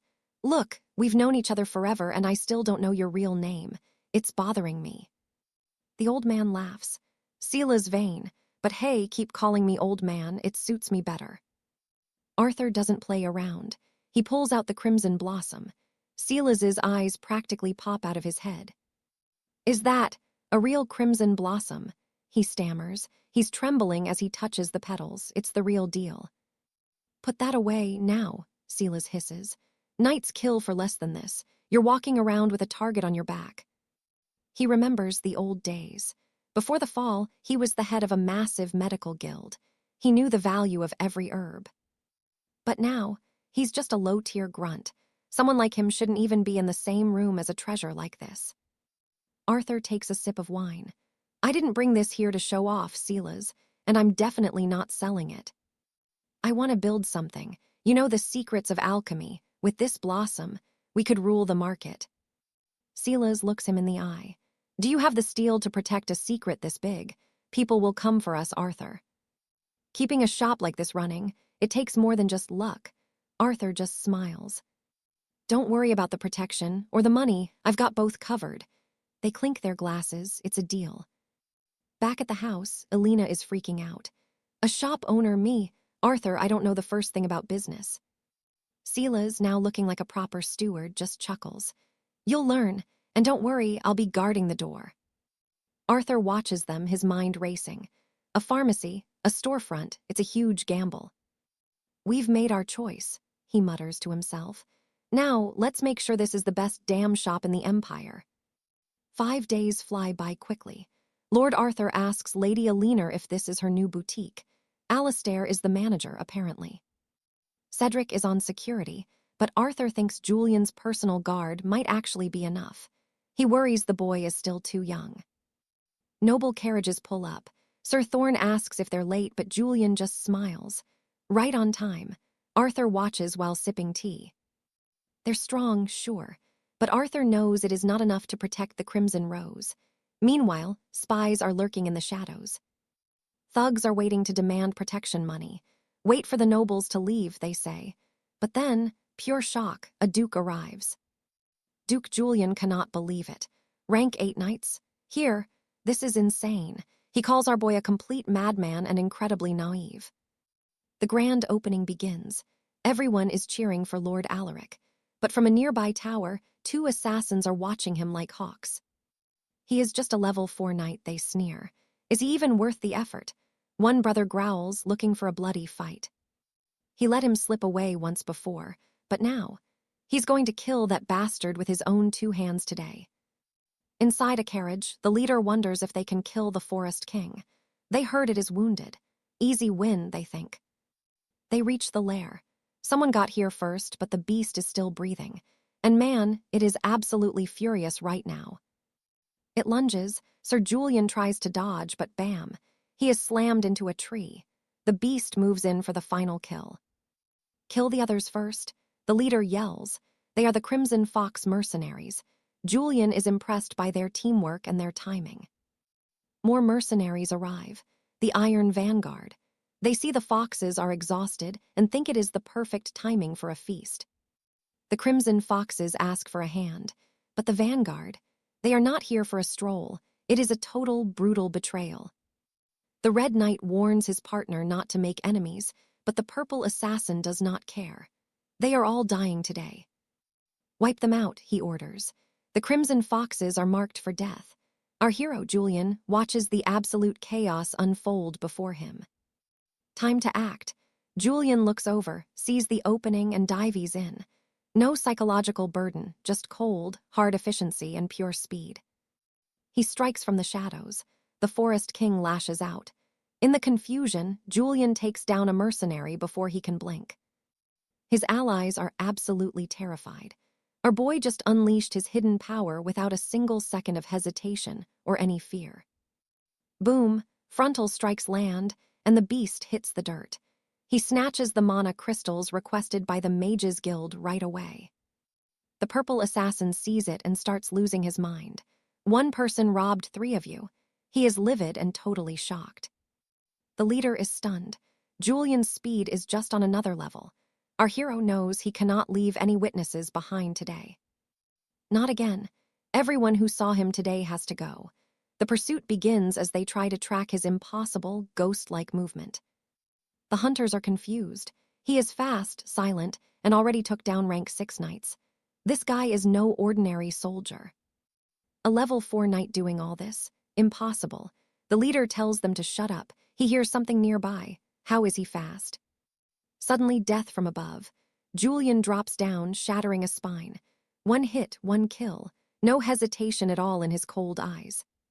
He strikes another in the chest with crushing force. The noise is loud. All the birds nearby take flight in pure terror. The forest goes silent as the bodies hit the ground. Julian stands alone, the blood of his enemies staining the autumn leaves. No one escaped. The secret of his power remains hidden in the shadows of the kingdom. Another day, another victory for him. He gathers his gear and disappears into the mist. The Crimson Rose is safe for now, but the war has just begun. Back at the shop, the tea is still warm. Arthur waits, unaware of the slaughter that just took place in the woods. Julian returns, looking as calm as a summer breeze. The naive boy they mocked. He is the most dangerous man in England. The grand opening was a success, but the cost was high. Only the dead know the truth of what happened that night. The Mages Guild will get their crystals, Julian will get his gold, and the world will keep turning, unaware of the monster. Deep in the palace, the king hears whispers of a new power rising, a level 4 knight who moves like a god. The hunt will continue tomorrow, but for now, Julian sleeps. The Forest King is dead, and the world is finally at peace. But for how long? The shadows are growing longer, and the enemies are getting stronger. Julian must be ready for the next. He looks at his hands, stained with the weight of his destiny. There is no turning back now. The throne is waiting. One step at a time, he will climb the ladder of power, from a level 4 nobody to the king of all. The birds return to the trees, but the forest feels different. The balance has shifted. A new legend has been born today. Arthur sips his tea one last time and smiles. He knows. He has always known that Julian was something special, something truly divine. The boutique door closes and the lights go out. The first chapter of the saga is over. The real fight starts now. Silence falls over the kingdom of England.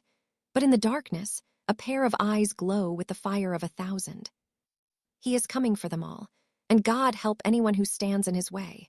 The Crimson Rose will bloom in blood. Mid-clash, the thug demands to know who he's dealing with. Our hero just shoots him this terrifying, sadistic look. "You don't need to know," he whispers, cold as ice. Sir Julian just scoffs, says it doesn't matter if he talks now, because he's got plenty of ways to break him later. But then, our boy just vanishes, soaring straight up and disappearing into the clouds. Pure panic. The leader starts spinning around, looking everywhere, his voice cracking as he screams. Where did he go? He's absolutely losing it. Then boom, a crushing blow from above. Our hero lands it perfectly, wearing a dark smile. Someone about to die shouldn't be so curious. One hit, and it's game over for them. He looks over the bodies and shrugs. These guys were loaded. Talk about a payday, he mutters, before turning his eyes toward the rest of the Crimson Raven squad. One of the Raven mercenaries tries to back away, claiming he's not even part of this. Too late, our hero obliterates him instantly. No second chances, none.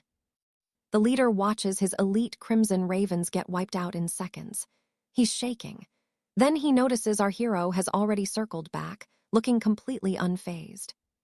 House Blackwood is next, our protagonist declares. He starts interrogating their leader, Sir Richard, with a look that says he's done playing games. He starts a lethal countdown. No mercy. He signals his brothers-in-arms to get ready for backup and then fire. He lets loose right at them. One of the thugs grunts that this is getting way too difficult. Another one is complaining that their leader, Richard, is taking way too long to get back. Suddenly, they sense something. Someone is approaching. They start wondering, is this the thief who stole the golden Simeon relic? Did the boss finally catch him? Then they see the weapon, a high-conductivity blade. Their eyes light up with greed. We're gonna be rich, they think. Big mistake. Huge. Without a single word, Andy lets fly 3 standard arrows. They streak through the air like lightning, and thwack. Every single one finds its mark. One of the survivors charges forward, screaming, "You think we're weak?" But before he can even blink, another ally opens fire. The man barely dodges the projectile, heart hammering. His partner screams at him to stay sharp. This enemy isn't alone. He brought friends. Their leader just grins. "Oh, that felt good," he says. He's been waiting to put that bastard in the ground for a long, long time. Elsewhere, a young squire asks Sir Alistair if they should jump in. Alistair shakes his head. "Not yet. Let's see how this plays out." They watch the enemy scramble and retreat. One of the squires is in awe. Sir Alistair is a beast, having held off 5 knights all by himself. Alistair just nods toward Julian. It was all thanks to him. Without his lead, we wouldn't have walked away with half this loot. Great teamwork, guys, our hero says.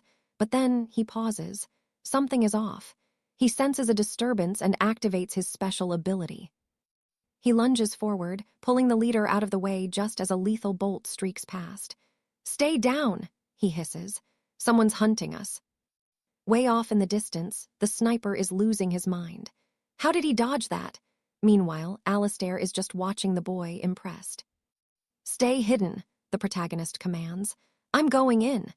In a literal blur of speed, he starts scouting the area like a ghost. "He's coming," he mutters. His teammate thinks he's absolutely suicidal, running straight toward the source of the attack. Is he stupid? That's when the old man decides to make his move, leaping down to face our hero. His subordinate laughs. He's just a tier 4 martial artist. Boss is overreacting. The old man doesn't listen. He's sprinting through the brush, eyes peeled for Julian. He's frustrated, hunting for a shadow in the trees. "If you want a show, I'll give you one," he snarls. But high above in the canopy, Julian is watching everything. He knows exactly what's happening. He spots 2 targets. He taps into his stealth ability, fading into the environment. He's a predator now, and the forest is his killing floor. A gray-haired youth wanders by, looking confused. "He has to be around here somewhere," he mutters. He has no idea how close he is to death. Julian stands right behind him. "Tier 6, no wonder you're cocky." He almost feels bad for the kid, until he senses something else. It's Lord Sterling. The man is actually still alive. Julian's blood boils. "The debt you owe Oakhaven, you're paying it back tenfold in blood." The gray-haired youth suddenly feels a chill down his spine. He spins around, heart hammering against his ribs. Something is definitely back there. He scans the trees, whispering to himself that he's just imagining things. He's trying to stay calm, but the fear is real. Julian's entire vibe changes. Killing them quickly. No, that's too easy.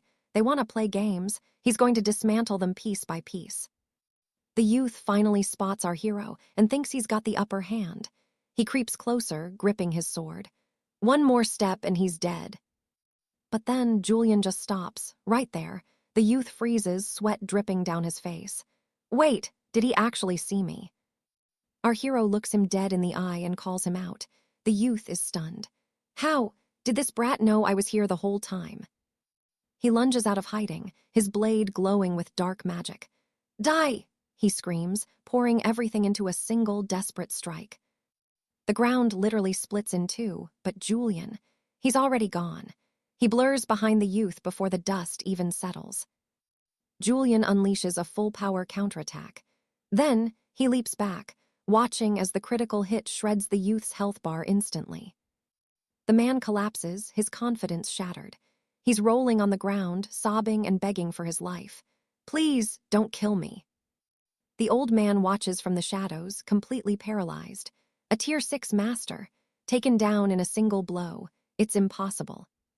From his perch above, Julian just stares down at them, cold and calculated. He looks at the boy, then at the forest. "Small world, isn't it, Sterling?" Julian's voice echoes. "There are thousands of souls back in the city waiting for you to join them in the dirt." The man's heart stops. He's been found out. Looking up, the boy demands the man stop hiding like a coward. "It's over," he adds.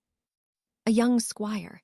He lost his father once, but now that he's a rank 4 knight, Arthur asks if his foe really thinks a rank 7 title makes him invincible.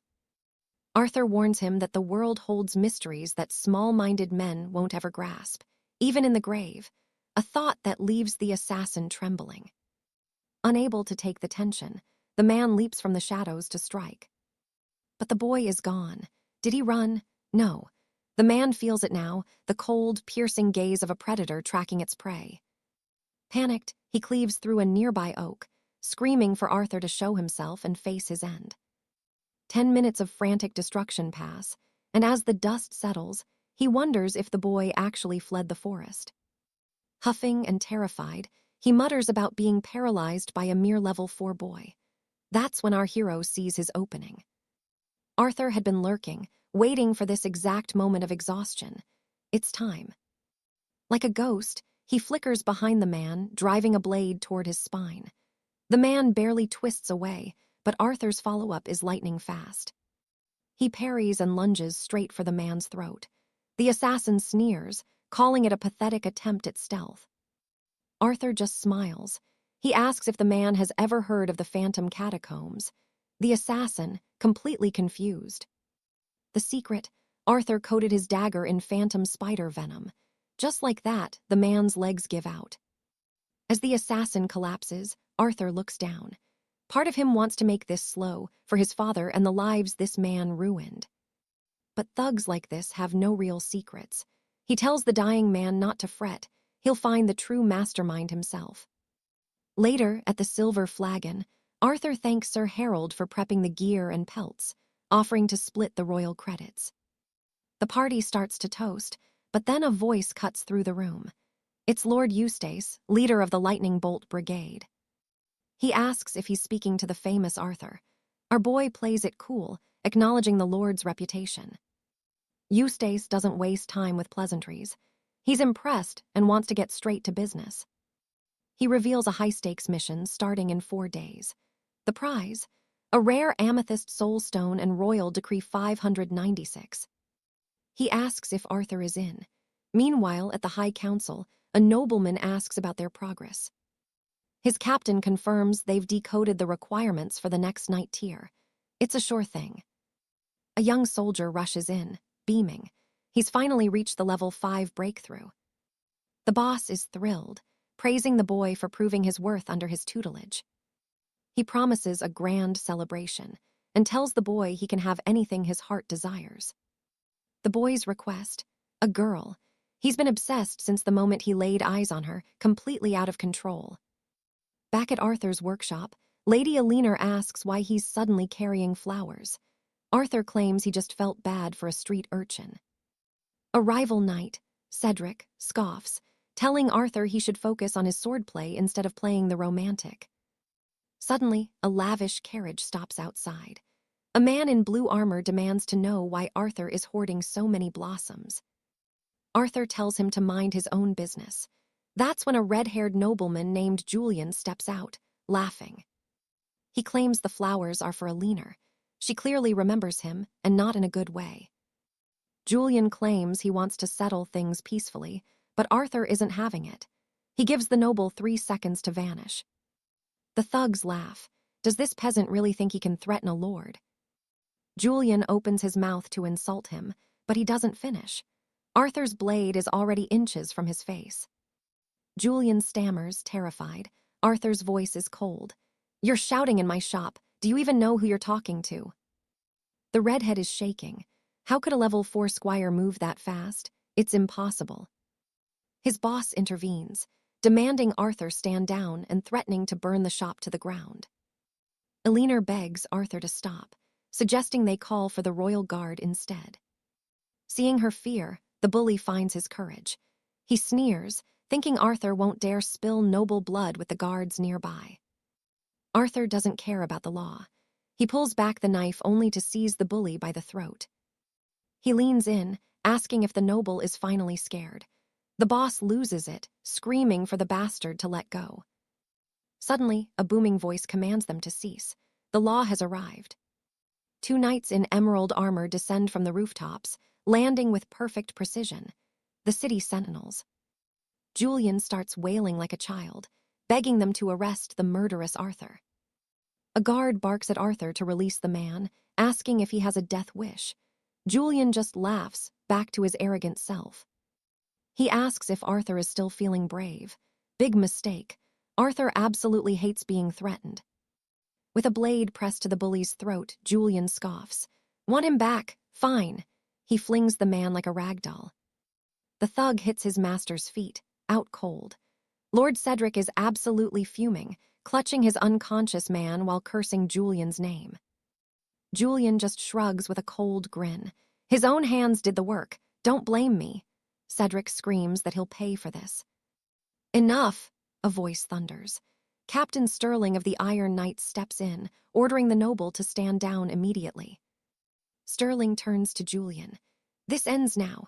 Highborn or not, you aren't above the laws of Ironhold. No more blood. Cedric is livid. Are you kidding me? But Julian just looks at Sterling. Fine, if they stop, I stop. The captain gives the goons a choice. Clear out right now, or stay and face the executioner's block. The choice is easy. As they scatter, Julian casually invites Captain Sterling inside for a drink. Sterling ignores the offer and marches away. The crowd is stunned. No one has ever seen the Iron Knights play favorites like this. Lady Alara steps out to welcome the customers, while Sterling's men start organizing a proper line for the shop. Julian announces he's heading out for a while. Alara, keep an eye on the place. Don't let it burn down.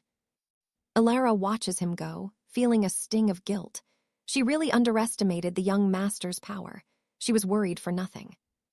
Deep in the woods, a disgruntled guard is busy taking his anger out on the trees. Since when did our knights become so cowardly? His commander sighs.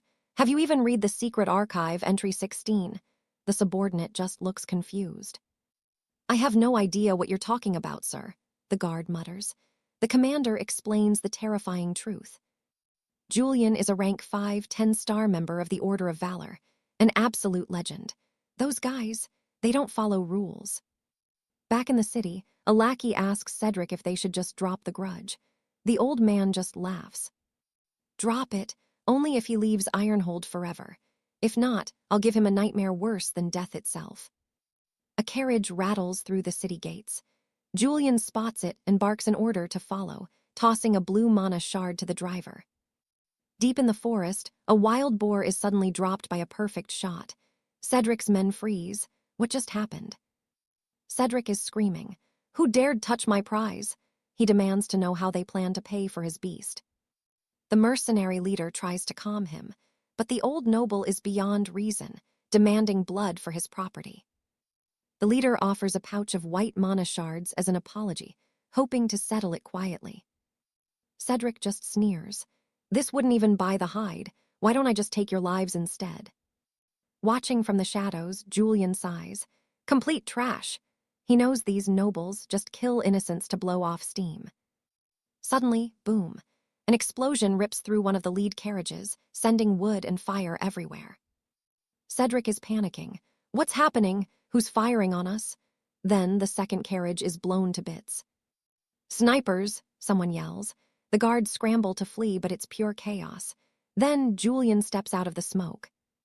He's got this wild, manic look in his eyes. Cedric grins back. Well, looks like things just got interesting.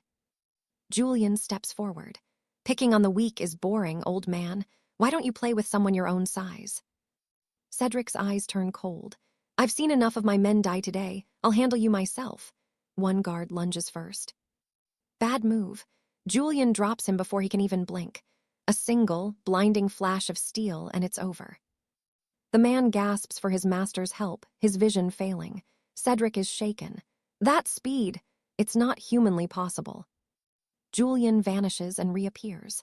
Cedric realizes there's no way out. Where are you hiding, you rat? A guard points at the ground, trembling. The fallen leaves are swirling around them in an eerie, unnatural circle. Cedric feels the chill. It's a trap, retreat, get out of here now. But the wind is already rising. A violent gale sweeps through the clearing. When the dust settles, Julian is standing over the bodies of the entire squad. Cedric starts laughing like a lunatic. A rank 4 knight, wiped out my whole team alone. You're strong, Julian, I'll admit it. Julian doesn't even blink. Yeah, I get that a lot. He slowly draws his blade for the final act. Ready for a real fight, Cedric snarls. The two of them clash in a brutal, bone-shattering duel. Later that day, Julian's driver asks about the haul. 6 months' worth of wages, Julian replies. Nothing truly rare, though. His communicator chirps. It's Brother Shang. Julian tells him he'll be at the auction house right on time. Night falls on the grand auction. Julian walks in, surprised by the sudden royal treatment from his friends. Alara whispers that people are surprisingly generous when they're terrified of you. A host bows, leading them to the VIP suite. "This room is incredible," one of the girls gasps. They settle into the luxury as the announcer takes the stage. The auction is live. A blue-bearded noble asks Julian to jump in, but Julian just plays it cool. He's waiting for the right relic. Suddenly, item 35 appears, a dagger with 35% mana conductivity, a raw masterpiece. The crowd is stunned by that conductivity. Julian turns to Lord Sterling. He absolutely has to have that blade. Bidding starts at 1 low-tier 𝒂𝒑𝒔𝒆 gem. Julian's allies whisper that it's surprisingly cheap for such a weapon. The price jumps to 1.2 gems, then 1.5 as the room starts heating up. Lord Sterling explains this belongs to a guild, no private deals allowed. Julian must follow the official auction rules. He has to bid, but Sterling whispers he has a secret way to help Julian secure the dagger. Lady Alara announces the current bid is 1 high-tier 𝒂𝒑𝒔 gem. She asks if anyone dares go higher. Someone shouts 1.7 high-tier 𝒂𝒑𝒔 gems.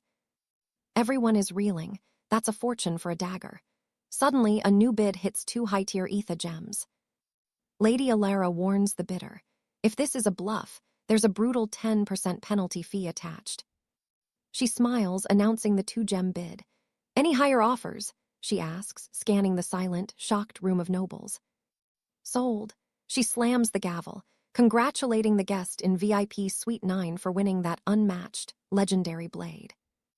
Julian tests the weight of his new steel. It's incredible. He offers a quick thanks to his merchant friend. Sterling mentions the guild allowed installments. A 35% conductivity weapon is considered a priceless, life-saving treasure. Julian disagrees. He values a lethal offense over armor. The best defense is ending the fight instantly. Facing a massive Tier 7 frost wolf, the dagger proves its worth, easily slicing right through the beast's impenetrable hide. Training finished, Julian exits the chamber, looking sharp and completely satisfied with his deadly new purchase. A knight nearby is stunned. He sees a Tier 5 warrior leaving a room meant for Tier 7 elites.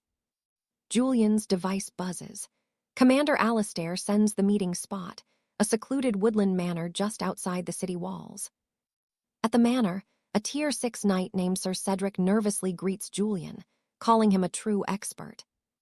Julian wonders why Cedric is acting so strange. That intense, twitchy expression is making things feel incredibly uncomfortable.